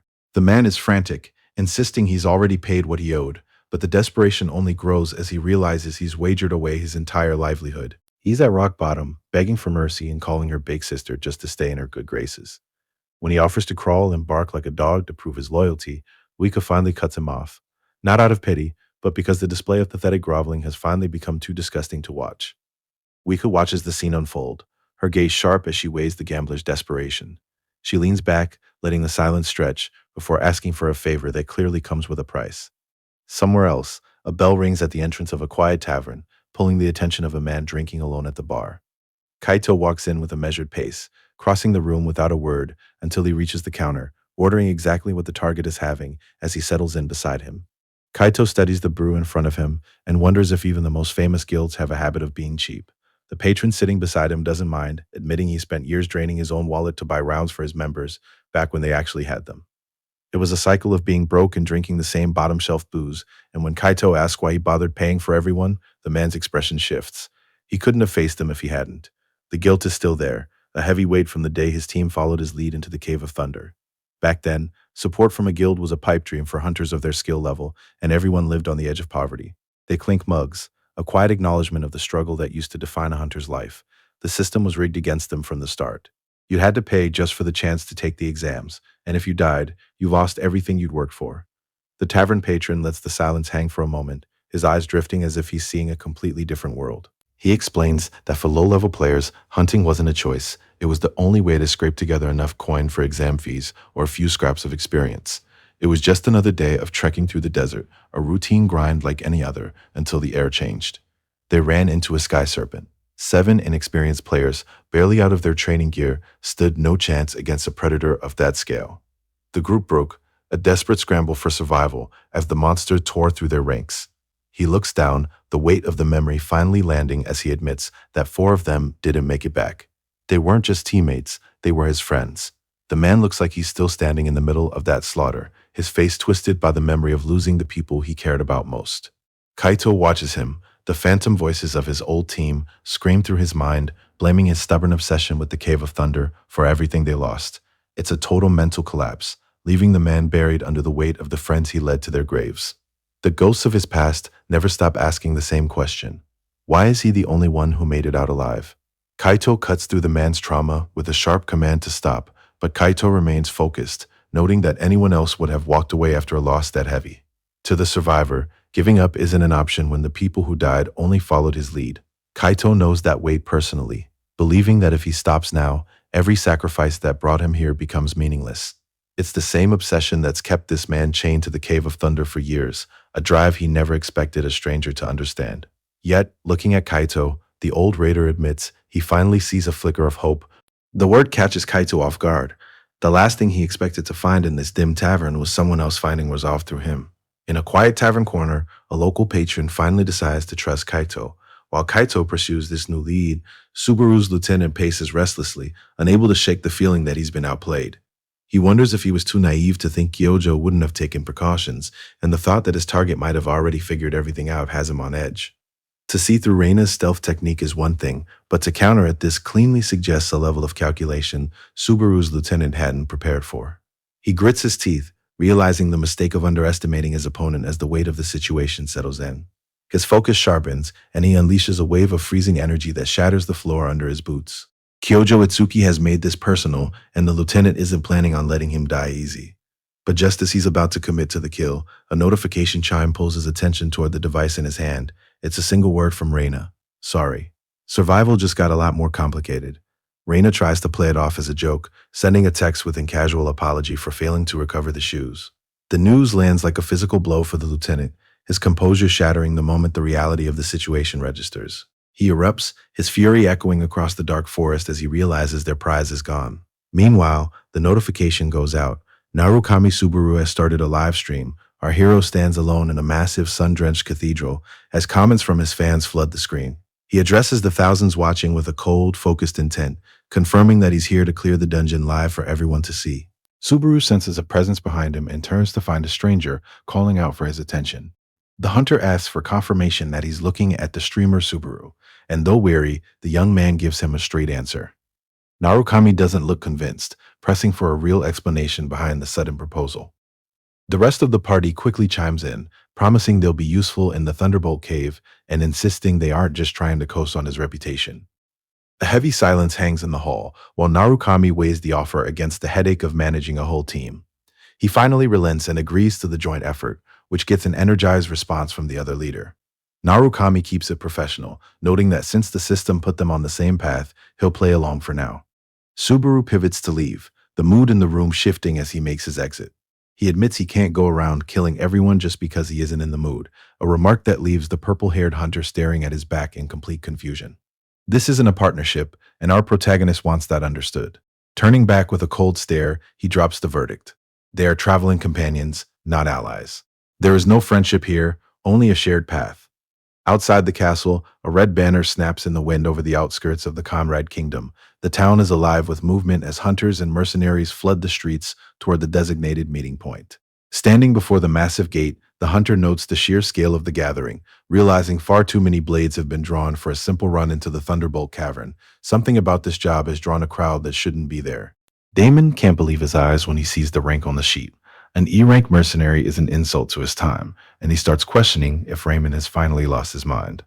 Looking Narukami Subaru over, the massive warrior realizes he's dealing with an outworlder, the kind of person who treats their own life like a disposable coin. Subaru watches him with a cold, golden stare, wondering if it's time to treat these mercenaries like vultures, a term the chat knows well is a shorthand for beating someone to a pulp. Even as Damon barks at his men to quit standing around and move out. It's a metallic, heavy smell that tells Subaru everything he needs to know about what's waiting ahead. On the outskirts of the Osman Kingdom, a tense meeting is underway between two groups of hunters. A veteran hunter in a tattered cloak finds himself in a standoff with Pullaman, a high-ranking member of the Blue Zone Guild. The bearded man can hardly believe the demand being made of him, but Pullaman isn't interested in repeating himself. He sneeringly orders the veteran to pull half his men from the raid, making it clear that Blue Zone is taking over. When the veteran questions if these orders really came from Kyojo, Pullaman is quick to correct him with a mockingly sharp reminder to use the guild leader's full title. Pullaman leans in, driving the point home that this babysitting job is a direct consequence of the veteran's recent failure to protect guild assets. The veteran tries to defend his record, but Pullaman dismisses him with pure contempt. To Pullaman, spending 10 years on the third floor just to get outplayed by a rookie isn't just a mistake. It's pathetic. The bald mercenary snaps, his grip tightening on his spear as he bristles at the insult. Just because the captain is playing it cool doesn't mean some rookie can walk all over them. The mercenary looks to his boss, itching for the signal to put the arrogant kid in his place. But the bearded hunter just watches the departure with a cold, level stare. To him, the raid party is just a collection of numbers, and rookies are easy enough to replace if they decide to walk. He isn't worried about the attitude, mostly because Polyman happened to get one thing right. Despite the nonsense, the hunter is certain of one thing. This time, the Thunderbolt Cave belongs to them. Subaru heads deeper into the canyon with a massive group of hunters, though the viewers in his chat are already complaining about the interference. They can tell he's annoyed, but with this many mercenaries tagging along, he doesn't have much of a choice. Damon leads the way, noting how strange the atmosphere feels as they approach their goal. He's suspicious of the dungeon's mechanics, pointing out that a door opening on such a perfect, fixed schedule feels completely artificial. Subaru doesn't bother responding, preferring to let the older man talk to himself while the chat mocks Damon for being sentimental. The path narrows as Damon tells them to look ahead. One of the younger hunters asks how many times he's actually survived this place. It's a valid question, considering fewer than 10 mercenaries have ever made it back out alive, and Damon is proud to be one of them. While the livestream chat mocks his long-windedness, the purple-haired hunter asks Damon why he's even here. Damon doesn't hesitate. He's searching for traces of Thunderbolt. The veteran is exhausted by the mercenary life, and finding what he's looking for means he can finally walk away from a world where he's always living neck and neck with death. He turns his focus to our protagonist, Narukami Subaru, warning him that his relaxed attitude only exists because he's ignorant of what this place can do. As far as Damon is concerned, an E rank is just dead weight, and he tells the kid that if he's going to die, he should at least do it quickly. Lightning continues to hammer the dark, jagged structure of the entrance while the group waits for their opening. Damon tracks the window, noting the storm should break and let them inside in about an hour. A stray squirrel skitters through the entrance, unaware of the barrier ahead. One of the mercenaries decides to test the perimeter, tossing the creature toward the threshold. The result is instant. A flash of energy obliterates the animal, and the lesson lands hard. Damon warns the group that anyone who doesn't want to end up as a pile of ash should stay put and wait for the barrier to drop. Narukami Subaru doesn't stop. He keeps moving toward the entrance, ignoring Damon's shout of irritation as he demands to know if the E-rank hunter is even listening. Subaru isn't listening to the warning because he's busy recognizing the mechanics of the trap. It's a familiar trial mirroring a floor he's already cleared at Mount Millennium, and he already knows exactly how to get through. The hunters watch from the sidelines, convinced the man walking into the lightning must have a death wish. But Narukami isn't guessing. His own Heart of Thunder skill is already working, shielding him from the lethal electrocution of the gate. As the barrier judges his qualifications, the lightning reacts to his presence, surging around him while the mercenaries stare in disbelief that he's still standing. The gate finally vanishes, giving way to the hidden traces of Thunderbolt as Narukami stands over the clearing he just forced open. Damon recognizes the artifact immediately, his voice shaking as he realizes the magnitude of what just appeared. This shouldn't be possible for a low ranker, and he can only watch, wondering how on earth a man like this exists. Narukami Subaru stares at the glowing artifact in his hand, wondering if the item had been waiting all this time for someone with the right qualifications to show up. The silence of the clearing breaks the moment a blade whistles toward his head, forcing him to lunge backward to avoid the strike just as a system notification confirms the worst. He's being attacked by a member of his own party.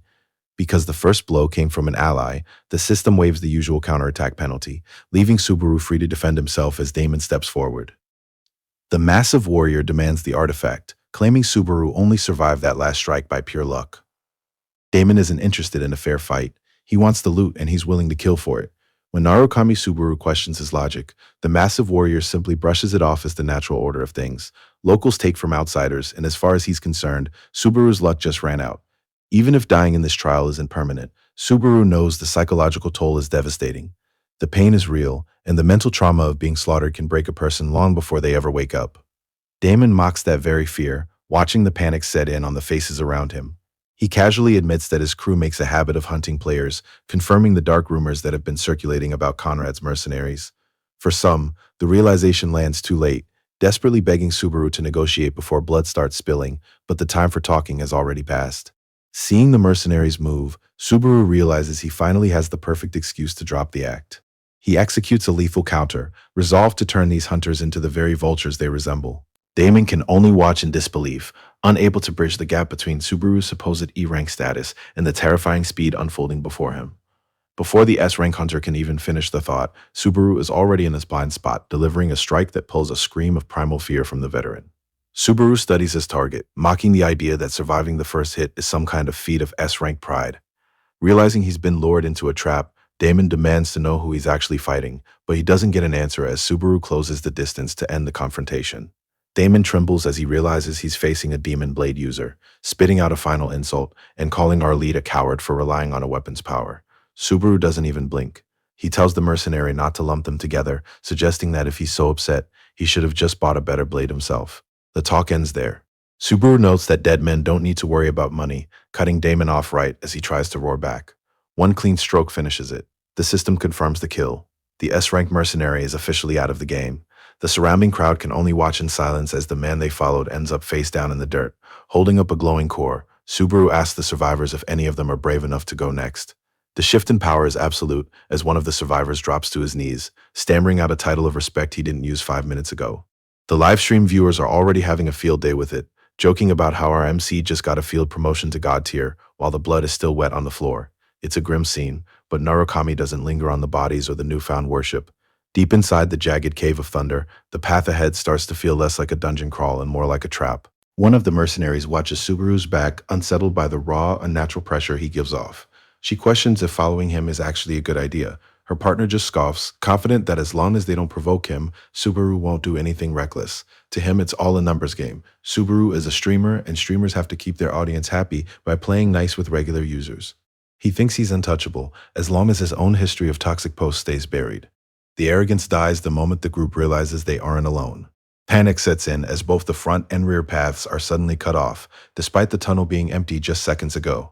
A veteran mercenary steps up to steady the line, warning them that they've just encountered the cave's first real threat, the Thunder Wolves. A sea of dark fur and crackling electricity begins to close in. Narukami looks at the sheer number of wolves and knows that taking them on one by one is a death sentence for his stamina. The mercenary group screams as he starts to pull ahead, thinking he's abandoning them, but he's already found the shortcut. He cuts through the front line in a blur of blood and motion, ignoring the common pack members to focus on the real target. Activating his Cloud Stride skill, he gains 3 seconds to walk on empty air, launching himself high above the chaos of the tunnel floor. Hovering over the pack, he calls out to Toshiya, ready to force the end of this fight before they're completely overrun. A mocking voice from the past drifts through Subaru's mind, questioning if this constant pressure is what he always felt. He doesn't have time to dwell on old ghosts as the pack of wolves closes in, their predatory focus locked onto him. One of the beasts lunges, jaws open and ready to tear through him. As the pack leader roars and charges, he draws the thunder directly into his unnamed blade, preparing to turn their own power against them. He mocks the beast's speed, delivering a single vertical strike that splits the creature in two before it can even register the move. With the Thunderwolf boss dead, the frenzy breaks, and Narukami Subaru watches the system notifications confirm his level up and stat gains. Around him, the other mercenaries are at their breaking point, struggling against the pack that seems to have no end. But Subaru remembers the golden rule of the hunt. When the boss goes down, the fight is already over. He drops a single, chilling command to the remaining beasts. Sit. The pack instantly submits, and Subaru realizes that by killing the old leader, he hasn't just won the battle. He's become their new boss. The system confirms his total control over the Cave of Thunder, leaving the exhausted mercenaries standing in stunned silence as the monsters that were just trying to kill them suddenly wait for their next order.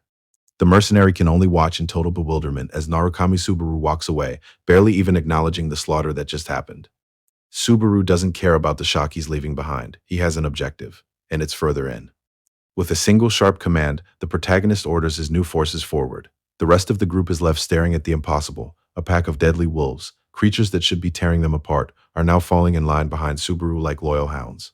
He settles on a ridge that overlooks the valley, certain that this is the exact spot to draw everything out. With a sharp focus, he triggers the command for his wolves to howl. The air on the 8th floor thickens with the sound of 1,000 wings, as Subaru deliberately draws every predator in the vicinity toward his position. Behind him, the mercenaries who had been mocking him just minutes ago are now in full retreat, screaming that he's going to get them all killed. But our protagonist doesn't even look back, coldly explaining that he's here for a surrounded hunt. He has his wolves to manage the swarm, and as for the rest of them, they're on their own. It's a harsh realization for the group. They weren't part of a team. They were just luggage. As the swarm closes in, Subaru leaves them with one final instruction: survive on their own. Back at the guild's control room, the broadcast of the carnage fills the screens, leaving a nervous staffer questioning if they should really be letting this play out. To her, it looks like a massacre, but the executive next to her doesn't blink. In his eyes, Subaru is just a streamer who made a high-stakes call, And as long as the numbers are up, the guild is more than happy to let the show go on. Normally, a move like this would get a hunter torn apart by the public, but the guild executive knows this isn't a normal situation. A recruitment post has gone live for a tag-along tour through the Cave of Thunder, and the proof of the clear is so undeniable that there's no room for doubt. The executive watches the feed of low-level hunters struggling against swarms of monsters, knowing they aren't nearly strong enough to survive that cave on their own. To them, this is just a free ride to a jackpot. A nervous staffer worries about the optics, suggesting that letting the leeches tag along might be easier than dealing with the public backlash. The executive isn't interested in the easy path, knowing that if word gets out that Narukami Subaru is a free taxi, the leeches will swarm him like ants every time he breathes. Instead, Subaru is using this moment to make a bloody example of them, teaching the world that trying to leech off his power is a death sentence. The notifications finally land, confirming the level up and the incremental boost to Narukami Subaru's strength, vitality, and focus. He stands among the wreckage of his enemies, the power surge settling in. Looking down at the absolute devastation he just caused, he asks if anyone still has a problem with him running this solo. The live stream chat explodes as viewers watch the aftermath in shock, questioning why the others even showed up if he was just going to handle it all with such total overkill. The chat is a mess of shocked reactions and mixed feelings as the viewers watch the scene unfold. Needs to be prepared for the consequences. He stares directly into the camera, making it clear this wasn't just a warning for the people in the room, but for everyone watching. Back at the guild headquarters, an executive bursts into laughter, clearly delighted by the show. While his staffer looks on, in stunned silence, he points out that every move and every line was perfectly calculated. Subaru knew exactly how those words would land, and he played the audience like an instrument. The executive has to admit it. The kid is a natural at manipulation. High-ranking eyes light up as a realization settles in. Subaru isn't just a player, he's a top-tier streamer. Meanwhile, in a sunlit square, a woman checks her phone to see a call from her nagging boss. She answers with a brush-off, too busy to deal with him, but the mention of Subaru's name stops her cold. Her boss presses for one specific answer, demanding to know if she was the one who told Subaru about the tag-along recruitment post. When she admits it was her, the pieces finally click into place for the executive. This feels like a setup, as if she's been moves ahead of the game from the very beginning. Correct or not, she has no time for his theories, threatening to cut the call before he can dive into any more nonsense. The guild executive stares at his screen in silence, the weight of the latest post finally sinking in. He lets out a sharp exhale and checks with his staff to ensure they have a copy of the forum thread ready for what comes next. It's time for a counteroffensive. He needs the public to understand that Subaru isn't just some lucky amateur, but a man backed by a powerhouse agency. Meanwhile, deep in the mountains, a raid squad is barely holding the line against a pack of lightning-starved wolves. Covered in blood and pushed to the limit, the red-haired fighter screams for Schneider to step in, but the veteran just stands there with his arms crossed, watching the carnage. The fighter lashes out, accusing Schneider of letting the pack tear into them on purpose, just because he's bitter about the raid roster. Schneider locks onto his target, his focus narrowing as the chaos of the battlefield fades into the background. He's found his opening, and with a sharp practice motion, he lets a dagger fly. The blade cuts through the air with lethal intent, leaving a nearby fighter stunned as the projectile streaks past his head toward the pack of beasts closing in. The dagger finds its mark, burying itself deep in a wolf's skull mid-lunge. Schneider doesn't bother with an explanation, he just drops a single icy command to sit, catching the swordmaster completely off guard. The man's ego flares, and he prepares to settle their long-standing grudge once and for all, until he notices the wolves. Something has changed, and even his arrogance can't mask the sudden shift in the air.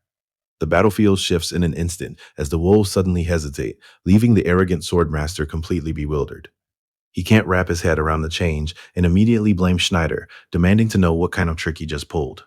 Schneider doesn't even flinch. He tells the man plainly that he doesn't understand the Cave of Thunder, adding that the cluelessness goes all the way to the top of the blue zone. But the argument is cut short when Schneider senses something massive moving in the dark. Deep in the cave, Narukami Subaru tracks the vibration, his eyes scanning the cavern floor as the temperature drops. Then the floor erupts. A gargantuan thundermaw boss surges from the ground, its circular maw lined with rows of jagged teeth dripping with slime. Subaru doesn't hesitate. He launches himself into a narrow dodge as the Titan strikes, the battle for the cave truly beginning. Subaru strikes the final blow, his power erupting in a column of light that tears through the dungeon boss. He lands hard as the beast dissolves into green flame, ending a fight that would have stopped most hunters in their tracks. Back when they spoke, Schneider had mentioned it took him 3 whole years of grueling effort just to make it this deep. Our protagonist shakes the blood from his hands, but as the smoke clears, he realizes the path ahead hasn't ended. The massive creature he just killed was only the guardian of the threshold. Up until now, the Cave of Thunder felt like any other dungeon. but Hyo Si-jun knows the warm-up is officially over. He takes a step past the threshold, recalling Schneider's warning about the shift ahead as the system confirms he has entered the first gate. The trial officially begins. Facing down the massive mural, he realizes that from here on out, the rules of the game have changed. Hyo Se-jun stands before a wall that feels more like a mountain, staring up at markings that defy easy logic. As he studies the surface, Subaru's voice cuts through the silence, identifying this place as the first gate of thunder, a trial that cost the veteran over 5 years of his life. The viewers in the chat are already starting to piece together what they're looking at, and as Se-jun watches, the picture on the wall begins to shift. A massive claw tenses against the stone, proving the mural is anything but static. The dragon opens a single purple eye, staring down at the boy while a system window finalizes the stakes. It's time to see if he's actually qualified for the power he's seeking. Thunderclap is defined as the earth-shaking roar that follows a lightning strike, but for Hyo Se-jun, the distinction doesn't matter. Power is power. And whether he's facing the flash or the roar, the weight of the Cave of Thunder's reward is still a mystery. He isn't convinced that sharing an element means his skills will translate to what's coming next. Standing before him is the judge of Thunderclap, Ragnall, a massive dragon woven from pure blinding energy. Se-jun had been warned that defeating Greg the Wolf Warrior was one thing, but Ragnall exists on an entirely different scale. This isn't just another fight, it's a threshold he was told never to cross. Hyo Se-jun isn't kidding himself about the power gap, knowing the losing fight when he sees one, and that his past clashes were strictly for the mission. These trials change every single time, dragging challengers through millions of lightning strikes or total darkness before summoning massive monsters to end the run. A voice asks if he will challenge the Trial of Thunder. Se-jun doesn't hesitate with his answer, even if the livestream chat thinks he's being way too cocky for his own good. Ragnall is intrigued by his resolve, acknowledging that the boy has already proven he has the qualifications to be here. The energy around Se-jun's mask crackles, carrying a name he's never heard, the Trace of Thunder. Schneider never mentioned anything like that, but the voice echoing in the chamber is more interested in how he got here in the first place. Se-jun looks at the glowing stone in his palm, wondering if he's really the only one who found a way into this place, but it finally clicks. Only someone with thunder could have opened that gate. The towering dragon before him doesn't care for the history lesson. It looms over him with a single, bizarre command. The trial isn't a fight, it's a consumption. He has to swallow the stone. Hyo Se-jun stares at the Trace of Thunder, a rare crystal left behind by the storm, and wonders if he's holding his one shot at a fortune. He hesitates for a second, the weight of the choice finally hitting him. Should he really go through with this? Passing the next trial won't guarantee anything better than what he has right here in his hand. It feels like a massive waste when he looks at it that way, but he's already invested everything into reaching the next stage. He steels his resolve, knowing that backing out now would be a complete embarrassment to everything he's worked for. Our protagonist isn't doing this for glory. He's doing it because anything less would be an insult to the ones who came before him. He swallows the Trace of Thunder, committing to a power that most wouldn't dare touch, and the notification lands with the weight of a death sentence. The trial begins now, not in the room, but inside his own body. Back at the base, his associate is having a complete meltdown watching the feed. To her, he didn't just take a risk, he just ate a fortune. And knowing Narukami, the bill for that stone is going to be astronomical. She tries to focus on the numbers, but a new alert from Kiyoharu pulls her attention away before she can finish the thought. Back in the city, the young woman checks in with her associate, surprised to hear Kiyoharu is already on site. She slumps into her chair, the weight of the situation finally catching up to her. When he hesitates on the other end, she gets defensive, but Kiyoharu just offers a quiet apology. She cuts him off, reminding him that she's put everything on the line for this, and there's officially no turning back. After he wishes her luck, she stares at the caller ID, alone with the monitor and the realization that she's completely broke if this plan fails. The woman studies the readout, the numbers on her screen weighing heavier with every second. Kyojo Itsuki can barely process what he's seeing, standing before the massive gates of the 5th floor, a place he swore he'd never have to see again, his entire body becoming a conduit for a trial of thunder that threatens to tear his veins apart.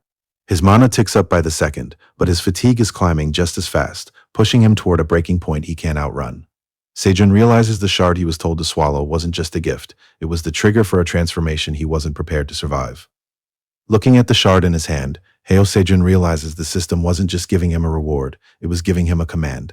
To survive what's coming, he has to swallow the Thunder's heart. It's a high-stakes gamble with a unique growth item. But he doesn't hesitate, dropping the glowing crystal into his mouth and bracing for the impact. Immediately, his system flares with a warning as the heart begins to resist the energy already inside him. The two powers clashing violently in his gut. The surge of electricity nearly takes his legs out from under him, forcing him to plant his feet and hold on as his body becomes the battlefield for two opposing storms. The energy hits like a physical weight, a colossal force that threatens to tear Narukami Subaru apart before he can even grasp its shape. He forces his focus inward, stabilizing the erratic core until his very eyes burn with the same golden light. This is the Thunder's heart, the raw, unrefined essence of the power he's been trying to master. The Thunder Dragon watches him, its spectral form towering over the mental landscape with a look of cold assessment. It mocks the waste of such treasure, but it admits there is some weight in a man discovering the truth of his power on his own. Subaru gasps for air, the sheer pressure of the realization leaving him drained. He was a heartbeat away from being erased by the very gift he was supposed to wield. As the dragon's voice echoes, the system begins to update, rapidly pushing his skill level through the ranks until he obtains the 5th level of Thunder Mastery. The last wielder couldn't handle the strain, but the dragon is finally starting to see something different in this one. Amidst the chaos, a notification confirms his Thunder skill has reached S rank, but as the smoke clears, the Painting Master ignores the power spike to survey the wreckage. Surrounded by his disciples and the survivors of the sect, he searches the ground for the one thing that actually matters, realization finally washing over him. It's gone. The painting he was supposed to protect has vanished, leaving the master and his warriors standing in the hollow remains of what was once their legacy. Something is wrong. The bald warrior scans the Cave of Thunder, asking his captain if the place feels empty, and the painting master confirms it immediately. The dragon is gone. When the warrior asks if the captain erased it himself, the master admits he hasn't even started the test yet. Someone else must have cleared the trial while they were still on their way. The warrior is stunned, immediately suspecting their rival, Narukami Subaru, but the master is more interested in the how than the who. His disciple doesn't care about the details. If Narukami has already passed through, they're losing time and loot, and he urges the group to hurry before the rewards are all snatched up. For the master, this is a pivot point. Finally, the world has shifted. Someone else has actually managed to reach the end of this cave. He's more energized than he's been in years, warning his disciple not to ruin the mood as they head deeper in. The bald monk warrior tries to slow the group down, admitting he once faced their target in a tournament and was cut down in a single slice. His point is clear. Even 2 fighters of Narukami Subaru's caliber wouldn't have an easy time with what's coming. His disciple watches him go, realizing that if even their leader isn't planning to clear this alone, whatever is waiting ahead must be a monster, and the master places his hands against the stone. Beyond this door lies the end of the cave, and Subaru is likely already on the other side. A system prompt flashes with a new directive. They've entered the second gate of Thunder. The path opens into a massive hollowed-out cathedral, where a prompt instructs the group to take a seat on the throne at the end of the hall. A group of warriors approaches, led by the painting master and his disciple, their armor battered and stained from the climb. The master scans the high, empty arches before coming to a stop, realizing the man they came for is missing. His disciple panics at the empty room, but the master just repeats the obvious. Narukami Subaru isn't here. The master's disciple is officially fed up with the obsession over Narukami, snapping at the group to give the search a rest, since the man likely just passed through the room already. But the painting master isn't convinced. Something about the layout of this place makes a clean exit seem impossible. As the group moves further into the hall, a system alert slams into view, warning them that they've just trespassed into the domain of the throne. The warning isn't just text. A massive pillar of energy erupts in the center of the room, forcing the warriors to scramble back as the Knight of Thunder makes his entrance. The disciple can hardly process what he's looking at, confused as to why a boss monster would take the form of a human in plate armor. The painting master delivers the ultimatum with a heavy weight. There is no moving forward unless they defeat the Knight of Thunder. For Subaru, this isn't just another challenge. It's a reunion with the one man who once felt like a wall no one could ever surpass. He remembers the crushing pressure of the Knight of Thunder, Peleus. Back at the tavern, the master notes that Subaru's encounter was unique, as it was apparently the first time the knight had ever bothered to tell a challenger his name. Narukami Subaru sits across from the painting master, connecting the dots on a theory that's been building for a while. 2 legends, both tied to Trials of Thunder. It's too much for a coincidence. The master wonders why such a massive secret never leaked before. But Subaru realizes the catch. Plenty of people knew the name Peleus, but Subaru was the only one who knew the Knight of Thunder's real name. The master agrees that the connection is undeniable, especially given Subaru's own skills. It's why he was hoping the knight would have appeared before he even reached the chamber this time, but the timing was off. The boss welcomes the master back to the trial like an old friend. The master stands his ground, noting that he wasn't exactly the guest of honor the knight had in mind. Despite the smirk, he presses for an answer on whether the knight ever met the person he was actually waiting for. The answer is blunt, not yet. The painting master doesn't waste another second, screaming for his men to surround the target before the Knight of Thunder can make a move. He's trying to manufacture a cage, coordinating his disciple and the sword warriors to block off every possible escape route. It's a textbook ambush. But the moment the warriors commit to the charge, the master's stomach drops and he tries to call it off. He realizes too late that they're walking into a slaughter, shouting a desperate warning that mindless aggression is a death sentence. The knight moves before the warning can even land, his blade becoming a blur as he carves a path straight through the charging formation. Men are tossed aside like paper, as the knight dismisses their entire strategy as nothing more than cheap tricks. The painting master cries out a desperate warning, pleading for the charge to stop against an opponent he knows is out of their league. His disciple doesn't want to hear it, cutting him off with a shout and deciding that if his master won't strike, he'll take the glory himself. The master stand, that if his master won't strike, he'll take the glory himself. He commits to the frontal assault, pouring everything into a single desperate swing against the Knight of Thunder. The impact is instantaneous and disastrous. His blade shatters against the knight's armor like glass, leaving him defenseless in the air. Reality sets in as the disciple realizes he's just traded his life for a reckless moment, and the counter-strike is already coming. Narukami Subaru starts to stir, his vision finally clearing as he forces himself back to the present. Disoriented and clutching his head, he asks his audience just how long he's been unconscious. His companion Hawkeye leans in with a grin, pointing out that their last team-up was a massive hit, and a collaboration with a top-tier player might be exactly what Subaru needs to stay on his feet. Subaru doesn't hesitate for a second, agreeing to the proposal despite the blood already soaking into his shirt. The livestream chat erupts at the news, eager to watch a newbie struggle through a high-stakes run. It's not going to be an easy show, though. Subaru's fatigue is climbing into the danger zone, and the weight of the climb is starting to catch up.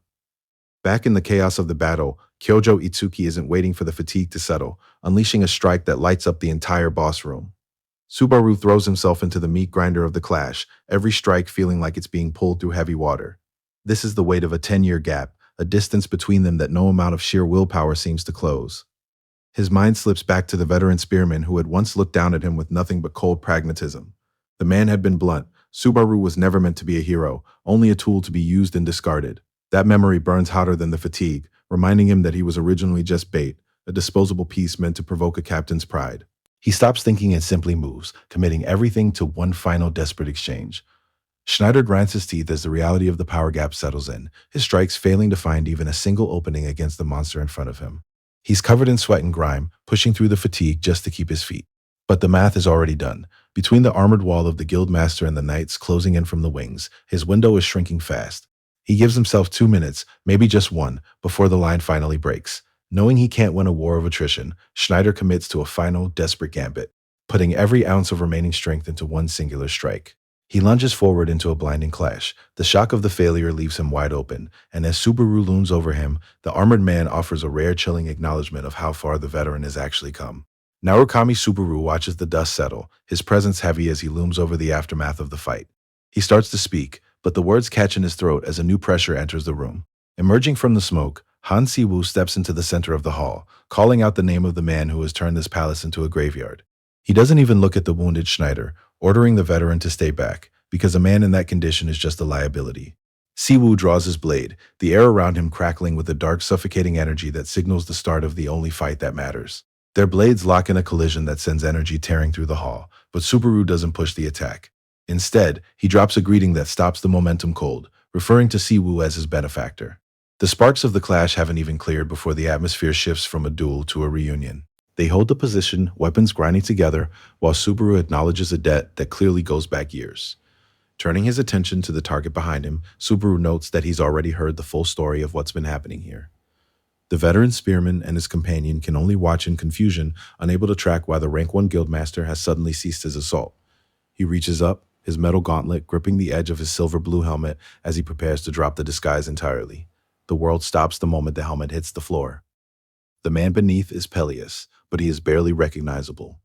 Half of his face is a nightmare of decayed flesh and skeletal bone, a stark contrast to his mess of blonde hair. The chat feed explodes in shock, demanding to know what could have possibly happened to him to leave such a mark. Peleus ignores the noise, focusing only on Si-woo and the time that's passed since they last met. He didn't know where the boy had gone, but he'd held on to the belief that if he came to this place, their paths would eventually cross again. Peleus looks at him and finally sees the truth. He really is an otherworlder. The man's sense of time has been shattered by over a century of total isolation, but for Si-woo, this realization breaks every rule of the game. This trial is supposed to be a virtual, repeatable instance, yet this NPC remembers him from a past Si-woo hasn't lived yet. Peleus explains that he had eventually deduced Siwu wasn't from this world at all. The answer is grim. After Siwu left, the giant invasion never stopped. The village was wiped out, and as the lone survivor, Peleus swore to become as strong as the benefactor who had once saved them. Driven by that desperation, he spent years searching for the same divine power Siwu once wielded until he finally tracked it to this cave. But he wasn't qualified to hold it. The price for reaching for godhood was his sight and a curse that bound him to this darkness forever, leaving him with nothing but 100 years of waiting for a return he wasn't even sure would happen. Peleus looks up, his voice heavy with the weight of a man who has outlived his purpose. He calls out to the protagonist, making one final desperate request, a plea for the end he can no longer grant himself. He stands there, broken and ready, asking Han Siwu to finally give him eternal rest. Siwu watches him, his own body pushing back against the crushing fatigue of the trial. He knows his limits are closing in, and if he wants to end this before his strength fails completely, he has to commit everything to a single final strike. He accepts the burden and the knight's wish, pushing his power to the absolute breaking point as they collide one last time. A heavy silence hangs over the forest path as the assassin makes her way back, already dreading the reaction waiting for her at the end of this walk. It wasn't that she failed her mission, she actively chose not to complete it, and that distinction is going to be impossible to explain.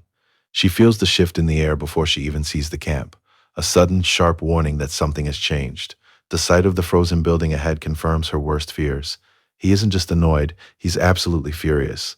Reina's night is going from bad to worse as she tries to sneak a peek at what she's dealing with, only to be met with a shard of ice that nearly takes her head off. She scrambles back in a panic, shouting at the sheer overkill of the attack. Her indignation dies the second she hears footsteps approaching through the frozen corridor, and Subaru looms out of the darkness with a glowing eye and a voice that sounds like a death sentence.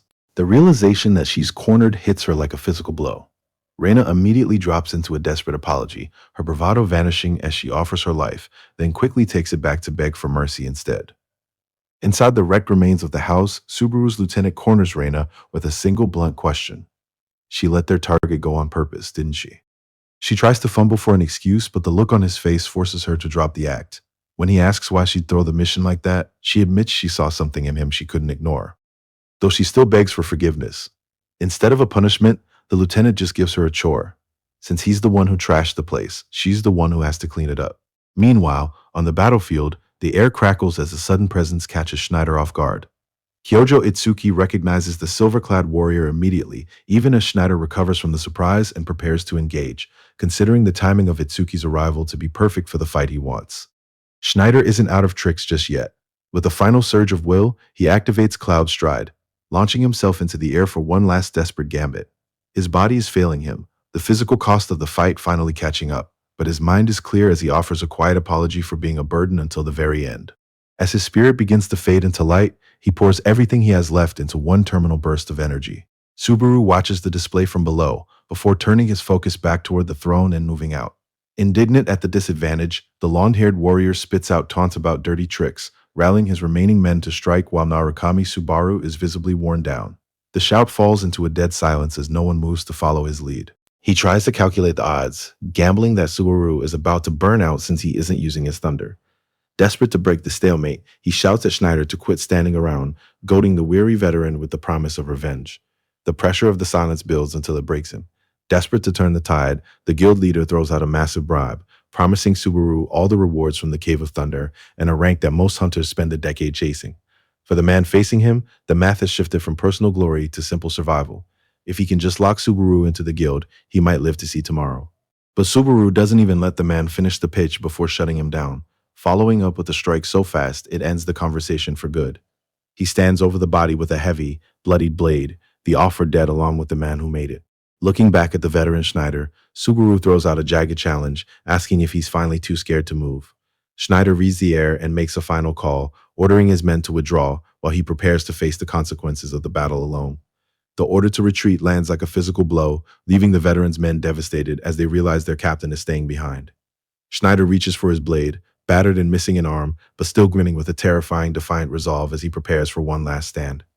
Subaru weighs the weight of that grin, knowing he can't walk away from a challenge like this. Looking out over the frozen battlefield, he makes his choice, and the duel is officially on. Schneider takes a definitive step forward. The Narukami Subaru is already waiting for him, seated firmly upon the seat of power, His cold focus settles on the intruder, pushing a heavy pressure through the air that Schneider can barely stand against. It's official. Our protagonist has finally claimed the unused Thunder Throne.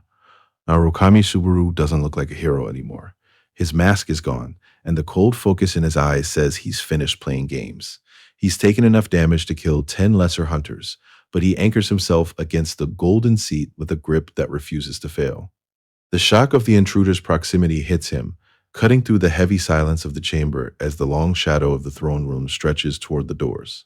Subaru braces himself, the weight of his rank finally catching up to him as he prepares for a confrontation he knows he might not walk away from. The massive doors to the throne room swing wide, each step forward ringing out across the stone floor as the red-haired warrior approaches his destiny. He stops before the empty throne, his gaze fixed on a seat that demands a power he doesn't yet possess. He knows his limits. The power of thunder is still too great for him to control, and taking that throne now would only be an insult to the crown. Someday, he'll return as a man who can actually hold that weight, but today he's only here to deliver one message to the man who came before him. With his duty to his father done, he turns his back on the palace and walks toward the only path left, the long road back to becoming worthy. Subaru steadies himself, his grip tight as the room begins to groan under a sudden, impossible weight. He had only just taken his seat, but the throne shatters beneath him, collapsing into the floor in a spray of stone and dust. His viewers are quick to chime in, confused by the sudden destruction and wondering how a single man could be heavy enough to bring down solid masonry. Subaru scans the chat, realizing that whatever cutscene he just witnessed was hidden from the stream as well. Before he can process the discrepancy, a blue orb manifests in the air above him, pulsing with a power that demands his full attention. Subaru reaches out as the chat erupts, his viewers desperate to see what reward a dungeon this brutal leaves behind. The system confirms he's cleared the Cave of Thunder, granting him 3 levels and a massive stat boost across the board, but the item itself is an enigma. It's called the Hollow Heart of Thunder, an untradeable orb with a rank and category the system can't even identify. At first, the reward seems like trash for a test this difficult, until a possibility strikes him.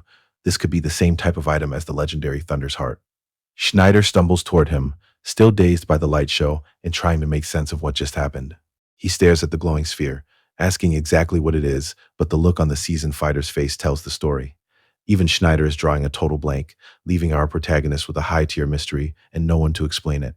Schneider looks on, weary and begrudgingly impressed, realizing that if he wants to see the results of his own decade of effort, he'll have to tune into a live stream. Subaru dismisses the victory as just the beginning, jokingly telling the older man to send donations if he plans to watch, before pivoting to his administrative tasks. Schneider can only watch in bafflement, as Subaru's first priority after clearing the Cave of Thunder is collecting his credits from the chat. The missions are settled, the donors are paid out, and our protagonist prepares to wrap up the broadcast for the day. Despite the frantic protests from his audience, Subaru remains firm, cutting the feed with one final sign-off. Somewhere else, in a quiet room far from the battlefield, a mysterious observer stares at the dark screen, watching the silent Subaru left behind. The lieutenant pushes the subject further, asking her what she really thought about seeing the famous Narukami Subaru in person. She admits the resemblance was there, but she's already talked herself out of it being real. She knows that's what the lieutenant wanted to hear, even if seeing that signature mask made her wonder for a second if their old friend was just hiding his face. First, the real Subaru hated being the center of attention, and the idea of him selling himself on a live stream while wearing his own mask is laughable. Second, the tower's rules are set in stone. Unless you somehow reincarnate like a character in a manga, you don't just get to restart your trials from the first floor. The lieutenant shuts the idea down immediately, but the logic remains. Some things are just meant to be impossible. Looking back, the city of Burin was never a place for the weak. Known for the massive force of god forging, it's also the place where our protagonist grew up, though returning home feels less like a reunion and more like an arrest. Escorted through the halls, the young man complains that the heavy security makes him look like a common criminal. He eventually backs down, realizing just how much has changed. He never expected her to ask for help, but if she was desperate enough to reach out to him, the situation had to be serious. He's here for a reason, even if the welcome is cold. The golden doors of the God-forging hall stand as a final barrier. He forces himself forward anyway, his footsteps heavy as he approaches a figure waiting on a raised platform. This is Unten Kyoku, a high ranker who stands at the very peak of the tower and holds the second highest rank in the entire martial world. Bowing deeply, the young man offers a formal greeting to the legend, his voice tight with the weight of the moment. Unten Kyoku doesn't even look up at first, telling him to drop the formal act, before offering a small, familiar smile and suggesting he just used the name uncle like he did when he was a kid. Our protagonist yields to the title with a quiet word, a small surrender to the man standing before him. Unten Kyoku asks after his well-being, but the boy keeps his answer short, offering nothing beyond the barest confirmation. The elder shifts the weight of the conversation towards Azure Sky Entertainment, noting the rise of a certain young warrior named Subaru. Caught off guard, our lead demands to know how long his uncle has been tracking his employment, but the man dismisses the question as a minor detail.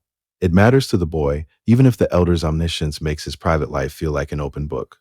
Sensing the frustration, Unten Kyoku smoothly steers the dialogue back toward business, knowing there is only one reason his nephew would return to this place on his own.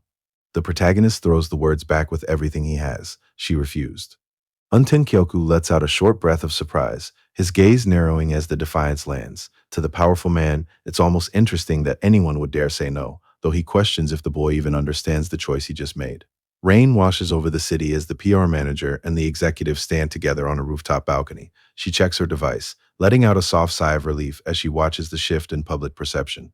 The forums are currently lit up with users exposing one of the hangers-on as a former item thief, and the executive is genuinely impressed that she managed to steer the narrative so effectively. He asks how she even pulled it off, and she simply notes that she spent the entire night digging through every piece of digital history she could find. It wasn't an easy win.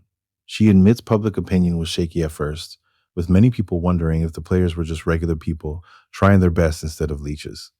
Hatsuka admits to leaking information to frame her targets as trolls, but she doesn't lose any sleep over it. Since the rumors were technically true, she sees it as a clean win. The executive is clearly pleased with that kind of loyalty, encouraging her to keep that same energy forever. He's noticed a change in her lately, noting that she used to be gloomy before taking over this new role. Now she's proactive and actually smiles once in a while. He starts getting sentimental, explaining that his staff is just as valuable to him as the creators they represent. He gets a bit too comfortable and reaches out to ruffle her hair, but Hatsuka isn't interested in the bonding moment. She cuts him off mid-sentence and makes a quick exit, charging out into the pouring rain without a second thought. Even when he tries to offer his umbrella, she just tells him to leave her alone, wondering how a guy like that could be so clueless. Alone in his room, Narukami Subaru studies the small blue artifact in his palm, wondering how to actually trigger its power. It looks harmless enough to be candy, but swallowing a high-ranked mystery just to see what happens is a gamble he isn't ready to take yet. His thoughts drift back to the vision only he could see, specifically the massive figure of Kyojo Itsuki from the cutscene. He's been dreaming about the giant ever since their encounter on the second floor, and he can't shake the feeling that meeting the man again is the only way to find some real answers. A knock at the door pulls him back to the present. It's his PR manager, Hatsuka, asking to come in. She enters the room looking flustered, her face flushed with a nervous energy she can't quite hide. She sits on the edge of the bed, hesitating as she asks if showing up while it's raining like this is a bother. Subaru stays quiet, watching her, as the storm outside matches the strange tension now filling the room. Hatsuka sits in Subaru's bedroom, her mind racing with the realization that she's alone in his private space. She can't help but see him through a romantic lens, and the sheer proximity is enough to make her composure crumble completely. Trying to claw back some professionalism, she reminds him that he'll finally receive an official rank once the next trial concludes. She offers to explain how the ranking system works to fill the awkward silence, but Subaru stops her, noting that he likely knows more about the mechanics than she does. He'd spent years researching the system during his time in a guild and knows exactly how it triggers. In his memory, he's back at the threshold of the fifth floor, where the system first attempted to calculate his status, only to return a result that didn't make any sense. While the exact math behind the ranking system remains hidden, the core criteria are clear. Performance in the trials carries the most weight, followed by the influence a player has on their own world. It's a complex web of variables, but the PR manager is more focused on our protagonist's meteoric rise.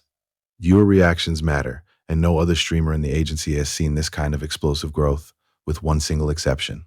When she brings up Narukami Subaru, she hesitates, asking the lead to reconsider the collaboration he promised his viewers.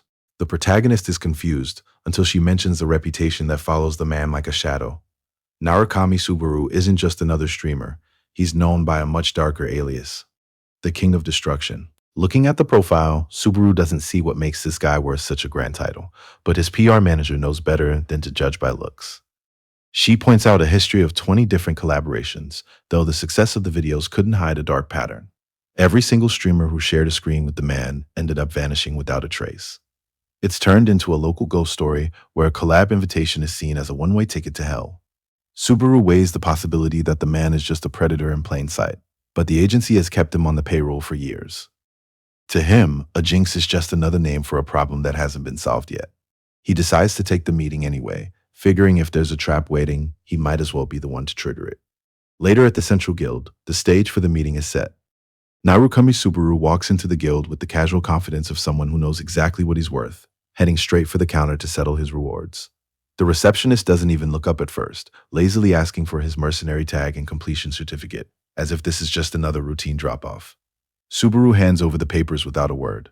The silence only lasts a few seconds before the receptionist's mask of boredom completely shatters. He stares at the certificate in disbelief, barely able to process that an E-rank mercenary just walked out of the Lightning Cavern alive. It's the kind of impossible feat that makes the guild's entire ranking system look broken. Shaking with a mix of shock and pure adrenaline, he finally confirms the kill and slams his seal onto the documents, officially recording the first time anyone has actually conquered that dungeon. The chat goes wild over the 300,000 points, as the massive reward is 30 times what a player usually gets for this trial. Satisfied with the haul, Subaru decides it's time to head out. The system begins the transition, whisking him away to the next stage. He emerges under a bright, clear sky, far removed from the dungeon depths. This is Elysium, the fourth floor, a sprawling world where most players get stuck and dreams come to a stop. To some, this world feels like a fairy tale, a place so enchanting that people forget the lives and dreams they left behind to be here. Narukami Subaru signs off his latest broadcast to a flood of comments, ending a stream that has his audience more invested than ever. Standing before a massive, sun-drenched estate, he can't help but note how expensive his new reality is starting to look. He hesitates at the entrance, feeling the weight of the opulence, until his manager catches him stalling. She doesn't let the doubt linger, reminding him that he's officially a top-tier streamer now and has earned his place. As she leads him through the grand hallway, she insists he prioritize rest over the next trial, promising to handle the upcoming schedule so he can finally catch his breath. Hatsuka is already waiting when the man arrives, her sharp eyes tracking his approach through the sunset. He offers a casual apology about work getting hectic, but she doesn't buy the act, telling him to stop pretending to be something he isn't. Instead of arguing, he crouches by the water, asking if she remembers the stream they used to play in as children. The memories seem to hit him all at once. Long afternoons that bled into sunset until the family guards eventually came to drag them both home. Looking out over the garden, he admits he thought they had finally outgrown those days, but being here makes it feel like nothing has actually changed. The nostalgia breaks when he drops the truth that stops Hatsuka's heart. Her father wasn't just being protective, he knew exactly where she was and everything she was doing. The weight of the moment finally lands for the mysterious man, who suggests to Hatsuka that it might be time to walk away from the life they've built. High above the city at the Blue Zone Guild House, Kyojo Itsuki sits alone in the quiet, staring at the reports on his desk that signal a major shift in the power dynamic. The news is humiliating. Subaru has declined their scout. The new Master of Lightning is actively clashing with their interest, and the guild's prestige is hitting rock bottom after multiple recruitment failures. Setting his drink down, Kyojo absorbs the latest rejection, another sign that his control over the zone is slipping. Inside the high-end offices of the Blue Zone Guild, Sub-Guild Master Ikari Motoshi takes a call from the top, confirming that their target, Narukami Subaru, is finally moving into the next phase of their recruitment plan. With the viewers already predicting another one of his wild plays, Subaru stares at his interface and prepares to move. He knows the math for this floor. Progress is tied directly to physical stats, and with his current build, he plans on shattering the record for the climb. Narukami Subaru stands ready as the fourth floor trial finally begins, pulling him into a simulation called the Forest of War. It's a small-scale conflict that splits 8 players into 2 teams, forcing them to defend 3 distinct lanes and navigate the dangerous jungle between them. The rules are simple: hunt down enemies to grow stronger, and destroy the opposing base to secure a win, though clearing the entire floor requires grinding all the way up to Challenger rank. Subaru lands in the thick of the woods with a starting rank of Bronze 3, but the system immediately caps his stats at 50% to keep the playing field level. Subaru knows the grind ahead won't be easy. He's looking at 6 months, minimum, to clear this hurdle. The fourth floor trial operates on a point system where progress is measured in ranks, starting at bronze and climbing through silver, gold, platinum, and diamond. To get there, Subaru has to play the long game, winning matches by defeating enemies and destroying their base. The problem starts the moment he spawns in with his new teammates. Victor, a Platinum 2 powerhouse, and Niall look at Subaru's bronze rank like it's a glitch in the system. Rowan recognizes the name Narukami Subaru, but Victor is quick to dismiss it. The legendary man by that name is long dead, and he has zero respect for a streamer potentially ruining his climb. Subaru doesn't take the bait. telling Victor to quit now if he's only here to complain, which nearly starts a fight before Rowan steps in to remind them they're all stuck on the same side for now. Rowan lays out the strategy for the upcoming match, tasking Narukami Subaru with the jungle role to provide support across the lanes. Subaru accepts the position, knowing full well that the team is too nervous to let a bronze-ranked player handle a lane on his own. Victor Roman doesn't hide his disdain, openly questioning if a low rank like him even knows how to coordinate an attack. As the countdown begins and the team prepares to move out, Victor continues to brood over Subaru's presence, dismissing him as nothing more than a cocky streamer hiding behind an outdated mask. His focus shifts the moment he spots movement ahead, locking onto an enemy archer named Rod. Victor sees a chance to carry the game himself, but the platinum-ranked archer looks back with a confident smirk that suggests the advantage might not be as clear as Victor thinks. Victor Roman realizes the trap just as the shadow closes in, but before Leandri can land the killing blow, Subaru intercepts the assassin with a strike that sends him reeling, only to be taken down by a heavy impact he never saw coming. Roman watches the tide turn and admits that at least one person on this team actually has a plan. Broken and outmatched, Rod calls for a desperate retreat back toward the turret. Leandri barely has time to realize he stepped into a trap before the surge hits him, leaving him completely vulnerable. Narukami Subaru doesn't waste the opening, efficiently clearing out Rod and Leandri in a single cold sequence. The skill gap is massive. As the dust settles, Subaru calmly adjusts his mask, as if he hadn't just dismantled two opponents in seconds. Victor Roman stands frozen, his hammer low, trying to wrap his head around the sheer speed of what just happened. The viewers watching the stream are already losing it, laughing at how shaken Victor's team looks. Subaru doesn't give them a moment to breathe, ordering Victor to stop stalling and clear the minions so they can push the turret. He hits Victor where it hurts, telling him he's moving slower than a low-rank amateur. Humbled and outclassed, Victor can only nod and follow the lead. Meanwhile, a new high-stakes mission pops up on the stream. 20,000 credits for clearing the fourth floor in a single month. The chat is in disbelief. The current record is 3 months, and Subaru is being tasked to do it in a third of that time. To most, it sounds insane, but for the fans already calling themselves his disciples, it's just another day for Subaru. As Narukami Subaru zeroes in on his final goal, Rowan charges ahead, his agility on full display. The livestream viewers are starting to notice, bets and missions flooding the interface as rumors swirl about the Blue Zone Guild trying to recruit our protagonist. He doesn't let the chatter distract him, unleashing a final strike that tears through the remaining opposition. More viewers jump on the trend, stacking up credits as the match hits its peak. The aftermath is a one-sided massacre, with bodies scattered across the wasteland. While some viewers dismiss him as a simple money grubber who can be bought with enough cash, a high-value donor named Safe Asset drops a massive mission. 50,000 credits if Subaru can clear his objective in just 2 weeks. The chat immediately reacts with dread, calling Safe Asset a jinx with a 0% win rate who spells doom for any player he bets on. Subaru ignores the superstitions, finishing the job until the system formally confirms the enemy base is destroyed. After a dominant performance, the system confirms a massive jump in rank, promoting Subaru from Bronze 3 to Bronze 2 in a single leap. The chat erupts with accusations of a bug, unable to reconcile the massive point gain with the typical crawl of 20 or 30 points. Amidst the noise, a high-level donor known as Safe Asset interrupts the feed with a direct proposal for a side mission. The terms are a pure gamble. Reach the top challenger rank without a single loss to earn 50,000 credits, but lose just once, and Subaru has to refund every cent the man has ever donated.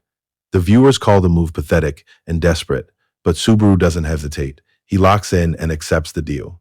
The sun is dipping below the horizon, painting the clouds in a heavy orange glow that signals the end of the day. This is Dettel, a streamer known online as Mizumega, and she's just starting to lay out the terms of her existence for anyone watching. She's dealing with a strange kind of emotional lock, the kind where you can't force a tear or a laugh no matter how much you want to, but that numbness is currently being tested by a shock that's pushing her to the breaking point. Dettel is the definition of a dead channel streamer, desperately promising her 47 viewers that she'll keep the stream running until she finally hits diamond rank. Her chat is a wall of mockery, reminding her she's barely holding on to platinum, but she hides her panic behind a practiced smile and tells them she only plays for the money. Seeing the mask, she immediately recognizes the silver-ranked rookie who has been tearing through the leaderboards, the new Subaru. The hype dies instantly when she realizes the matchmaking just sabotaged her. Getting paired with a silver rank during a promotion match is usually a death sentence. But then a system notification flashes on her screen, offering a staggering 30,000 credits if she somehow manages to lose this fight. Dettel smiles, officially accepting the payoff for her upcoming betrayal. She tries to justify it to the viewers, claiming everything is fine as long as she makes the loss look natural. But the feed doesn't lie, and a system alert confirms she's already been taken down by a fighter named Goromak. Narukami watches the notification settle, knowing the setup is working exactly as planned. It's time to move in. Stepping into the clearing, he finds Dedal already locked in a losing battle against a massive monk. Dedal fakes a stumble with a playful apology, letting Goromak land a massive, blood-spattered finishing blow that looks anything but accidental. Watching from the sidelines, Subaru recognizes the move for what it is: blatant sabotage. He knows nobody just throws their life away like that for no reason, and it makes him wonder who this girl actually is. The truth lands through the stream chat. She's a streamer working under a donor's orders to lose on purpose. Safe Asset Song is behind it, pulling the strings to manipulate the match. Subaru draws his blade as the realization settles.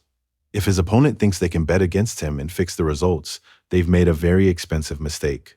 Those credits aren't going where they planned. Starting now, things are going to change. Narukami Subaru makes a vow to himself. He's going to keep them safe, no matter what it takes. His journey as the reincarnated streamer begins now. The massive warrior sizes up his opponent, immediately recognizing the mask. He knows exactly who he's looking at: the streamer, Narukami Subaru. Despite the name recognition, the man remains dismissive, almost pitying our protagonist for showing up alone without a formal mission to back him up. In his eyes, the result is already decided. This is the forest of war, and the gap between a diamond rank and a silver rank is an ocean, especially with the younger man facing a massive 75% stat penalty. Subaru doesn't blink, countering that if numbers were the only thing that mattered, the system wouldn't bother calling this an exam. The comet strikes a nerve, and the tank's face twists as his teeth bare in a snarl. He spits back that Subaru has been pampered by his fans for too long and has clearly started believing his own hype. To provide a proper welcome to the fourth floor, the warrior activates his golem's arm skill, his limbs shifting and growing under a surge of power. Subaru watches the change carefully, noting that a body transformation skill is a rare sight this early in the climb. He reveals that his newly acquired heart has given him something more than survival. It's given him a level of power his opponent should be lucky to endure. Looking back on their history, he admits he's been waiting for this rematch, and the sheer weight of his presence begins to overwhelm the arena. He taunts the big man, noting that the so-called Lord of Thunder residing in his body might finally have met its match. The tank can only watch in disbelief, unable to even identify the monster standing in front of him. Subaru plants his foot as a surge of power begins to take hold. A system notification confirms what he's already feeling. The Lord of Thunder's trial is now active. His opponent braces himself, gripping a massive spiked mace, but the scale of the threat is still sinking in. The man shouts a challenge, confident that no trick will save Subaru in the forest of war, yet he can't see the internal synergy keeping our protagonist from collapsing under the strain. Subaru's secondary skills are already working together to blunt the recoil, dropping the lethal penalty by 30% and giving him exactly the opening he needs. This is more than enough for what comes next. Before the tank can even process the shift, Subaru is already on top of him. The speed is something the tank didn't account for, leaving him stuttering in disbelief as Subaru launches into a lethal descent. It's a finishing blow from above, but the massive warrior slams his stone fist into the ground to brace himself. He's trying to convince himself that the attack isn't actually that impressive, regaining his footing with a shout of defiance. With a 200% stat correction active, he boasts that his reinforced limbs are harder than diamond, trusting his physical superiority to carry him through. Subaru doesn't argue, he just notes that his own preparations are finally complete. The notification confirms it. The Lord of Thunder has acknowledged him. He activates the Thunder Flash, moving with a level of power that redefines the entire fight in a single second. Goromak can't believe it, his massive defense shattered by a mere silver rank attack. Subaru doesn't let him sit with the shock for long, reminding the giant that he'd already warned him how this would go.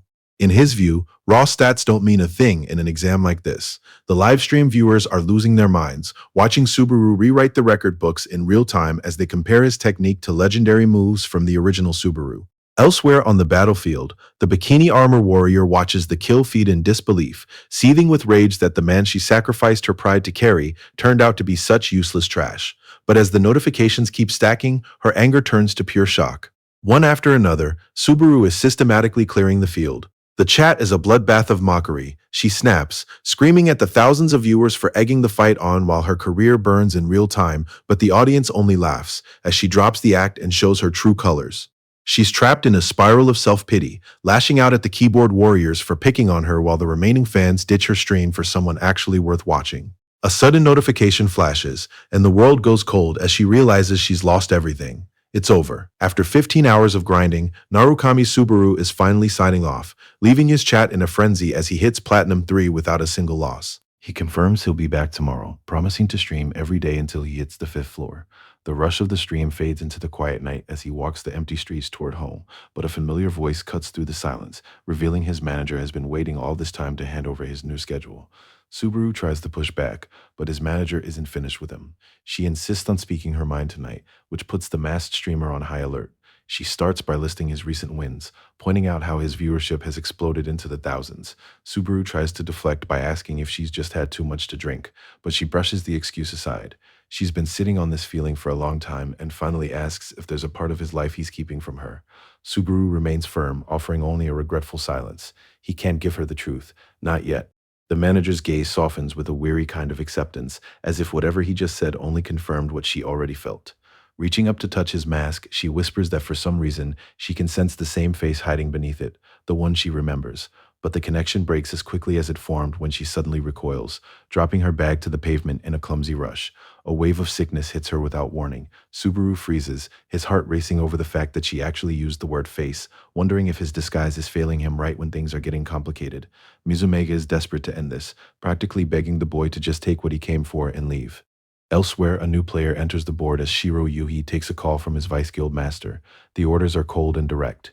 If persuasion fails, he's to drag his target back by force. Shiro tries to look on the bright side, framing this detour as a forced vacation.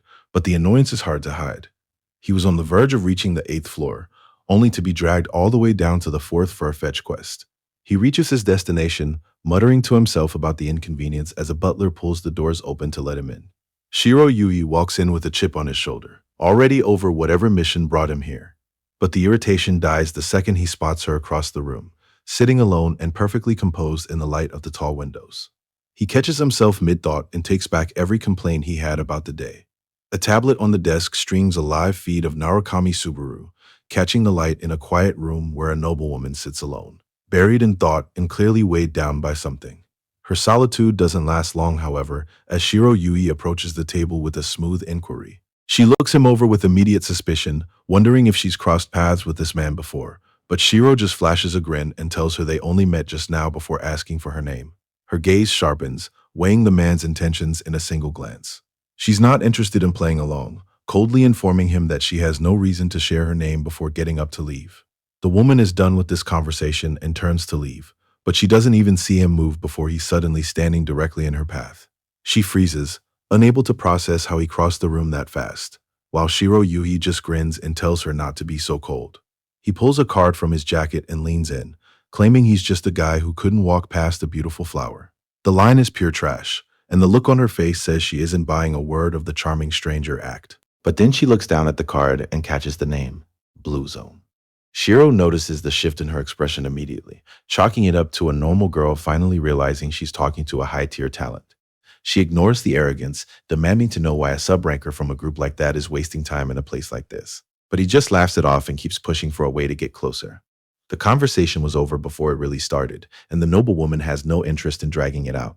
Shiro panic grabs her arm to stop her, earning a sharp reminder that a man of his status needs to know his limits. He shifts tactics instantly, asking if her behavior has something to do with the streamer she was watching earlier. The name Narukami lands like a heavy weight, catching her completely off guard. On the screen, a masked figure stands before a live audience of thousands. Shiro scoffs at the display, calling the man a fake stuck on the lower floors who's just cosplaying a legend that's long since been outdated. She snaps back, wondering how someone from the Blue Zone could be so disrespectful. But Shiro isn't backing down.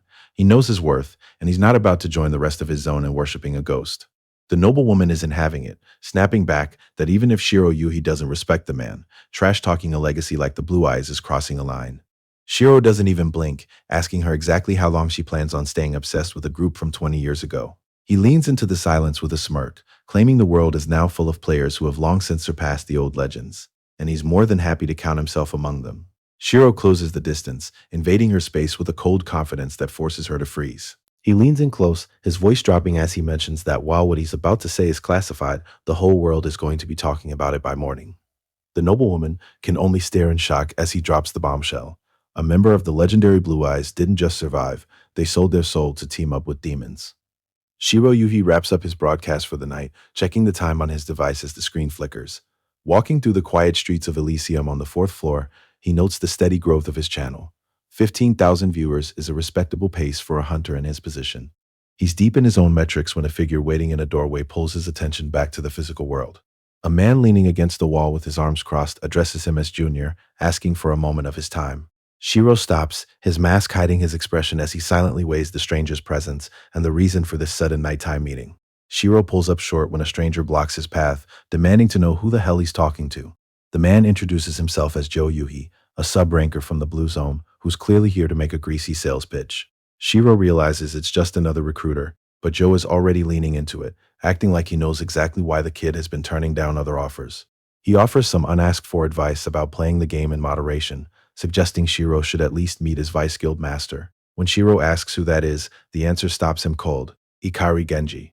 The name drags up a memory of a lapdog who used to trail after Kyojo, and Shiro can't believe a man like that actually made it to the ninth floor. Joe doesn't notice the shift in energy and reaches out, trying to sell the meeting as a massive opportunity, but Shiro brushes him off with a flat refusal. He's not interested. Yo watches his target with a cold, clinical focus, but Shiro is already checking out of the conversation, dismissing the entire encounter as a waste of his time. Shiro starts to draw his blade, prompting Yo to drop the mask of a recruiter and issue a blunt ultimatum: come along quietly or die. Shiro doesn't flinch, reminding the junior that their organization, Blue Zone, typically avoids the mess of a public execution for the sake of their reputation. He wonders out loud if Yo is actually reckless enough to cause a scene in the middle of a populated city. Yo just smiles, revealing that his personal presence here was always meant to be the answer to that question. As he prepares to bridge the gap, the world begins to warp, pulling Shiro directly into Yo's own private space. Shiro stares down his opponent, feeling the weight of the domain as his body starts to fail him under a massive set of debuffs. His balance is gone, his reaction speed is tanking, and he's trapped in a silence field that cuts him off from the outside world. He's already exhausted from hours of non-stop testing, but against an opponent who has cleared 3 floors above him, there's no room to rest. Shiro begins charging thunder, pouring his remaining stamina into the demon blade to force a power-up he might not survive. The noblewoman watches the testing arena from the high balcony, her gaze fixed on the chaos unfolding below. Every movement on the floor is a calculation she's already made, but the variable she didn't account for is currently tearing through her best-laid plans. This wasn't supposed to be a fair fight, but then again, no one in this guild plays by the rules when their life is on the line. She adjusts her stance, the floral silk of her dress shifting as she prepares to intervene before the situation spirals completely out of her control. Turning away from the railing, she moves toward the stairwell with a purpose that suggests the time for observation has officially ended. There's a specific kind of weight to the silence that follows her, the kind that usually precedes a very public execution. In her world, a mistake isn't just a failure. It's an invitation for a replacement to step over your body. She doesn't plan on being that invitation tonight, weighing the possibility that Narukami might actually be better off under Kyojo's wing. It's a heavy thought, the realization that her own future is too uncertain to offer him any real security. If she truly cares about his path, the only move left might be to let him go. Her contemplation is cut short as a sudden cracks of lightning tears through the night sky, drawing every eye in the square upward. The trap is set, and Cyrus isn't shy about the stakes. He's dragged our protagonist into a private space that cuts off the outside world, leaving his opponent with zero chance of survival.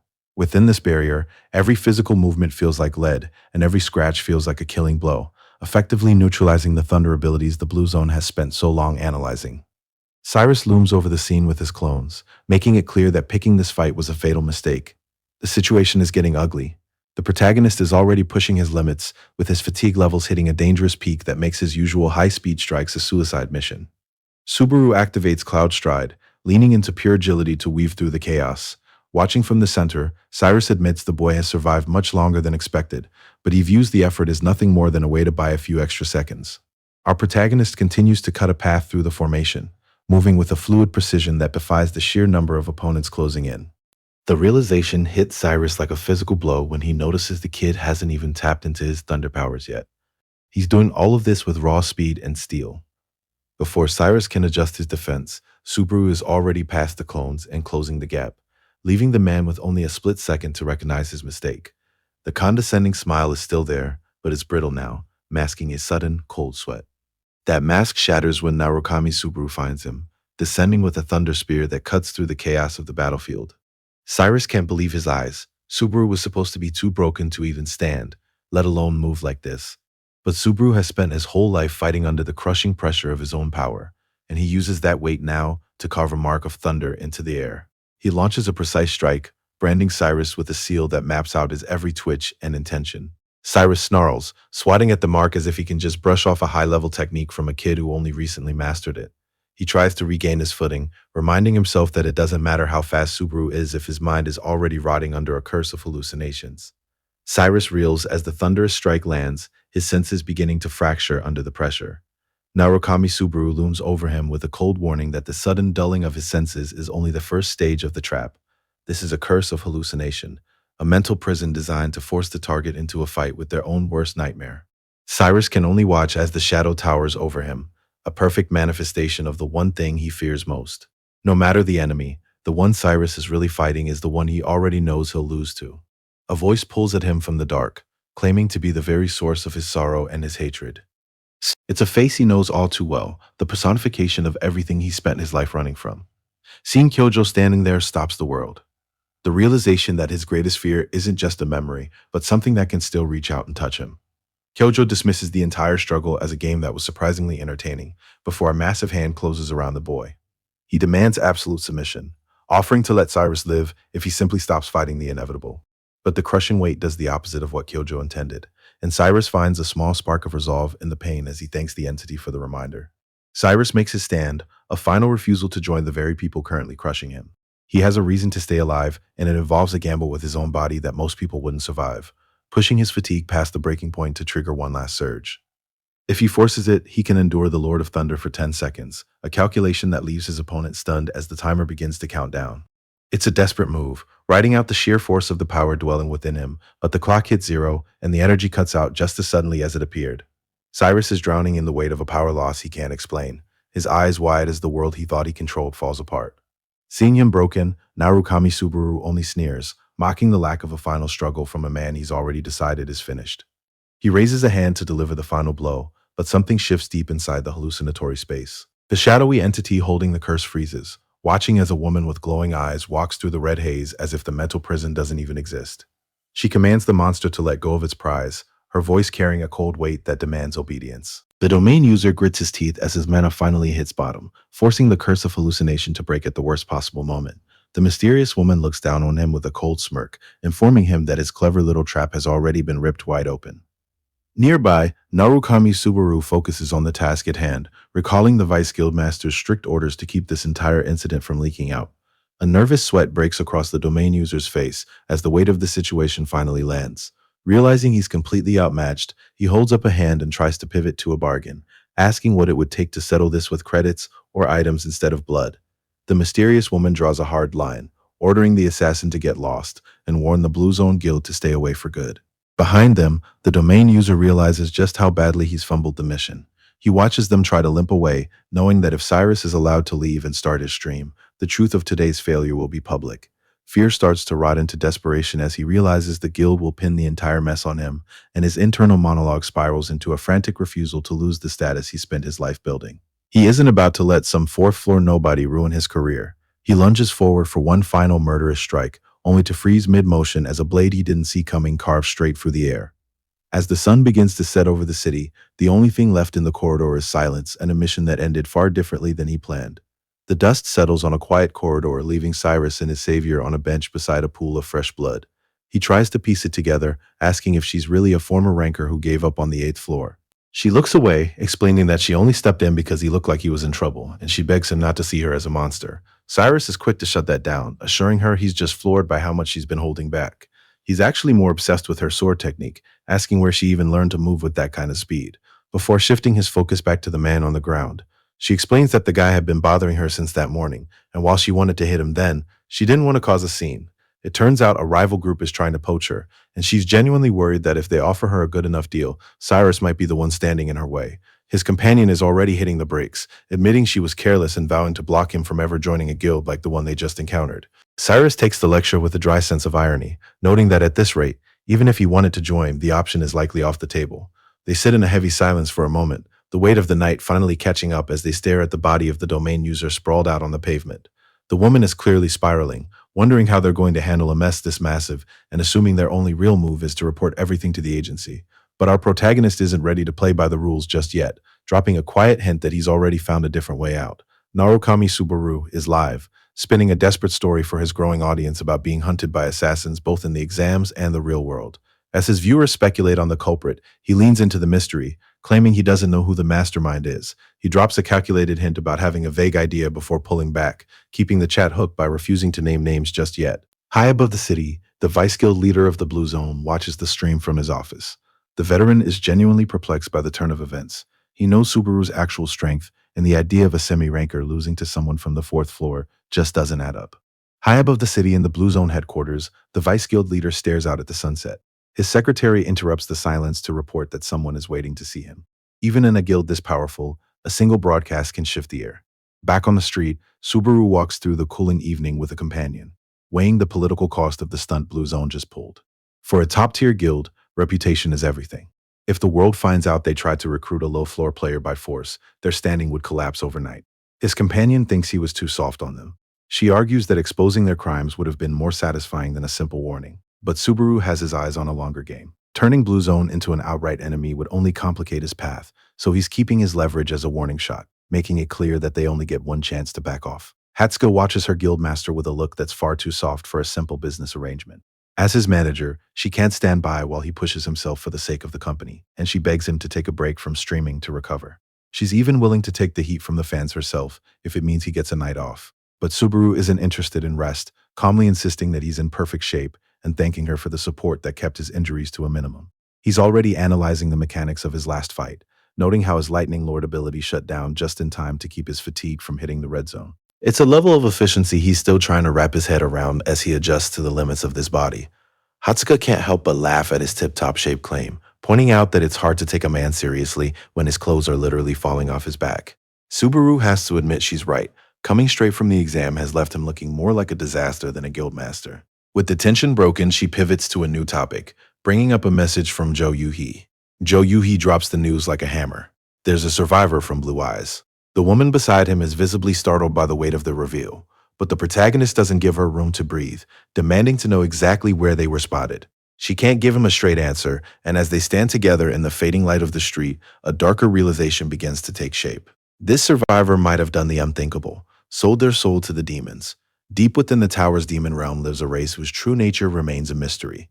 Unlike regular monsters, these demons grow exactly like players do, climbing the floors and fighting to increase their power. Cooperation is possible if interests align, but they are generally seen as the tower's ultimate evil. Back in his room, Narukami Subaru watches as a wave of conspiracy theories floods the digital networks, all targeting his fallen guild. The headlines are everywhere. Blue Eyes is being accused of internal strife and, worse, harboring a traitor. Subaru realizes this isn't just gossip, it's a calculated smear campaign. Someone is intentionally trashing their reputation so Blue Zone can erase every trace of the guild from history. In the middle of it all is Kyojo Itsuki, playing the role of the neutral leader while the rumors he likely started do all the dirty work. Subaru's lieutenant doesn't have time for anything but the mission, hoping the survivors of his guild can hold out long enough for him to reach them. The cost of the recent raid is clear. More of his people are ending up face down in the dirt, and Jo Yoo-hee reports that rumors of Blue Eye survivors are spreading through the forest of death. This news is drawing players into the area like a magnet, making it obvious that someone is blatantly leaking information to set a trap. The lieutenant knows exactly what he's looking at, but he's not about to sit back while the enemy wonders why their bait hasn't been taken yet. He decides to move out and confront the threat directly, because sometimes the fish drags the fisherman into the sea along with it. Inside the Vice Guild leader's office, a late-night meeting begins with a heavy sense of obligation. He's already buried in work, but he gives his secretary the signal to start the transmission. A hologram flickers to life, revealing an older man with a sharp goatee and a professional air, but the history books tell a different story. 15 years ago, he was a top-tier architect for a guild that used to rival Blue Zone's own power. Seeing a man of that caliber acting like a humble hired hand doesn't sit right. The vice leader takes a drink, reminding himself that in this world, a man's current title rarely matches his actual weight. He needs to keep his guard up as John Tail shifts the conversation toward the rumors surrounding the Blue Zone leadership. John Tail starts the meeting with heavy flattery, calling his guest the man who built the Blue Zone Guild into what it is today. He adds a sharp edge to the compliment, though, noting that his guest is still only second to guild leader Kyojo, a comparison that clearly lands with a sting. Moving past the pleasantries, John explains that his guild hasn't officially taken a side yet, claiming they have to be careful when facing an opponent this powerful. The vice guild leader isn't buying the cautious act, reminding John that it's a proven fact one of their players attacked the Blue Zone streamer. Jean doesn't back down, warning that while this first incident could be seen as a personal matter, any repeat will be treated as an intentional strike against the guild. Seeing the conversation is over, the vice guild leader accepts the terms, ending the negotiation with a cold finality. Back at the Blue Zone corporate office, Igari Motoshi finally exhales. The meeting with John Tail was a gamble, and just being in the same room with the man felt like it could have suffocated him. His assistant is full of praise, calling him the only chief in the entire company with the backbone to stand up to a monster like that. Motoshi slams the table, venting his frustration at how John Tail treated their streamer like common muscle. He assumes the kid is taking the day off after the chaos of the gate, so he tells his assistant to make sure their streamer rests without worrying about the fallout. He's already looking ahead, certain this trial will only make the boy's career grow. But the assistant cuts him off, her eyes fixed on her tablet. Motoshi can only stare in disbelief as the notification lands. Narukami is live, apologizing to his viewers for the delay. As Subaru logs back into his stream, the chat is already buzzing with shock that he isn't taking a break after the last attack. Most people would be resting, but our protagonist has other plans, confirming to his thousands of viewers that he intends to clear the fourth floor this very day. There's a new weight behind his gaze, a focused intensity that leaves no room for hesitation. He has his reasons for pushing this hard, and he isn't planning on slowing down. Meanwhile, on the sixth floor, things are looking much bleaker in a region known as the Desolate Lands. A small army of players moves through the dust, led by a spearman from the Blue Eyes Guild who's feeling the strain of being bounced from floor to floor. His partner suggests they've been called in because the local investigation is finally over, but the spearman isn't so sure. From the look of things, the real work in these wasteland dunes is just beginning. The scout tries to maintain the official line, but the spearman has had enough of repeating guild propaganda. He snaps, asking if anyone in this outfit still thinks for themselves, but the frustration quickly turns to disbelief as he weighs the rumors. The guild is claiming a survivor from the legendary Blue Eyes sold their soul to demons, a story that falls apart the moment you look at the facts. Every member of that squad was a powerhouse, standing on equal footing with the highest-ranking leaders in the world. He can't help but yell the obvious question of why warriors that strong would ever need to make a deal with monsters, forcing the scout to quiet him before they draw the wrong eyes. A silhouette appears at the top of the ridge, and the vice leader of the Blue Zone, Igari Motoshi, makes his presence known. He's already down on the sixth floor, and his cold arrival leaves the scouts with no room for further debate. Igari Motoshi stands as a high-ranking player from the Blue Zone Guild, a level 83 veteran who has climbed all the way to the ninth floor. Despite his status, the core of his power remains hidden behind question marks, with only his level 11 miss skill visible to those looking for a weakness. It only took him 3 days. Subaru stares down at the new strength surging through him, wondering how the hell he just hit the challenger rank that fast. The climb was a calculated risk, built on a simple strategy: find higher-ranked players at the lower tiers and grind them for bonus points until the system has no choice but to let him through. Subaru clears through the earlier floors with a speed that borders on predatory, watching as his credit count explodes from a flood of viewer donations. His strategy is working. The players he encounters are losing their will to fight almost instantly, ending their matches before they even truly start. As he steps onto the fifth floor, the world shifts into something ancient and grand, the Muram. This place belongs to one of the most influential factions in the tower, a power that stabilized its territory in the early days and now dominates the global rankings year after year. Walking through the streets, Subaru sees the reach of their influence in every building and face. The entire floor has been reshaped by the culture of martial arts. Subaru decides to pull up the global rankings one last time before ending his stream for the night. The calculation finishes, and the result is a shock. Subaru is ranked 122,082.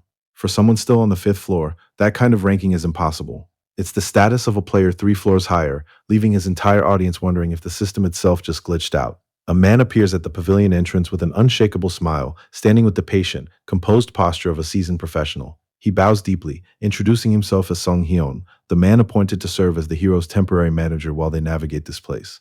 Subaru takes him in with a skeptical look, questioning why he needs a manager at all, but Seong Hyun explains that Hatsuka is simply running late on the climb up. Without missing a beat, the new manager shifts to hospitality, ushering Subaru toward the guest house for a meal. A massive spread of food is already waiting on the table, and it doesn't take long for the formal act to drop. Seong Hyun begins tearing through the dishes with a monstrous appetite, confessing between mouthfuls that he's actually a massive fan of Subaru's streams.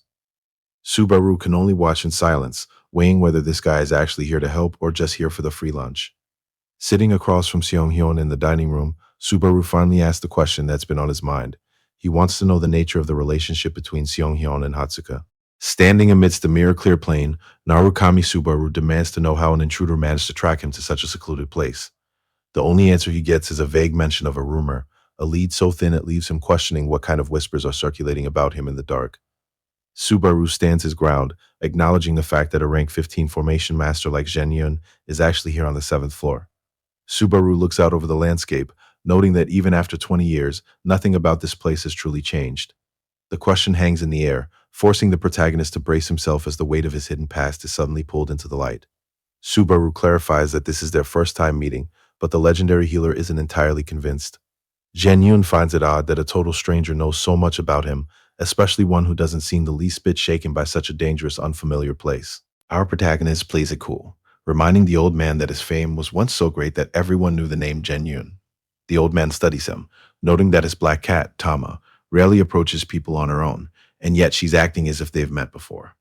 Even stranger, Zhen Yun feels an unexplainable sense of familiarity from the masked man standing in front of him. Getting down to business, the healer assumes that anyone who tracked him down like this must be desperate for a cure. But he makes one thing clear: he has no interest in helping a patient who refuses to show their face. Zhen Yun isn't buying the look, calling out the mask as suspicious. It's a dangerous moment. Uncle Zhen Yun was one of the few people who knew our hero's real face, and any slip here means the end of his cover. But if an expert of this caliber can't see through the disguise, then Blue Eyes and Kyojo won't stand a chance. He pulls up the old man's status, revealing a level 85 master from the Murim Guild with maxed out formation skills, his disbelief bubbling over into a startled shout as he finally takes in the face before him. Our protagonist stands his ground with a somber calm, waiting for the verdict he's traveled this far to hear. Apparently, the resemblance isn't what the old man expected, because he suddenly snaps and whacks the boy over the head, screaming that he doesn't look a thing like the man he's named after. Rubbing his head, the kid points out the obvious flaw in the logic. He hasn't even told the master his name yet. Out in the sunlit clearing, Zhen Yun lets out a huff, acting every bit the grumpy elder while a black cat circles Subaru's legs. It turns out the old master has been keeping up with the modern world, admitting that he's been watching Subaru's streams because the boy's behavior is a dead ringer for a man from his past. That man was Narukami Subaru, the rank 1 guild master who had the nerve to die and break a promise to visit, leaving Zhen Yun to call him a heartless bastard under the open sky. Our protagonist just offers a knowing smile, calling the old man out for projecting a dead man onto a streamer, which Zhen Yun doesn't even try to deny. He simply admits that old age has made him clingy, holding on to a foolish hope even when he knows better. Zhen Yun shifts the mood, calling Narukami Subaru out for talking too much. It turns out the only reason the old man hasn't kicked him out yet is because Tama, his cat, seems to like the boy. Subaru takes the compliment with a bashful smile, which only leaves the old man more confused. Damn. Business is business though, and the treatment Subaru needs comes with a heavy price tag of 1 million credits, far more than the 200,000 he actually brought.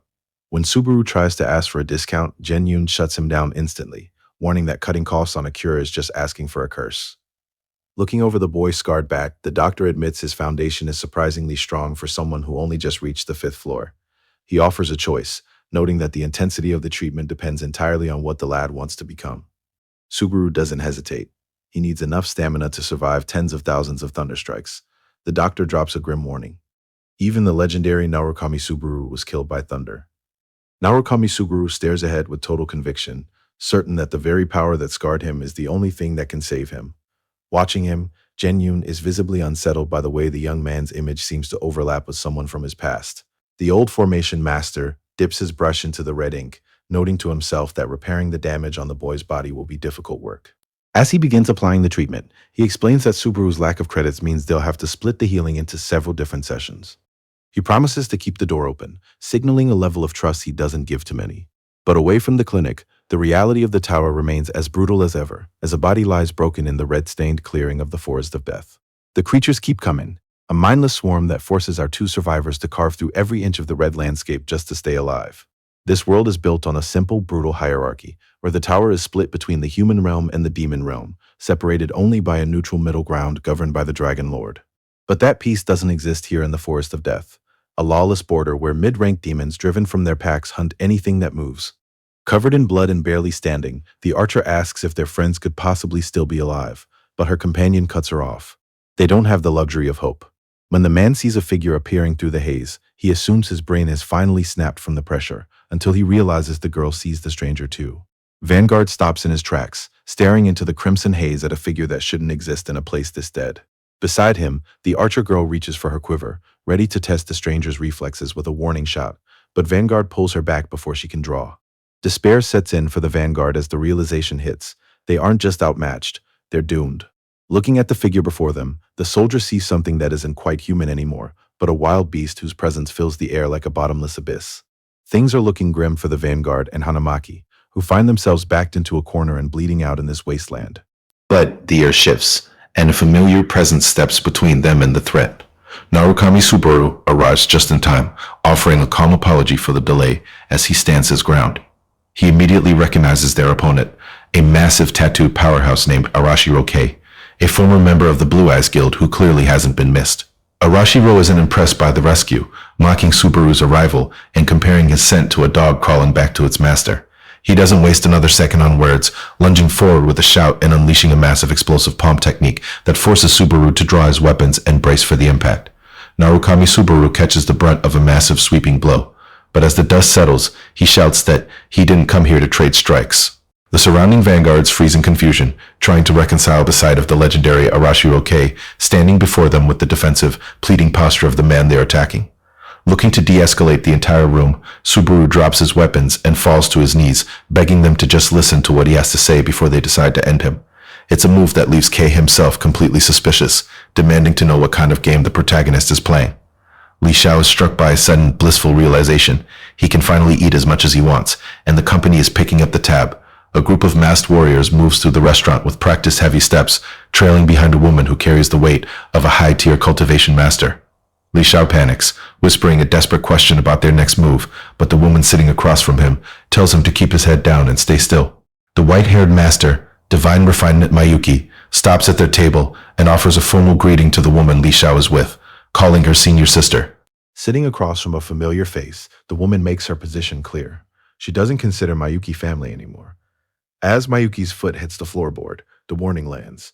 One more step, and none of the 5 people in this room are walking out alive. Mayuki doesn't flinch, reminding her that the city lord is running out of patience. Standing her ground, the senior sister delivers her final word. She has no intention of ever going back. Divine Refinement. Mayuki pulls no punches, flatly reminding her senior sister that this decision isn't hers to make. The woman tenses, the air in the room turning cold as she shifts her stance. She leans in close, looming over Mayuki and asking exactly when she found the guts to look her in the eye. Neither woman moves, the space between them charged with a history of rank and unspoken resentment. It's been 3 days now, and the young man checks his phone in disbelief. Subaru Narukami was supposed to be challenging the 5th floor by now, but the missing hero still hasn't shown his face. Our protagonist stands over the fallen knight, Vigo, his mission seemingly complete until something in the distance catches him off guard. She watches him with a thin smile, clearly amused by the fact that he has no idea where he is or who he's talking to.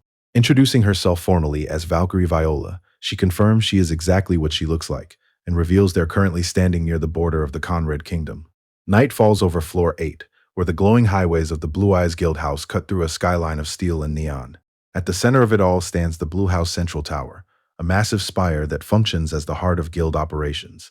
A sleek car pulls up to the entrance, its door swinging open as Narukami Subaru steps out onto the pavement. The Rank 1 Guildmaster takes a moment to adjust his sleeves, letting out a heavy breath while he scans the bright advertisements plastered across the neighboring buildings. His eyes settle on a massive digital billboard featuring Kyojo Itsuki, the Rank 6 leader of Blue Zone, and Subaru admits that no matter how many times he sees this kind of public spectacle, he just can't get used to it.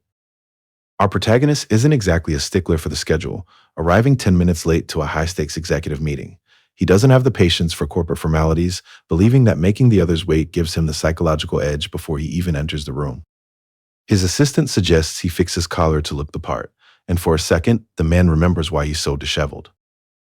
A flash of violence cuts through his thoughts, a sharp reminder of the world he actually belongs to, before he tightens his tie and prepares to play the executive. As Ikari Genji takes his seat, the air in the room shifts instantly.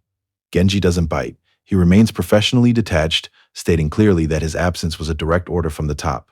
But Adolf isn't interested in logic. He twists the explanation into a public insult, asking if Genji was pulled from the front lines because he's finally become deadweight.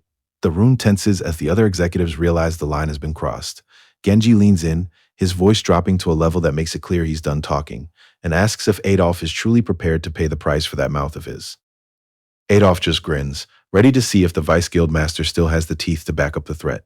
The table slams under the weight of Adolf's frustration as he pushes back against the evaluation. He demands to know how they can be treated this way after risking their lives in every single Guardian raid, but Pierre quickly cuts him off, warning him to watch his mouth before he says something the Guildmaster would take personally. Adolf is drowning in resentment, but he isn't the only one in the room simmering with rage. He doubles down, dismissing Ikari Genji as just another high ranker wasting time on the lower floors who couldn't possibly understand the meat grinder his men just walked through. The insult lands hard, and for a second, it looks like Genji is going to cross the line and settle the argument with force. It takes a firm hand on his wrist to keep him grounded, reminding everyone that in this guild, even your fury has to follow the rules.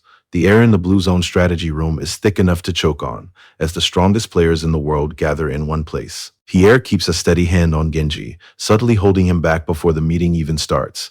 Wilfred attempts to break the tension with a forced laugh, begging for a little patience while claiming their comrade is just exhausted from lack of sleep. It doesn't work. The massive Didi slams his fist down, baring his teeth as he challenges everyone to take the fight outside. Ryusei watches the chaos with a tired glare, reminding the group that they aren't in a back alley tavern, and the guildmaster won't be as forgiving as Wilfred. Across the room, the bickering fades into a heavy standoff as the top executives lock eyes, waiting to see who's actually bold enough to make the first move. 2 decades have passed since the fall of the Hydra, the 8th floor guardian, and in that time, the Blue Zone Guild has grown at a terrifying pace. Its membership has multiplied dozens of times over, transforming them into a massive power, and yet something is clearly wrong. Guild Master Kyojo Itsuki sits in the center of the room, irritated by the fact that the outside world is still obsessed with a battle that happened 20 years ago. Everywhere he goes, it's Hydra this, Hydra that, as if that 9-headed beast was the peak of their history. His executives can feel the weight of his frustration.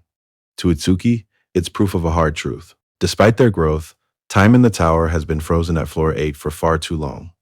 In the cold blue light of the guild's headquarters, Itsuki sits at the head of a massive table, surrounded by the heavy silence of his top executives. Genji breaks the quiet to report on the floor 9 raid, confirming they've finally finished investigating the Forest of Death on the 6th floor. His assistant adds that while they found evidence of humans camping there, the trail has long since gone cold. Itsuki listens, the gears already turning as he considers the possibility of a betrayal. A vision of a scarred red-haired demon flashes in his mind, a monster radiating pure murderous intent. Knowing who he's dealing with, Itsuki is convinced the man hasn't just gone into hiding. He's likely crossed over into the demon realm entirely. Pierre returns with a report of her own, explaining that she attempted to coordinate with Tenma regarding the request for cooperation on the 9th floor. Despite waiting for over 2 weeks in the frozen wastes of the 5th floor, the elusive Rank 1 master never even showed his face. This news doesn't sit well with the other executives, who see the snub as pure arrogance from someone who thinks they're above the rest of the tower. Ryusei dismisses the silence as cowardice, suggesting the top guild is simply hiding so no one catches them failing a raid. Nilek laughs it off, bragging about the old wounds he still carries from his own failed runs, though his peers aren't exactly impressed by the boast. They cannot allow anyone to steal the Guardian from them, and he expects his team to hold the line at any cost, and reminds them that they are the true masters of the tower. Once the room clears, the weight of leadership pulls at him as he descends into the lower levels of the facility. He stops before a massive containment tank, watching a figure suspended in the glow, and notes that it has been 5 long years. Kyojo Itsuki approaches the glass with a casual apology, acting as if he's just been away on a long trip, while Yuri remains suspended in a dreamless stasis inside the tank.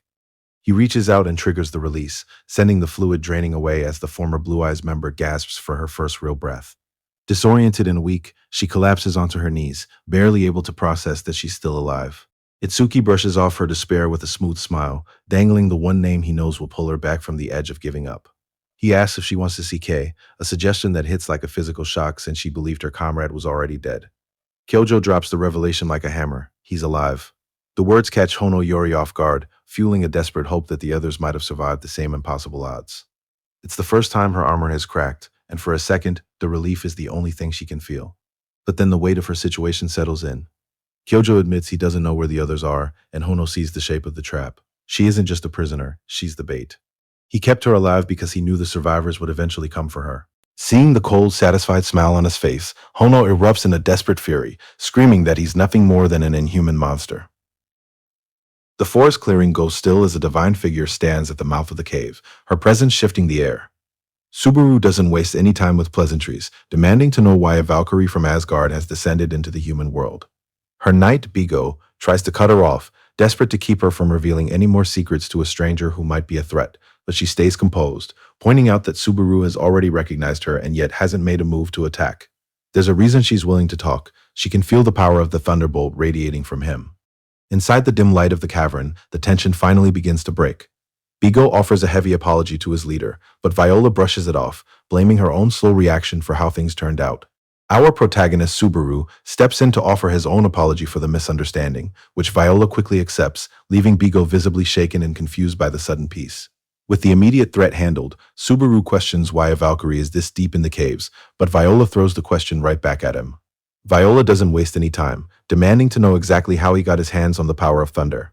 Subaru feigns ignorance at first, realizing she can't even tell the difference between the two forms of lightning he's using. To her, it's probably just a matter of power output. He decides to give her just enough to chew on, claiming it was a reward for taking down a giant. Subaru stands in the silence of the dungeon, his mind racing as he tries to connect the Heart of Thunder to the throne itself. The live stream viewers are already losing interest, complaining that the show ended too early and they missed out on seeing the Valkyries. As the item's window flickers into view, Narukami Subaru stares at the glowing orb in his palm, finally realizing the true nature of the empty Heart of Thunder. Inside the dim cavern, Viola explains that their entire mission hinges on protecting the throne, as the heart itself is hidden somewhere within it. When the MC presses for details on the threat they're facing, her expression darkens. She speaks of Muspelheim, a blazing realm locked in an eternal feud with Asgard and ruled by Surt, the king of giants who sold his soul to demons. The trial on the fifth floor is supposed to adapt to each player's unique traits, but Subaru can't shake the feeling that the stakes have spiraled out of control. Dealing with Valkyries in ancient enemy realms feels like a massive jump in scale for any player. Viola warns him that despite their secrecy, the enemy has already sniffed out the location of the heart entrusted to them. They know exactly where it is. Subaru isn't impressed by their numbers. Only 3 Valkyries to protect something this vital feels like a suicide mission. But Viola has a reason for the thin line. She explains that as long as the world system is functioning, they can't use their full power. Just manifesting in the human realm is an exhausting drain on their divinity. This system is a literal device, a cosmic restriction built to prevent gods, demons, and giants from directly interfering with humanity. Bigo presses her on the real issue, the fate of the Throne of Thunder. Subaru offers the simple solution of just taking it back, but Viola shuts him down instantly. Apparently, it's not that easy. Subaru isn't following her logic, but Viola remains silent, insisting that her request has nothing to do with their current situation. Meanwhile, on the 8th floor, a heavy atmosphere hangs over the Golden Lion Guildhouse as their leader, Reinhardt, stands before his men. Despite the power he projects, the Scarface man seems distant, prompting Isaac and another guild member to check on him. Reinhardt is visibly shaken, a cold sweat breaking across his face as the weight of the moment finally catches up to him. Covering his eyes, he can only mutter Isaac's name while he struggles to keep himself from unraveling in front of his crew. Back at the guild, Reinhardt presses for a name, but his subordinate has nothing to give him. The lack of progress is grating, especially when the details are this gruesome. The culprit left no tracks, and the body was destroyed from the inside out. As the man tries to explain that they're treating this as a targeted grudge, Reinhardt's temper finally snaps. He shouts that a new arrival couldn't have made enemies that fast, but then the logic settles, and the memory of a certain threat finally clicks. Isaac had always been petty, complaining to his father about some cocky streamer named Narukami Subaru. Watching the boy's arrogance, Reinhardt starts connecting the dots, the lightning, the timing of when they both started climbing the tower, and realizes there's more to this than a simple coincidence. He needs to investigate. Back in the depths, Viola pleads for help, asking the masked stranger to use his thunder to save her comrades. To her shock, Subaru agrees immediately, leaving the Valkyrie leader wondering why he'd give in so easily. He's already seen the connection. His own power reacts to her people. Viola doesn't buy the kindness of strangers, especially when that stranger is as dangerous as Subaru. She presses him for a real reason behind his help, and Bigo backs her up. Nobody risks their life for nothing, and a hidden motive is more terrifying than an honest demand. Subaru decides to give them exactly what they're asking for. He points a single finger toward the corner of the room, naming his price, the Valkyrie's holy sword. If he gets them out of this mess alive, he's walking away with their greatest treasure. Bigo immediately explodes at the disrespect, but Viola cuts him off before he can finish the thought. She's looking past the pride and the legendary steel toward the lives she's already lost, deciding that no relic is worth more than the comrades she still has left to save. Viola grips her staff tight, offering up anything and everything she has left in exchange for one desperate favor, to save the lives of her comrades. On the 5th floor of the tower, in the serene district of Burin, Lee Mei-lin handles business from a quiet lakeside pavilion. Her aide is shocked to hear she actually managed to work things out with Kyojo Itsuki, though the guild master is clearly annoyed by the constant lack of trust.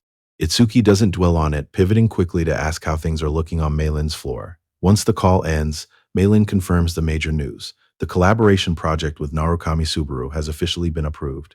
The name alone sends her aide into a panic, assuming there must have been some kind of massive falling out between the two of them. Meilin dismisses the drama, explaining that Subaru agreed to the deal even after she warned him about the jinx associated with the project. To her aide, a man willing to ignore a curse like that is just a weirdo. But Meilin has more pressing concerns than Subaru's personality, as a message from the Reinhardt faction just landed, and they want a meeting with Narukami. Meilin's aide watches her with a smirk, joking that he should have put money on her finally taking this work seriously. The teasing doesn't land, and as the silence stretches out, he addresses her as Yuka, dropping the playfulness to apologize for ruining the quiet moment. He warns her that with Godforging watching their every move, her position as manager is only going to become more dangerous. Seeing the pressure building, he suggests she might have to quit at a moment's notice, but Meilin shuts the idea down immediately. The aide is taken aback by her blunt refusal, but she doubles down, making it clear she's satisfied with where she is and has every intention of holding her ground. She knows her enemies think they have her cornered, and she's betting on their hubris. They're so sure they can come for her at any time that they've likely let their guard down. Standing at the edge of the pavilion, Li Meilin offers her aide an out, telling him she won't force him to stay and that he should live his life however he wants. He can only smile at the offer, noting that she makes a life-altering choice sound far too easy. As the sun hits the quiet lotus pond, he makes his choice final, telling her that if she's going this far, he has no choice but to follow. Under a bright sun, the Asgardian mountains stretch out in a jagged horizon, giving way to the deep, sun-dappled forests below. Our protagonist, Narukami Subaru, is currently deep in a marathon livestream, trekking through the woods with 18,000 viewers watching his every move. He's ignored the chat entirely to focus on the clear, stopping only to examine a new piece of equipment, a rare warrior's pendant that boosts his physical stats. Behind him, the Asgardian spearman finally breaks the silence to apologize for his behavior the day before. He justifies his past suspicion, noting that for an outsider who isn't even from Asgard, Subaru possesses a level of power that doesn't make sense. Subaru brushes the apology off, but the soldier can't help but pry, offering his forgiveness in exchange for the secret behind the man's strength. Subaru doesn't even hesitate before dropping a blatant lie, claiming the power belongs to someone named Bigo, a name the blonde knight nearby immediately takes as a serious secret she's now sworn to protect. The tension in the forest is thick as the blonde knight vents her frustration over everything she's endured, while her spearmen can do nothing but offer a quiet apology for the mess they're in. Watching them, Subaru realizes that while the truth of this world didn't matter in his past life, it's the only thing that will make him stronger now. He needs to understand the cosmic forces at play, the gods, the giants, and the demons. More importantly, he needs to unlock the secret behind the very power that has made him a target for everyone in this world. As the night comes to a sudden halt, she turns back to offer a cryptic warning. If he keeps walking the path of Asgard, a confrontation with those higher powers is inevitable. Subaru takes the warning in stride, immediately pivoting to his next move by confirming that the Throne of Thunder lies waiting for him in the heart of the Conrad Kingdom. Subaru catches his first real glimpse of the goal, looking down from the cliffs at the massive castle towering over the city of Pluminara. As they move through the busy market district, the air is thick with the sounds of merchants hawking their goods and city life in full swing. His companion is struggling, the heavy disguise he insisted on feeling more like a cage than a shield. The blonde knight complains that the hood makes it nearly impossible to breathe, but Subaru doesn't budge, reminding her that if anyone recognizes her face, they're both in deep trouble. She has to admit he's right, though the heat and the crowds clearly have her on edge as they push deeper into the city. While the Valkyrie-style knight worries about Bigo's lack of focus, Subaru brushes it off, confident the kid can handle himself. Subaru tries to refocus on the objective, and the knight insists that her connection to her sisters will lead them straight to the goal. Her confidence wavers almost immediately as they navigate the crowded market, admitting the streets have changed too much for her to be certain of the way. Bigo attempts to steer the conversation back to the mission, warning that while rescuing the Valkyries is a priority, the true threat lies with the demons and the city. Subaru asks for a head count, but it's hard to take the warning seriously when Bigo is already moving on from his street food to a fresh drink. Even more concerning is their rank. Many of them are Valkyrie class, a tier of power that shouldn't exist in these numbers. Subaru immediately spots the flaw in the logic, knowing there are supposed to be only 3 Valkyries in existence. He recalls Viola's warning about the system restrictions governing this world, which leaves him wondering why the demons aren't bound by those same hard rules. As they walk through the busy market, the blonde knight beside them suddenly freezes, her attention pulled by the sound of a passing carriage. She watches the ornate coach roll by, stunned to see Viola herself looking out from the window. Viola's shock lands the moment she hears the name, Belbheim. Behind the gates, the estate stands as a massive, pristine monument under the clear sky, leading the group down a paved garden path that has the live stream audience losing their minds. Subaru takes in the perfectly kept grounds, asking Lady Belbheim if the entire place actually belongs to her. She confirms it with a sharp smile, formally introducing herself as Valkyrie Belbheim. Subaru's first thought goes straight to the cost, noting that a mansion of this scale must have cost a fortune. Belbheim doesn't seem to mind the bluntness, explaining that after 500 years in this world, building up this kind of wealth was only natural. It's a level of luxury that doesn't add up, prompting Subaru to ask why her situation is so different from Viola's. She tells him about a local legend involving a guardian who never ages, and then she drops the truth. That ageless knight is her. She has spent centuries under different names, disappearing every time a generation ends to hide her secret. Subaru takes it all in, scanning his surroundings and noting that the estate at least feels safe for now. With her history out in the open, Viola shifts back into the role of a hostess, offering to have a meal prepared for him as she leads the way inside. Subaru stands tall in the estate, his presence heavy even under the quiet roof, while the knight follows his lead. Viola takes them deeper into the residence, moving with an ease that suggests she owns every inch of the floorboards. The knight hesitates, the familiarity of the scene and the mention of Subaru's name clearly catching her off guard. Sensing the friction, Viola stops and turns her attention back toward the woman she's hosting. She realizes she has missed the most basic detail of the evening and asks point-blank who this masked man actually is. The question hangs in the air of the stairwell, forcing a moment where Subaru's identity must finally be reconciled with his presence here. As Elaine makes her formal appearance on the mansion stairs, a small smile plays on her lips, but her words carry a heavy weight. She admits that despite her position, she's just as much a target as anyone else in this game. Subaru explains that his own hands were tied because he knew Viola was being hunted, a revelation that clearly catches the girl off guard. He's been playing a careful game of shadows, knowing that while the enemies were aware of their small group, only Viola and Elaine had their true identities exposed. Elaine confirms the danger, noting that the demons have known there were 3 of them from the start. She was lucky enough to blend into the city early on, but she's been living on a knife's edge. One noticeable move is all it would take for the hunt to end with her. Viola's warning hangs heavy in the air, an entire army is searching for the remaining Valkyrie, and they won't stop until they find her. Standing before the legendary warrior, Elaine is visibly overwhelmed, her typical composure crumbling under the weight of meeting such a figure. Trying to steady herself, she introduces Subaru as the man who came to help, mentioning that she recruited him after watching him drop their soldier Bigo with a single strike. The name triggers Viola's suspicion immediately, forcing a panicked Elaine to clarify before things get violent. Subaru cuts through the chatter to introduce himself properly, taking control of the room as he faces the Valkyrie directly. Viola acknowledges his presence with a cold assessment, noting that his strength is impressive for someone trapped in a human body. And Subaru doesn't bother with humility. He knows exactly what he's capable of. Viola is deeply skeptical of Narukami Subaru, demanding to know exactly where Elaine managed to pick up such an unusual companion.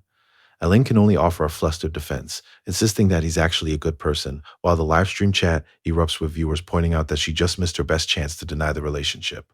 Despite the obvious tension, Viola maintains her noble composure and offers Subaru a room and a meal for the night, suggesting he rest after his long journey. In the background, Bigo wallows in his own failure, still crushed by the fact that he couldn't protect his lady. The dining hall is silent as Subaru and Elaine sit down to a lavish spread, the weight of the day finally catching up to them. While they eat, Bigo's stomach pays the price for a questionable snack he grabbed earlier, prompting a polite but dismissive Viola to point him toward the nearest restroom.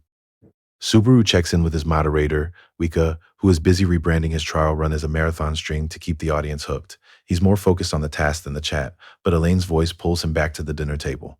She's clearly uneasy with his detached behavior, finding it troubling that he can focus on a screen while they're in the middle of a city under siege. Subaru doesn't care about the optics, he cares about the math. He sets his interface aside and lays out the logic over dinner. If hundreds of demons are lurking in the streets specifically to hunt the Valkyries, then assuming this one room is a safe haven isn't just optimistic, it's dangerous. Elaine stammers a half-hearted agreement, but the way he's dissecting their safety like a tactical problem makes her visibly uncomfortable. She forces a smile and a drink, trying to convince herself that their protector would never let anything happen to them, but the doubt is already in the room. The word trust brings a bitter taste to Subaru's mouth, triggering a memory he's been trying to outrun for a decade. 10 years ago, he was bleeding out on a battlefield, while Kyojo Itsuki, the man who should have had his back, stood over him with a satisfied smirk. Kyojo didn't even bother to hide his treachery, casually explaining that a knife in the dark was the only way he could ever hope to defeat someone like Subaru. Back in the present, the phantom pain of that betrayal pulls a low warning from Subaru's throat. At the dinner table, Elaine notices the sudden shift in his mood, her concern breaking through his dark trance. He brushes it off with a lie, but the warning he gives her is real, telling her that trusting people too much is a quick way to get hurt. The cynicism in his voice leaves her unsettled, and even later that night, his words linger in the quiet of her room. Sometimes, doubt is the only thing that keeps you alive. Elaine sits in the quiet of her room, the weight of the warning she just received pressing down on her. She can't help but look back on the years she spent with Viola, remembering the shared battles and the bond they built as sisters in arms. It's a history that should be solid, but now, a flicker of doubt has started to take root. Her gaze drifts to the ornate sword resting nearby, a reminder of the duty and the people she's sworn to protect. She lets out a long breath, trying to settle her mind for a night of sleep that likely won't come easy. Meanwhile, Narukami Subaru is already on the move through the palace hallways, ignoring the flood of paid messages from his viewers. He isn't interested in the chat right now. He's following a hunch that something in this place is deeply wrong. Every shadow in the corridor feels like a lead, and he isn't stopping until he finds whatever they're hiding. Subaru isn't entirely closed off to the viewer's demands, though he's making it clear that any side missions he takes can't interfere with the main trial. Safe Assets immediately tests those boundaries by offering a massive bounty to wipe out every demon outside, but our protagonist isn't looking for a suicide mission. The next offer is even more awkward, promising credits for a kiss with Viola, which Subaru finds just as impossible to accept. He starts down the palace staircase to clear his head, only to nearly collide with Big O coming up from the lower levels. Subaru takes command of the sudden encounter, demanding to know where the boy is heading in such a hurry. Big O admits he's on his way to see Lady Bellbeim, a name that immediately puts Subaru on high alert. Big O hesitates, the weight of a long-held secret finally catching up to him, but Narukami Subaru doesn't let him retreat, pressing the man until he admits he suspected Lady Bellbeim for quite some time. While Valkyries like Elaine and Viola lived for their duty, Bellbeim spent her years blending in with humans, a betrayal of her nature that Big O buried under his own sense of loyalty.